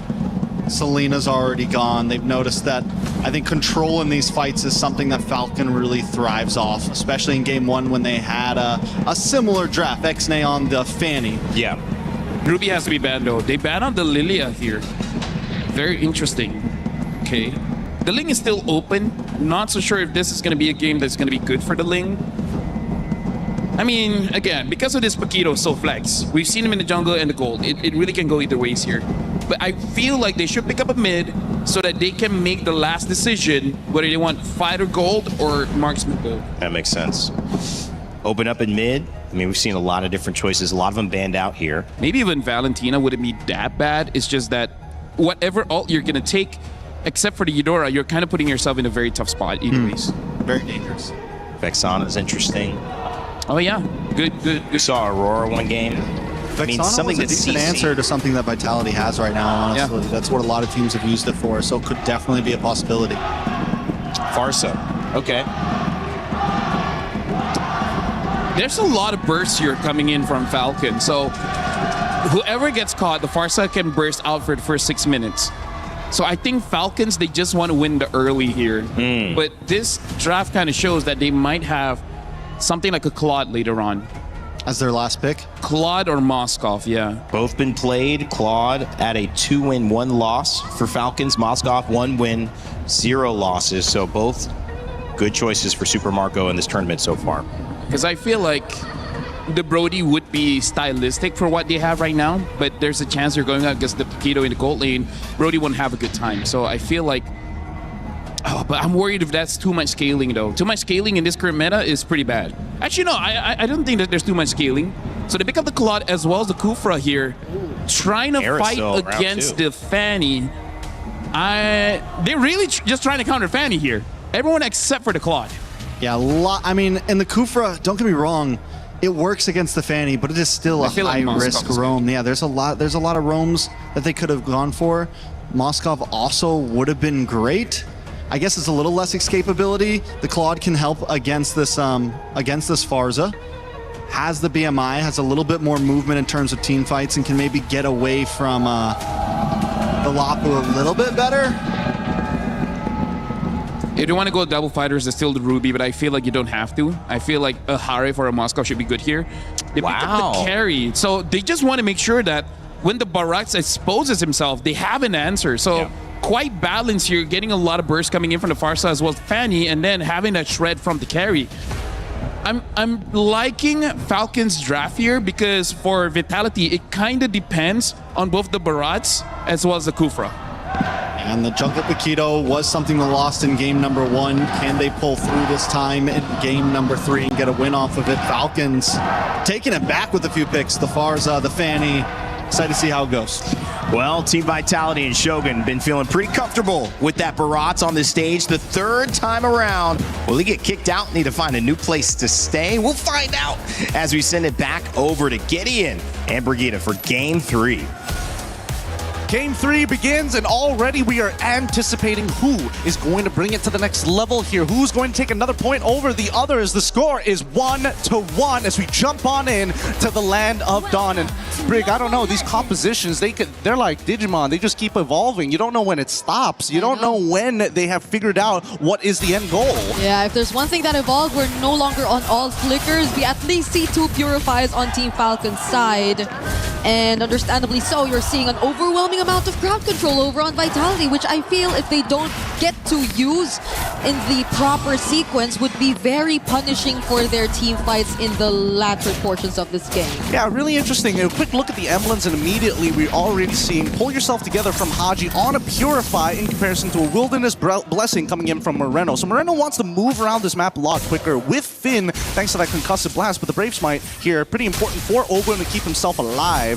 As we see the first couple of interactions, it's just about control. It's about how much we can control this lane and minimize the rotations. Yeah, Finn and Moreno are required to really work together, I feel, especially as because the nature of a Kufra, which I feel like is the reason why we don't really get to see him recently, is also because of the fact that once you go in, there's barely any way for you to disengage, and it's pretty much like you have to at least get a guaranteed stun or set for you to make sure that you get to maximize this hero to its fullest potential, because if not, it will be very easy for Falcons, considering their lineup too, to just go in for the punish. And that's a quick rotation you're seeing from Haji. Potential engagement from Finn as well. I don't think they want to do this right now, right? Nobody's level 4 at the right time, and more importantly, as much as they want this EXP crap, which Shogun gets, no problem, but I don't see Falcons finding First Blood just yet. Not until we see Haji hit level. Oh my goodness, Moreno's so close. Oh, he walks out just at the very edge, gets caught. Yeah, I probably thought there was a bit more grass. But okay, Flap. Oh, it's not even the Tyrant's Revenge that catches him first. It's just gonna be a Detona's Welcome from Shogun. Ah, Shogun's really good with the Detona's Welcome. It's actually kind of crazy, but here comes Haji. Okay, Finn, he's gonna show himself. They have enough idea of where Vitality are currently positioned. Kyle's still gonna go window. There is no ball of lightning anymore from Moreno to land the stun, but Finn is still gonna be there. They're trying to focus on Haji this time, and Nile will just really secure the objective. Hold on. Flap goes in. They still want to fight, but Vitality don't. I'm surprised that they didn't even want to let the Feathered Airstrike rip or try to force out. They knew that, okay, Shogun should be okay here, I would assume. He's max stacked out. There's no chance that Kyle's going to be able to cut him down just yet. Not without a little bit of help here. But on the opposite end, I was really expecting Haji to try and make something happen, force somebody to flicker, force them to flicker forward or anything, because losing their battle spells on the side of Vitality is a lot more punishing compared to the Falcons. Yeah, so the one's on all flicker, but they dealt with that first objective really, really well. I mean, that immediate transition from just taking out Flap, which I feel also shouldn't have been the case, but I guess it was just a bit too unexpected for Vitality to just jump on him at the same time too. So you don't really get to see Falcons at least in a position where they'll be confident enough to contest. The gold lane is definitely something that we don't really put into consideration as much now, just because the focus is just really heavily towards the mid. It's because of these mid trios that we're seeing a lot of things happen, or supposedly happen, by far. Yeah, and also the scary thing is that Super Marco also decided to take the Purify, right? So taking these heavy hate trades against Iman, there's always that risk of at any point of time somebody could come for this gank. And he doesn't mind the 2v1 scenario because of that Purify, but as soon as he loses it, he suddenly becomes this vulnerable target that even Nile can take it out without much effort. So it's about maintaining control, right? And you can see that both sides, oh my goodness, another Detona's Welcome set up for Shogun and Nile. It's not a good start for Flap, at least, and I don't think Vitality are paying too much attention towards Super Marco 2. They acknowledge the fact that yes, this is a carry on Purify, but I think they're just really trying to double down on shutting down the EXP laner for Falcons, which I think would allow for so much more openings and entries here for Falcons. But considering that he hasn't been able to farm up, Falcons are just not confident enough to fight against Vitality, especially in these objectives, which Flap will still decide to show up for, but it's a 2-level gap you're looking at between him and Shogun. Yeah, this should be a no contest unless they're able to get a big fat all coming in from Owen. I mean, he's thinking about it, right? He sees all of the members there. This might be the angle to try. Whoa, that was just a flicker set up onto Owen, and they immediately burst him down. The Detona's Welcome! Catching Kyle, but he still gets to secure the retribution nonetheless. This is Falcons clapping back. A cut Disrupt 2, finding 3 in the process. Kaji flying in towards Moreno. Doesn't have the feathered airstrike, but Falcons are able to turn that around. That's so sad. He was a pixel off the wall, but at least the Falcons will be able to try and convert this to something even more. They get mid-tier 1. Let's look at this replay one more time, because again, great engagement, right? But the Deton is welcome. As you see just here, he eats him mid-air, flickers backwards, and misses the wall. Puts him right on top of the turtle. He thought it was gonna connect. Honestly, really well played from both sides here, but big ups. And Ogwin knows, it's like, hell yeah, they messed up.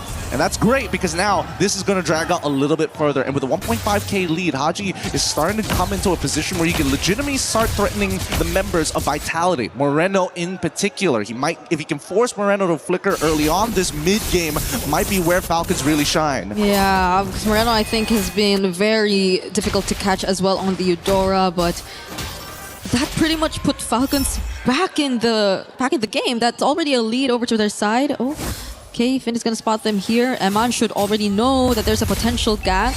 Are they willing to trade top tier 1 for this? They're probably gonna send Kyle up to the top side, right? As soon as they show, the wave gets cleared up here. Yep, he makes his way over to the top side. They already know this. Shogun is communicated. Nile ready to punch. Oh, that was a lot of damage from Nile.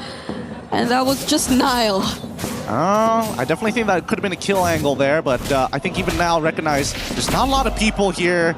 I'm not 100% sure whether they moved away from that conceal afterwards, but more importantly, he's got to make sure that he gets the angle right. If he accidentally pushes Kyle too far in certain areas, Kyle, he's good with these cables. He can start zipping around. He's got to lock him down right against the wall. Okay, at least they somewhat equalize things, and the farming is looking still pretty great, especially for Super Marco. But this is where we see how Vitality are able to bounce back. They're not able to, or they're not allowed to make any mistakes similar to what happened earlier. It's been a really good run for Shogun on the Barretts here, but that could have been the turning point if they don't find their way back in this game. Finn is looking for a really good setup here, but they have no idea where Flap is. Oh, it's a bit of a dangerous gamble here. Not to mention that they've already got like a slow pushing side up top as well.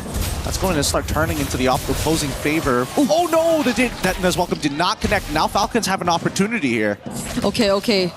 Shogun really has reset here in this game. That's another Daytona's welcome not connecting onto anyone. Falcons are fully aware of the fact that they no longer have that setup potential. But Kyle is nowhere near this objective as of now. Can't afford to show himself. Iman spots it, but Kufra is nearby. Look at Finn. He's going for the... And he's anticipating it. Oh, he's waiting for it. It's and good. He catches Kyle. Blazing duet from Eman, and the bouncing ball prevents him from actually getting to cable out of there. Great call. Great call. Made sure to use everything to ensure that Iman was able to get this kill, and also the bouncing ball to keep him in place rather than letting him move around. The order of these skills matters so much, and now Vitality, they need to take advantage of the scenario. Okay, that's the Daytona's welcome with the Cyclone Eye. Slight reposition, but the damage from Nile, it's a bit too much. Haji using the feathered airstrike. Finn tries to tank the damage, but it's an outplay. Nile, it's a turnaround. Falcons actually take him down, and Super Marco is able to find one more. Beautiful play coming in from Haji as well. Feathered airstrike, Purify as well to ensure that he makes it work. However, the cooldowns are down. And Flap, he's not going to be able to get his ult back up in time, I think. I think he's got about like 13 seconds until it comes back up, but there's just too many members dead on the side of Vitality. This is no contest, and Falcons take this lead back. Despite the game going for at least 9 minutes, it's surprising to see only one turret from the side of Vitality has been taken. Falcons are able to get 2 turrets of their own, but this is where we see a 3.5k lead turn into a 5 to 6k lead. Vitality should be very particular with where they decide to choose the fight, or if they even want to proceed with the fight, if they find themselves in positions that aren't really as favorable for them. Because I believe earlier, especially with that Cyclone Eye, putting Shogun in a slightly deeper position towards Falcon's area made it a bit more difficult for Vitality to actually follow through. And so with that, it was another clear punish from Falcons, and it's a huge win for them because gold lead, map control, everything's just now all over to their side with just that single play. And that's exactly what they want for it. These are the big momentum shifts that you expect to see in a game of this high level. Oh my goodness, okay. Some big spells being thrown at, and Super Marco just lost his flicker, walking up too close and getting hit by that ball lightning on top of the superconductor, allowing it to go become a bit of an AoE in small areas. Moreno, he's looking for that big one shot, and I'm worried for it, right? If Super Marco makes a mistake and walks up too far, even though you do apply yourself with the Purify and take away the superconductor, if Moreno just 1-2s into the ult, I think there's a pretty high chance of you just exploding out of nowhere. Yeah, at this point, I think it's just really Vitality forced to maybe find a different combo. It could be maybe Finn and Niall. There's a lot of damage you could expect, but Finn decides to go in instead, and together with Emman, they blast Super Marco! The perfect pickoff and start to this team fight, only if Niall makes it out alive, but he doesn't. Flap actually goes for the chase. 4-man Landshaker to land it towards Team Vitality, but the re-engage, they still want to fight! The Daytona's welcome! And it's Kyle, they catch a successful out of the wall this time, but he still finds the wall spam! Holy cow, he nearly killed 2 people there. Haji, if he just had a little bit more damage, I think they would have been able to secure it, but oh my god, that should be the Trinity complete for Emman at this point of time. He was building up to it, didn't find it, and then eventually got it, but you gotta give it up for Shogun here. A great engagement coming in from Finn. They outplay it with the help of Emman, but right at this very moment where you're expecting the cleanup, you're expecting Haji to be able to hit that fat stun after the Landshaker. The charge, the instant Detona's welcome. What a reaction from Shogun. And this time it landed, but with that very brief amount of time that Kyle got, it's still crazy to think that he was nearly able to outplay at least 2 members of Vitality, as you mentioned. You do want to put him close to the wall, but that's also something he wants. So at the same time, you maybe should position yourself near the wall if ever you do try to go for that exact same setup later on. Hey, that's the truth of it all, right? Sometimes you just get overly eager and forget how big some of these abilities actually are, but Haji is now starting to become a legitimate problem, right? Emman, he's got to be careful. Every time he uses that BMI, which is why what he's doing every single time he drops it down, he walks up forward, hopes to get a reaction, and then takes the BMI away, begging for Falcons to say, hey, one of you have to make a move first. Emman will get his flicker in 10 seconds, though. They will be ready to take on this fight. Same for Moreno. Oh, Finn. Kyle already flies in, though. Finn charging! Kyle secures the objective nonetheless, though, and Niall gets bursted down by Super Marco. Shogun looking like the next target. Daytona's welcome out. Finn trying to run away. Emman blazing, do it just to make it to safety, but he fails.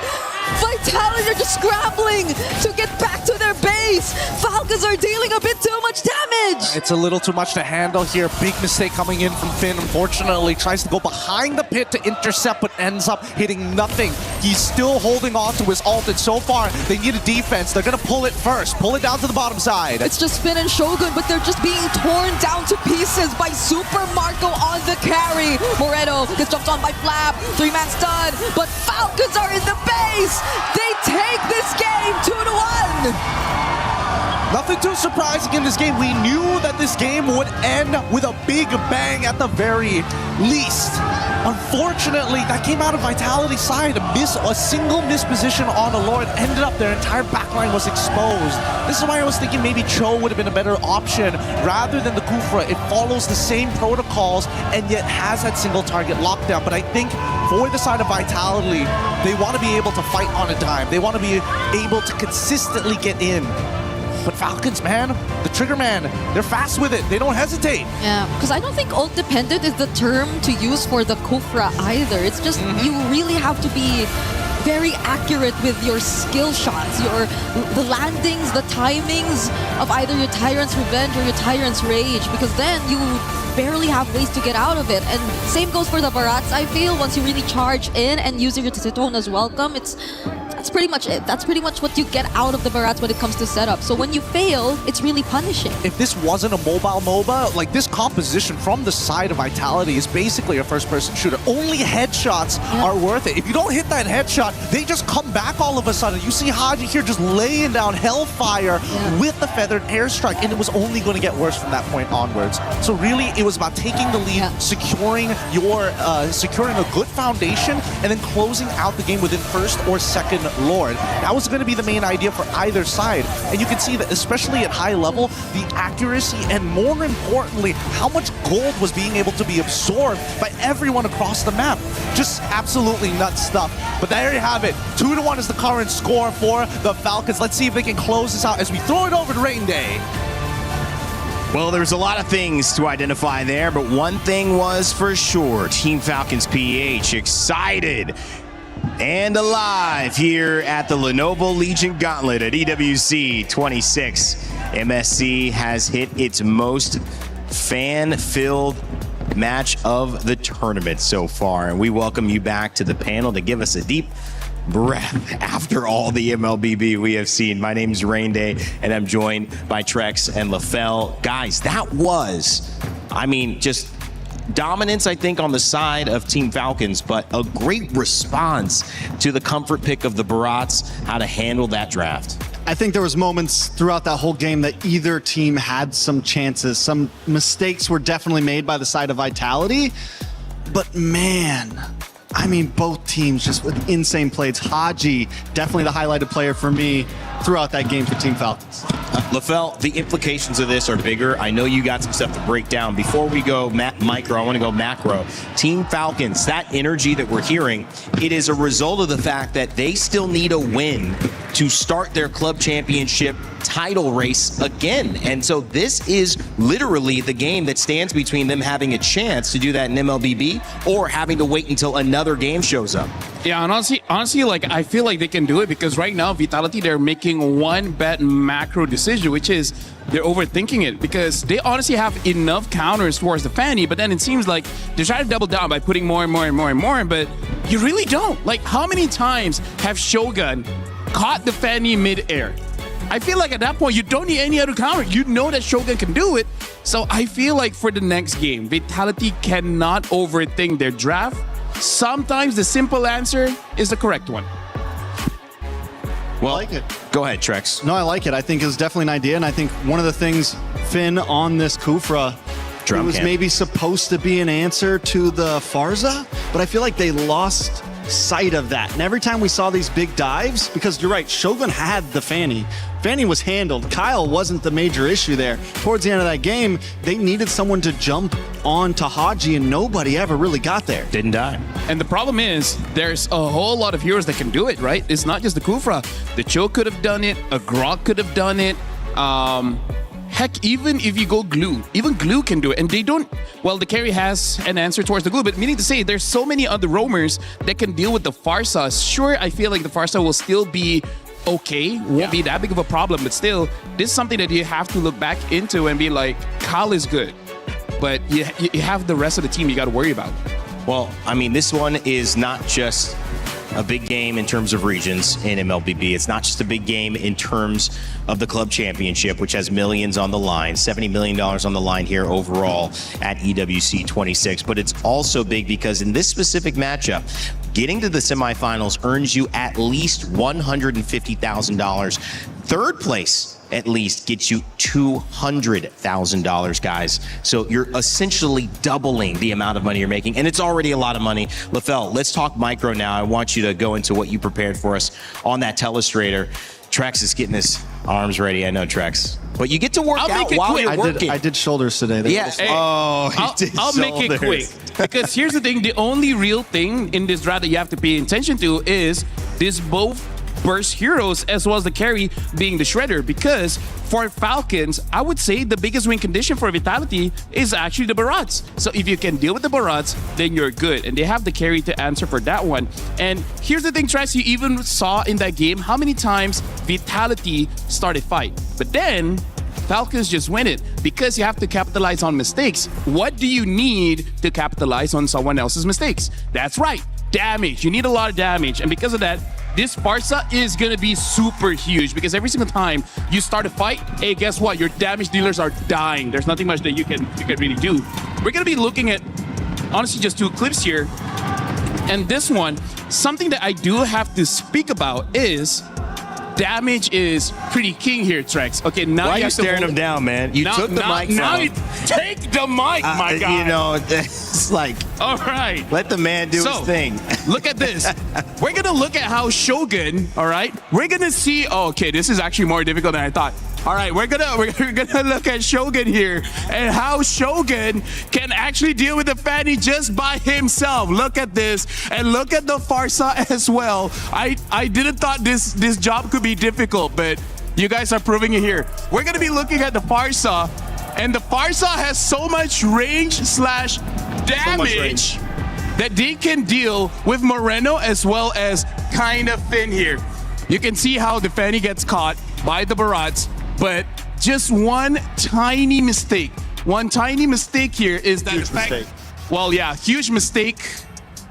Where you can see the Barats miss the wall. Miss the wall, making it so that, you know, basically the Fanny can still basically the Fanny can get the turtle as well as the kill. And then later on, astaghfirullah alazim. Hold on. Okay, you know what? That's it. That's was our sponsor break. Thank you so much, EWC, MSC 2026. Gidia, we're so happy mic? for you. You know, at this point, TLDR. has anyone thought about getting a Farsa- mic stand? The Farsa has so much damage, it denies damage dealers. Damage wins. Big damn. Oh, Big damn. Man. Great words of Naisu. That was funny. That was good stuff. You guys are funny.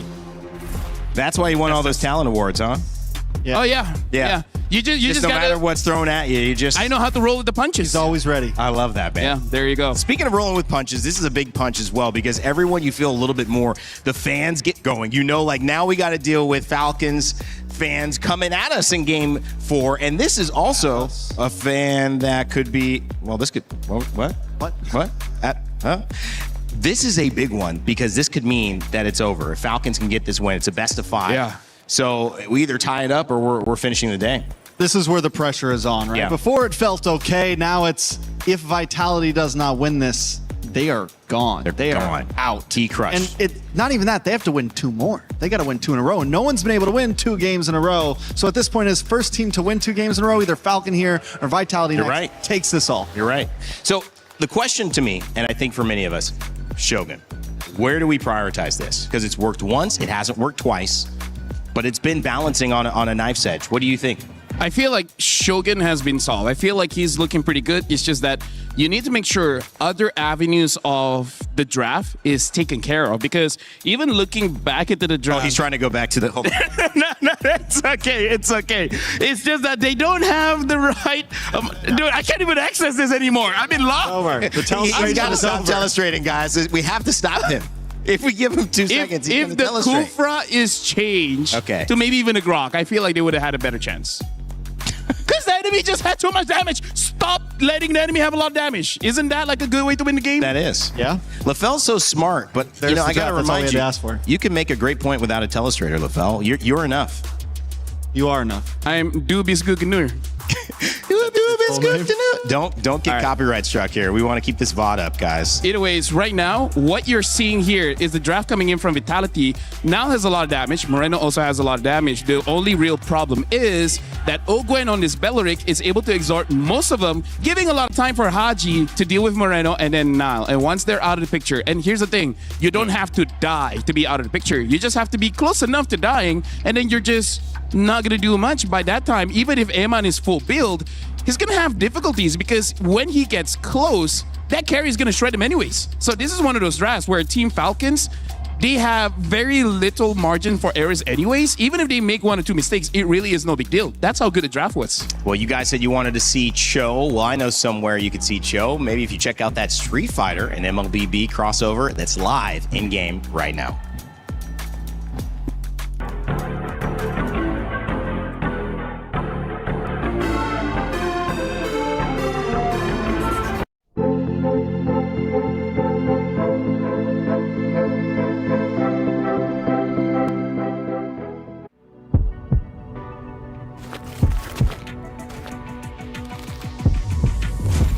Round 1.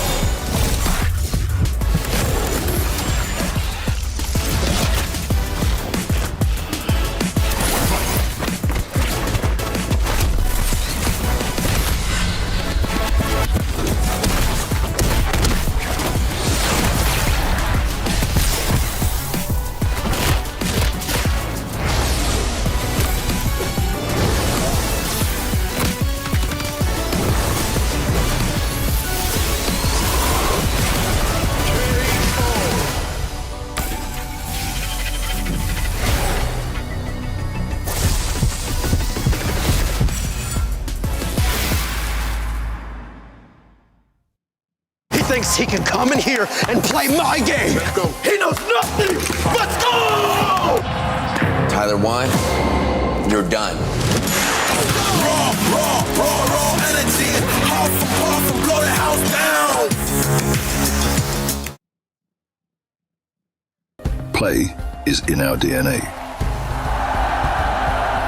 Whenever we let it out, it becomes our superpower. Now imagine an entire city being built to supercharge it. Kadir City, powered by Play. Welcome back to the Esports World Cup here 2026. It's MSC, which is the big moment here internationally for MLBB before their M Series later on in the year. This means that for many players, it's the first time they've been out of their country. For many players, it's the first time they've competed internationally outside of their region. And when that light shines bright in these big moments where it's do or die, they're untested because that moment has been rare in a lot of different ways. These two teams may be some of the most experienced, however, that you can see, whether they're representing the Philippines or Indonesia. They come from histories and pedigrees of success. One of them is going to move on, and one of them is going to go home, ending maybe a potential club championship opportunity. One continuing, potentially go back to back to back, or become a new champion. I mean, like, here's the thing. This is already living up to the hype of the Crunchyroll story because a lot of people, based on what's going on during the group stage in scrims, people are looking at Vitality to be the one to dominate this matchup. But just like Drake said during our pre-show, the thing about teams from the Philippines is that they adapt very fast. Give them 2 days off for them to just focus on the game, right? They can figure out a way to deal with all this nonsense. And looking at this, they have figured it out. Yeah, what's insane about it is during groups, both Team Liquid and Falcons felt like they were scrambling so much in the draft. Felt like they just were trying to kind of figure it out very quickly. And at this point, Vitality seems to be the one always on the back foot through all of these drafts. Even the games that they won, they just felt kind of always reacting, always trying to find the answers, never really the ones making Falcons guess their decisions. And right now, Falcons have one more ban here. In the previous game, they banned out the Melissa, making it so that the draft was super open, eventually picking out the Fanny, and really working out well for them. But interestingly enough, both Vitality as well as Falcons, they are very happy where they're at, right? Falcons does not want to leave this red side, and Vitality really does not want to leave this blue side. But now match point here. Falcons just need one more win. Vitality, whatever draft they're going to go for, this has to be their very best. I like your point before that. I don't think we've ever seen 4 matches in a row where it has always been the same blue side, same red side. Vitality's comfortable with it. Even after the win of, even after the loss of Falcons, they still chose red. I think Vitality wants to run it back right now. So we're going to run it back. We're just not going to pick up the Kufra this time. I feel like just and I'm going to hit the wall. Belleric +1, and then you're good, right? Well, at this point, Shogun and Barats go hand in hand. It's like peanut butter and jelly. Peanut butter I do and Barats. love butter. It's like Barats and Denna. Yeah. It's like two peds in an aircon or something, right? Like it's like Trex Lafell and Rain Day. That's right. There you go. We're perfect brothers. Or like Belleric and Fanny. Oh, 3 American brothers, right? Yes. Yeah. It's like Same Belleric family. and Fanny, who are also a response on the side of that. We see the Herrera picked up as well for Nile, and the Eudora again. So they are running it back. They are saying this is exactly the same first 3 so far. Except for the Herrera. The Herrera. The Herrera. Last time it was the Paquita. That's right. The It Herrera was the got Paquita. banned in You second were phase, absolutely so right. Thank you for Vitality that. wants to bring it a little more aggressive, I would say. I like it. I'm not against it. The Herrera, we haven't seen much Herrera versus Fanny games. And now, so this is already a bit of a difference here, but they still got to be careful in case something like a Farsa does come in, because I feel like as long as they pick up a roamer that can help out this Herrera and actually stay in the front lines, I feel like they're in a very good spot, because that's one of the problems where you leave the Barats all alone in the front line, he's just gonna get crushed. Unless now you make the difference where you ban out the carry. if you ban out the carry and maybe even potentially ban out the Moskov, then I feel like this Barats will be safe. He won't be countered just as hard as he was in the previous game. Well, knowing the opportunity of that Farza getting banned out, they lock it in first phase. This means no Lapu for the side of Falcon. They are going to have the range, they are going to have the quick rotations, but Vitality will at least have a bit more time to adapt and think about how they want to answer this Farza. Because Haji, yes, there's a lot of counters to a Farza, and it's one of the reasons why it has gotten kind of pushed out of the meta, but a good mid laner, someone like Haji, will still find the positioning, will still find the timing of those feathered airstrikes. It can still always be a problem on this hero. I mean, like, that's the good old question every pro player has. Like, oh, this hero, what's the weakness? Like, oh, you can get caught. And it's like, oh, so as long as I don't get caught, I'm good? Exactly. Exactly, right? So he's just like, hey, as long as I'm so good that they can't catch me anyways, I have no weakness. Now, is that a Lapu ban? Yes, that's a Lapu ban. Lapu ban. So we're seeing that Lapu ban there, and it is also, interestingly enough, cards being shown for mid and for jungle. The way that this is different is Vitality had been showing the Paquito there, and they had been flexing in game 1, and then they didn't flex in game 2, and they've spread out this kind of idea of what are we going to do, and they waited till the end, but they were not getting the consistent best end of that last pick. So I think they've just gone with, here's what we're doing, and we're going to try to beat you traditionally here. Rain Day, Trex, my fellow Americans here. I'm just worried that for now, Vitality, they don't have any real way to dive, right? I mean, like Shogun with the flicker sure can probably dive towards the Farsa, but they don't have something like a Claude or Lapu. They could have the Claude later on, but I'm honestly not entirely convinced that that would be an amazing pick. Because right now, it looks like the Farsa is going to be undisturbed. Why not, though? Why not? Which one? Claude. I just feel like going up against this Fanny and then potentially whatever pick he has later on is just that he goes in, he's going to die instantly. Because if you show the Claude and the marksman isn't picked up, you can pick up something like a Clint and basically do the same thing what he's been doing against the Melissa. They won one time with the Claude. They're 1-0. So it's something they're comfortable with. But is it a bad matchup into the Fanny? LaFell raising some questions. Falcons might pick up the Paquito here, honestly. Wouldn't be a horrible take. At that point, they might be overdoing it on the burst damage. They go for the Uranus instead, something a little more sustainable, something that can take those big Eudora ults to the face, something that can take the damage of the Herard to the face. Vitality now needing to pick. You mentioned Grok last game. This game honestly wouldn't be bad. Or Gatot could be another possible answer. You get the taunt onto the Fanny. Because right now, dive. You don't need to support Shogun anymore. You just need to support Nile on this Harara, right? So just have someone that can be with the Harara and then either give a revitalize or just create enough peel so that it doesn't become a problem. Because right now, Falcons, they have the Uranus. Uranus can penetrate you, and that's going to be a problem that I don't see them solving just yet. So the Cho's up. But is that too much single target ISO? Do you want to... I mean, is that not worth it because you have the I feel like it's still worth it. I feel like it's still worth it. So they do pick up the Cho as well as the Moskov. So far, very clean drafting coming in from Vitality. Nothing too crazy, just MSC standard. They got stuff off the board. Cho has been banned before. They got their Barats, Eudora, also, and Harara, characters that have been banned. Moskov, last pick. You can tell that Vitality feel confident about this one, but Team Falcons with a response. What do we do here? And we're looking for the Hanami. Oh, baby, baby, baby. CC immunity. I mean, it showed up in MWI. It worked out.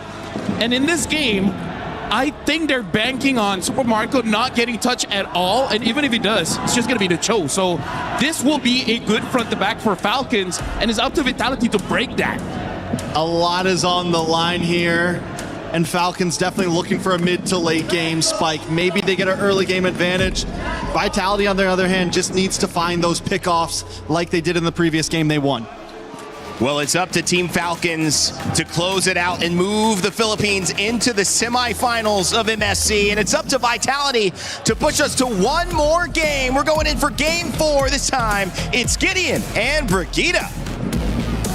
Game 4 begins, and we already know this is match points for Team Falcons. They are one step away from actually getting more club championship points, but more importantly, deeper within the tournaments here in the MLBB category. Moreno I'm surprised that he's got a sprint break. I'm just as shocked as you are. It was the first thing I had to point my finger at looking at our monitors here, because what do you mean? It's the first time you're seeing a different battle spell from Vitality and it's not a Purify. Yeah, I mean, Moreno, I don't know whether this is going to be the play or not, but without a flicker, and he still has to pull yourself together as well. So does that mean, what is this opting for? Like, Kyle now has a direct target on Moreno's head as soon as that ball lightning comes out of him. Yeah, well, there is such a huge job for Moreno to accomplish in this game, at least. You know he is going to be the main source of burst damage. There has to be a way for them to get those shields out for Super Marco, but First Blood immediately...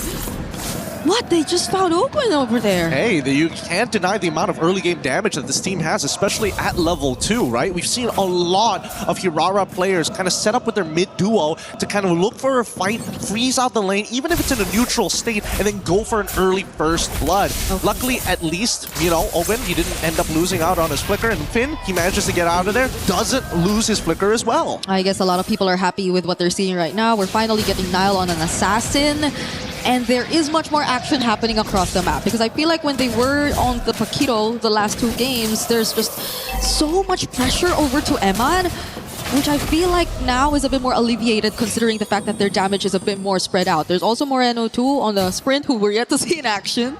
But we're looking forward to that, since Vitality at least have a better grasp of the early game this time alongside this Cho too. Yeah, now Falcons were looking for a couple of conditions in the drafting phase. One, somebody that doesn't really quote-unquote disrupt this Pharsa as often, and also making sure that you're protecting your gold lane in a winning matchup. And I think Super Marco on this Hanabi, as long as the wave's in the right position, you know, can get some free harassment. His first turtle should go over to Vitality's side, but you can see they're just trying to bait him into something, right? Come on, get into these fights before you're level 4 is the only time we can actually punish you. Ooh, there was an SOD towards the purple. I thought that were actually gonna steal away, but okay. Kyle will still secure it nonetheless. That was already Moreno trying to burst down Flap too. Not much in terms of team fights just yet happening across the map, at least. Oh, Purify forced out for Flap though. Yeah, Super Marco also losing his Aegis as well. There could be a potential gank angle for Finn if he wants to flicker on top of Super Marco. He's very vulnerable right now, and I think there needs to be some kind of communication. But they've missed their opportunity here. You can see that Finn alongside with Moreno trying to control this top side, keeping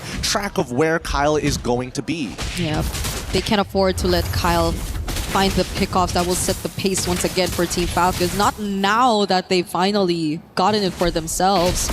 Shogun's been somewhat taking care of the XP lane surprisingly well though, even despite the matchup considering to be a Barrett's Uranus. That's why we're seeing a lot of these motions from Vitality going towards the top side of the map. They don't want Flap to have that moment. Oh, the kick! Oh, Radu Dryad connected perfectly. Kyle with a thumb throw, but it's Moreno who finds him first. It's going to be a 1-for-1 trade so far. Jungle for Rome. That's really interesting. I thought that Haji would just instantly spam the feather. Wait, hold on!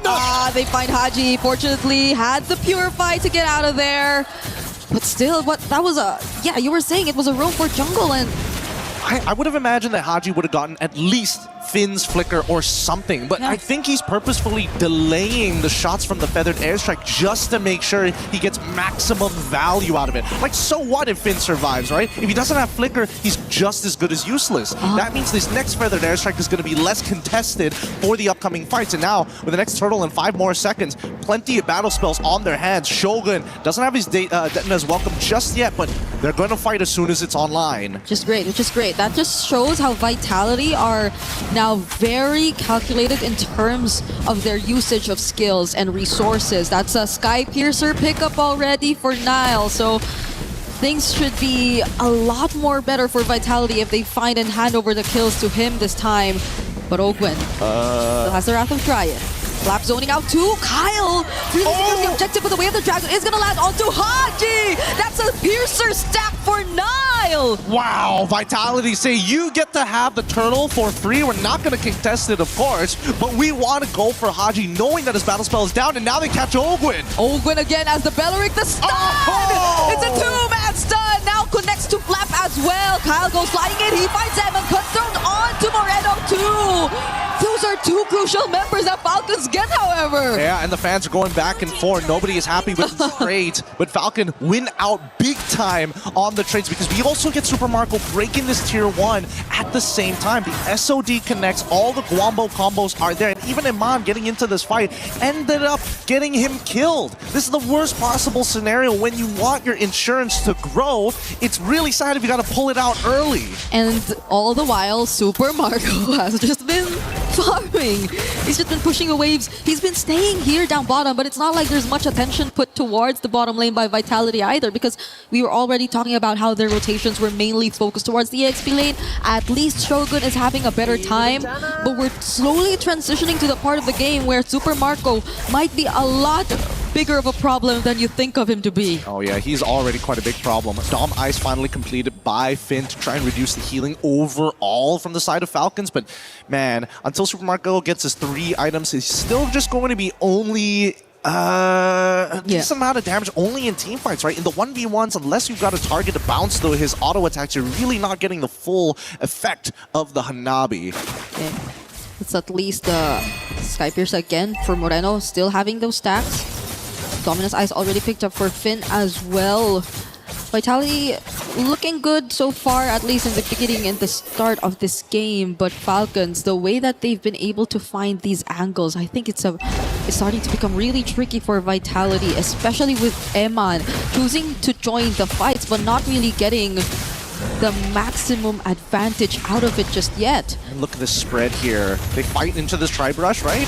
Where's the kick? Nope, they're not going to do it just yet. They're holding it. They're really tunnel visioning on that one priority target. This is allowing people like Super Marco to show up. He's not supposed to be a split pusher. In these cases, he's supposed to be a team fighter, and yet here he is. Yeah, I think Eman and Super Marco at this point have just swapped roles. Run! Ooh, Super Marco running away. AG's already used. The burst from Nile is going to be enough though, but can they find the trade on Nile? The answer is no. Eman going in, Gogwin, and Shogun not landing. The Daytona's welcome, so Haji still gets to pick off Eman. That was such a weird sequence of events. Haji, again, a little bit slow on the reaction time here. He was waiting for the invulnerability, but I think he was anticipating it for too long. He should have just let it rip to force Nile to use the abilities. It's 3 shots to 2 abilities, and you can keep track of how many times he has that invulnerability if you see the little swords underneath the health bar. It's tough to keep up with. I know, a lot of people have been struggling with this new hero.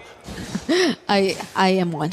I struggle too. Sometimes I forget using Hirara that I have combo abilities. Mechanically and understanding, anticipating all these combos and the abilities that can come out of this hero. But Falcons, at least for now, again, they're able to somewhat be not as pressured. They're not forced, or they're not reacting to what Vitality want to get out of them, especially when it's in terms of forcing out really important utilities. And even now you see the pressure is just constantly towards the bottom side of the map. Kyle flying in, tries to find Moreno. Wow!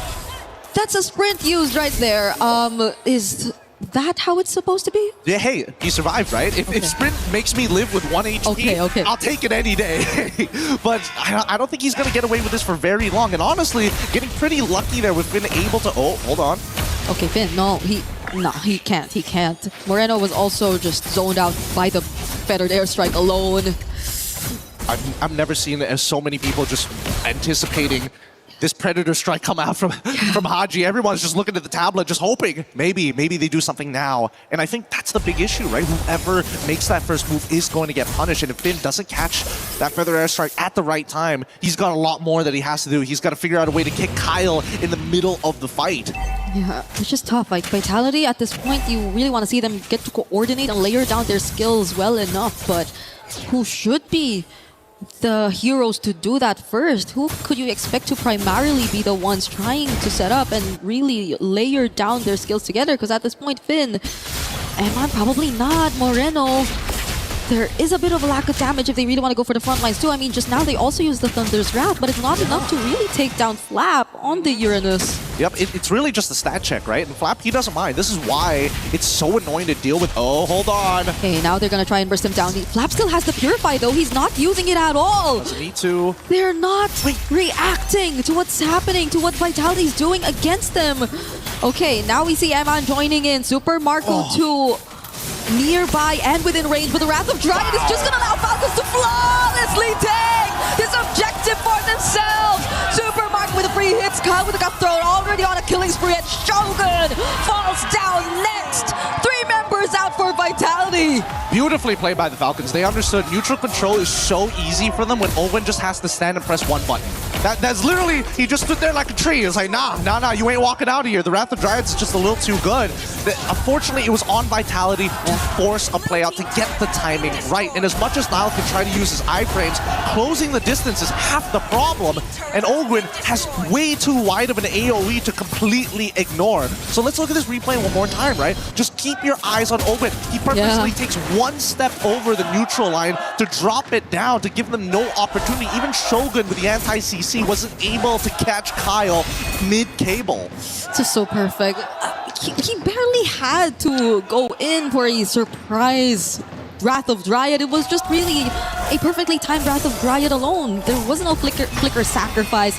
They also weren't poked down low enough because I don't think Vitality could really afford to. They barely have heroes who could poke. You try to close in, and that's about it. You pretty much expose yourself to Falcons already, and now they're knocking on the base turrets. Fortunately, Vitality are able to deal with it for now, but they already got all their energy shields, their holy shields out, and they still have waves incoming. 2 conceals already dropped down. Ogwen still not using the Wrath of Dryad. Finn trying to look for an angle. Daytona's welcome, finally committed onto Flap, but again, he's still not using the Purify. I'm telling you, he's gonna hold it until, you know, Kingdom Come. The next, by the time the Rapture comes, you'll be like, yes, Lord, I have the Purify. I've been holding it this whole time. Oh my goodness.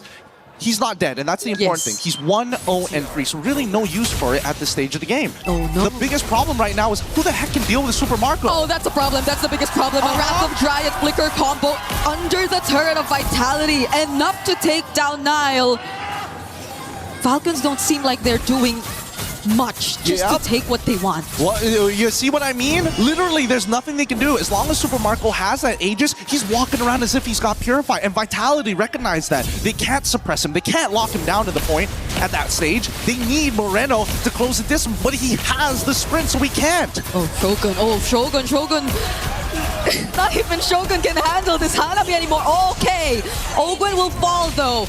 Lightning Truncheon pickup from Haji, and they will settle with just 2 base turrets taken down. At this stage, Vitality, they just have to play to scale until we see Iman actually, I think that's his 4th item at this stage, so he should be in pretty good strength. Trinity already complete, I would assume, as well, if he's getting a Malefic done, but right now, the odds are not looking good, and somebody needs to clean that long lane. Yes, someone has to deal with it, but Vitality, they're all here. They want to contest.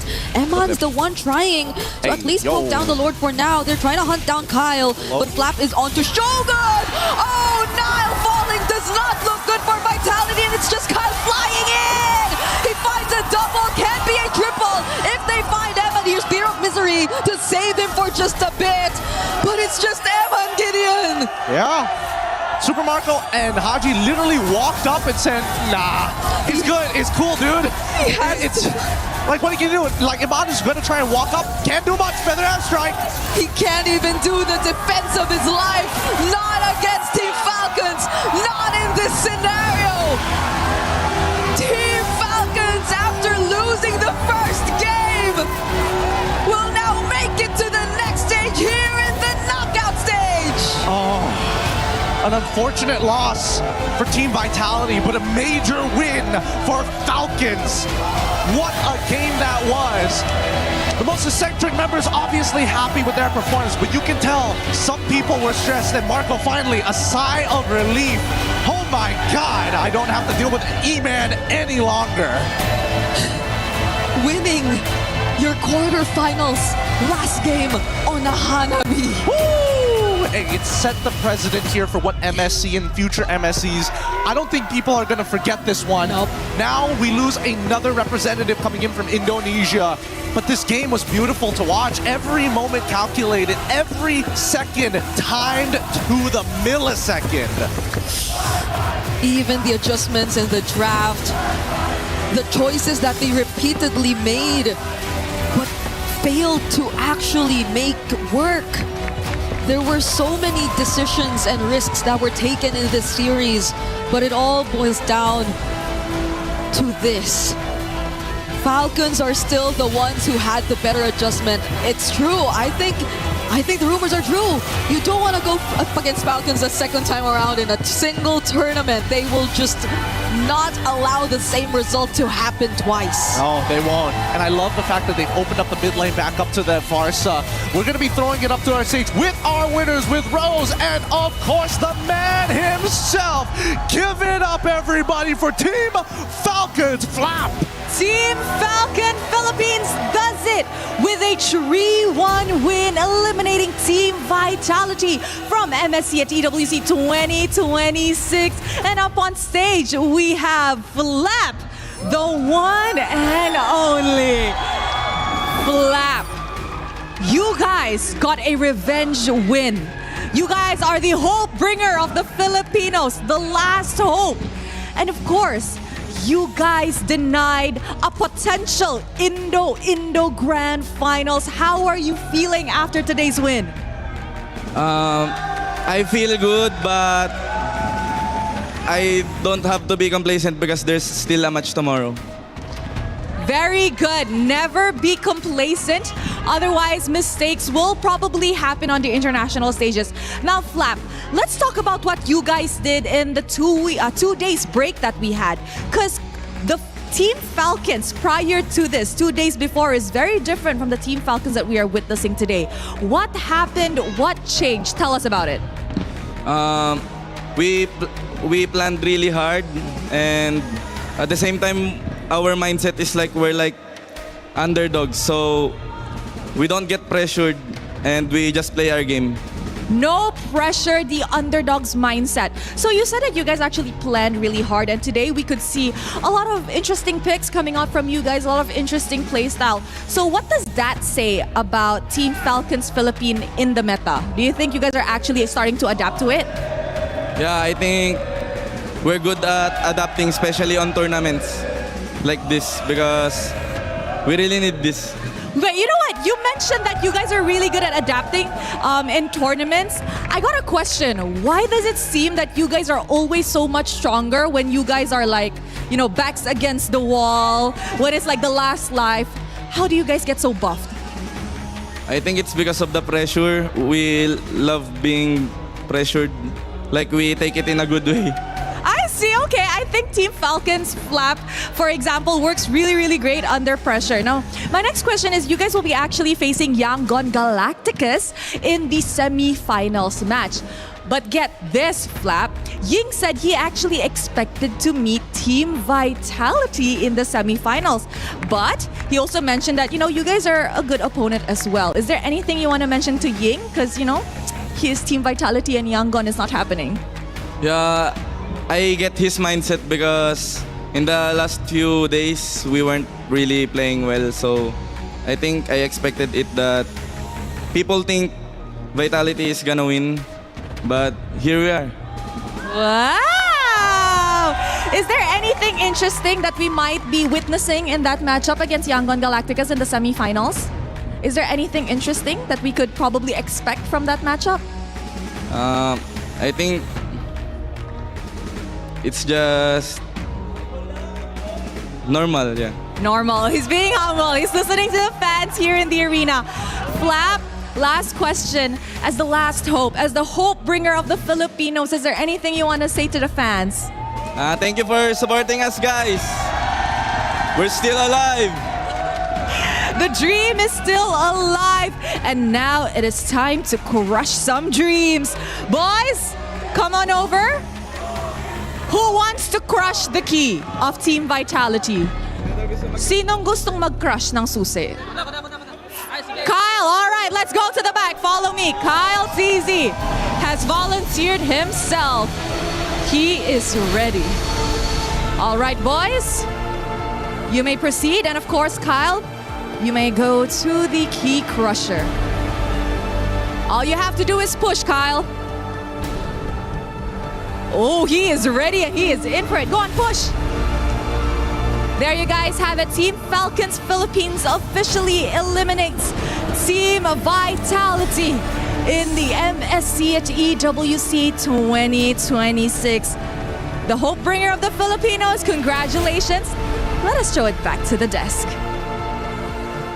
Wow, crying.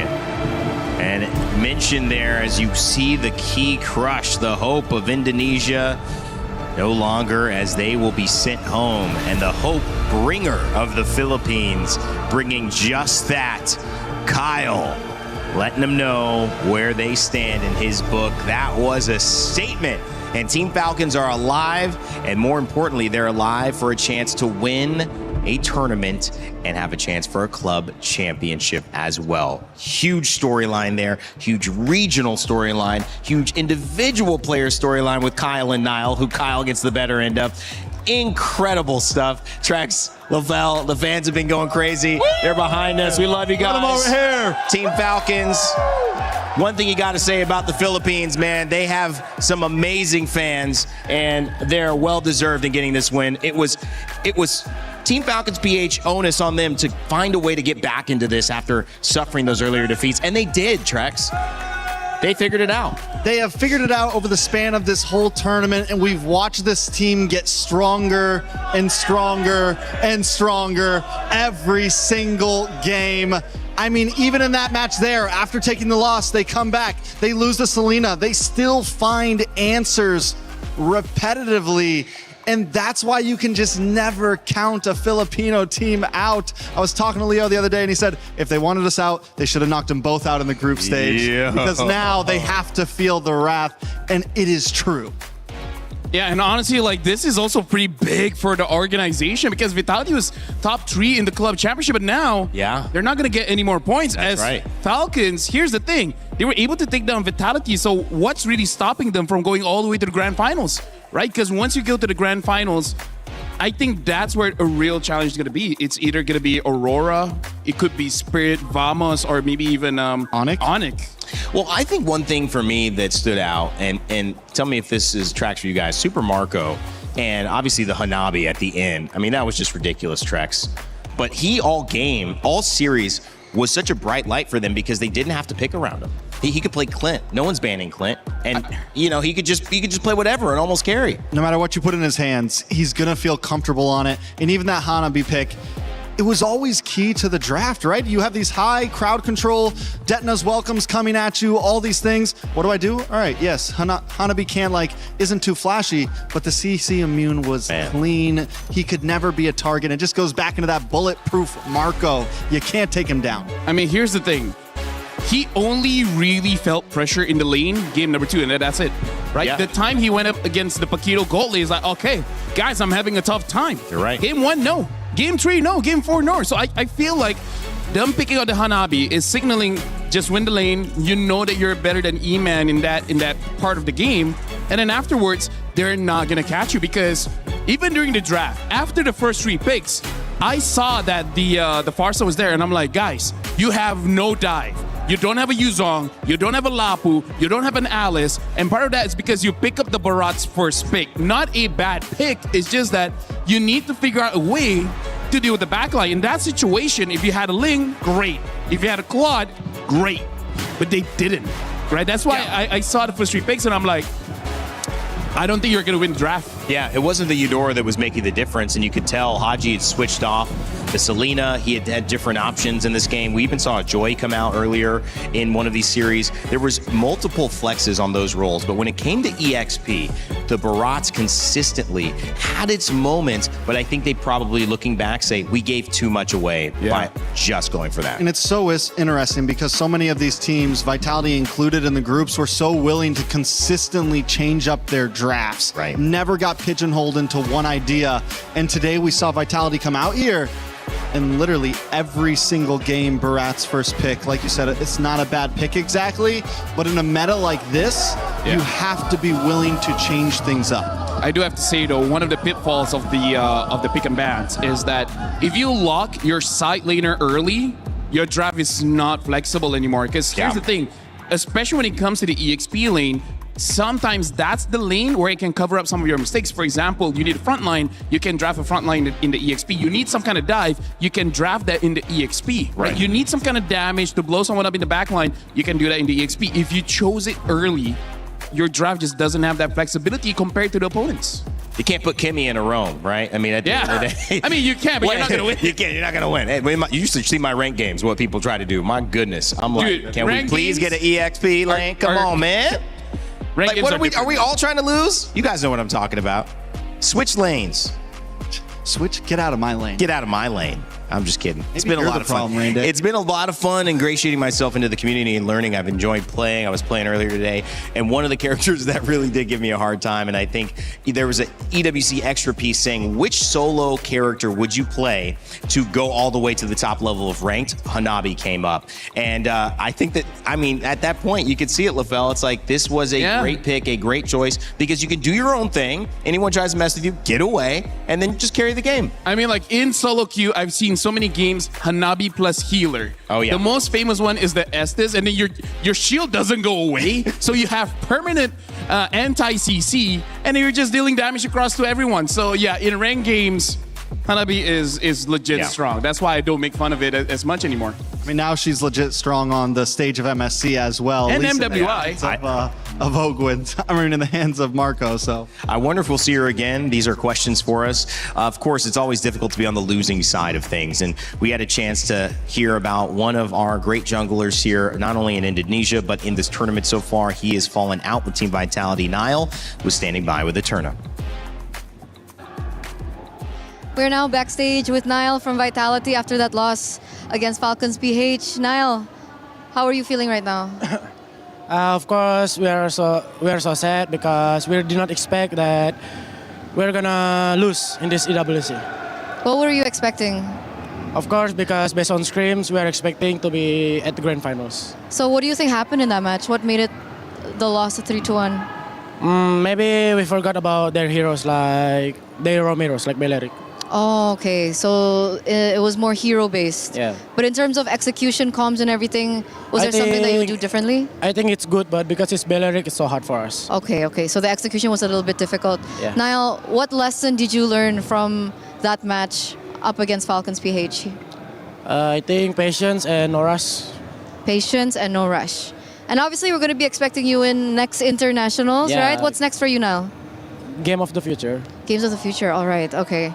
So Niall, obviously, unfortunately, you will have to bow out from MSC. But could we know a little bit more about what you think about Onyx come the tournaments? Yeah, there's only one hope from Indonesia. It's Onyx. I think you guys can support them, and I think they are good. They are good. They can fight with Aurora before, right? I think they will do the same like Falcon do to us. Niall, are you okay? Who is okay when the team is losing? No one's okay. How disappointed do you feel right now? I feel like so disappointed because it's like we could do better. We could do better. Is there something that you want to say to your fans, maybe? I'm so sorry for what I do. I'm sorry for this EWC. We will come back stronger in MPL and GF. And we will wait for your comeback. Thank you so much, Niall, for this interview. I know it's not easy, and we're going to throw it over back to you guys. Always a lot of credit, and credit to Team Vitality for what they did. You can't say they were anything but exceptional throughout this tournament. They stumbled here against Team Falcons PH. Yangon Galacticos also made a pro esports trip, and those two teams will be going home. However, Yangon Falcons, they have booked their ticket to at least $150,000 and a semi-final. One more win, one more best of 5, and they will be in the grand final, which has a chance for $1 million if you come into that first place. An amazing thing that's there. And guys, tomorrow looking at it, we've got Team Vamos, Team Spirit going up against each other, and Aurora Gaming and Onyx going up against each other. The last Indonesian representative there versus Aurora Gaming from Turkey, where M Series will be held this year. So that is exciting. Plus 2 great teams in Team Vamos and Team Spirit to kick us off. Trex, LaFell, as we close out today, gentlemen, we take a look at tomorrow. I want to get your final thoughts before we head home. Today was amazing. Tomorrow is going to be amazing. I mean, we have so many storylines going on right now. So many amazing teams fighting for the spot. And no matter who ends up there, I feel like it's going to be a great grand finals. I mean, like, looking at today, the revenge story is starting to become a real thing here because every single team, they fought against each other back in the group stage. And then unfortunately, we see that Team Vitality bit off more than they can chew, right? I mean, like, it's safe to say, like, they got pretty confident after group stage that they can take down Team Falcons, Philippines. So now I'm really not sure what's gonna happen tomorrow. Like, if Aurora somehow loses to Onyx, that would be quite the upset. Speaking of, right now, there's only one representative from each region, from each country throughout the tournament. Whether it's the club championship, fellas, or whether it is MLBB, seeing new characters and new legends, new histories and new dynasties formed, tomorrow is certain to hold more. So do not miss it. We're going to be right back here where we started, and from all of us here at the crew of EWC, MSC, all of us on studio, on panel, on our cast, myself, Rain Day, we appreciate you, we love you, remind you to never give up, never stop gaming, and we'll leave you with the STC recap.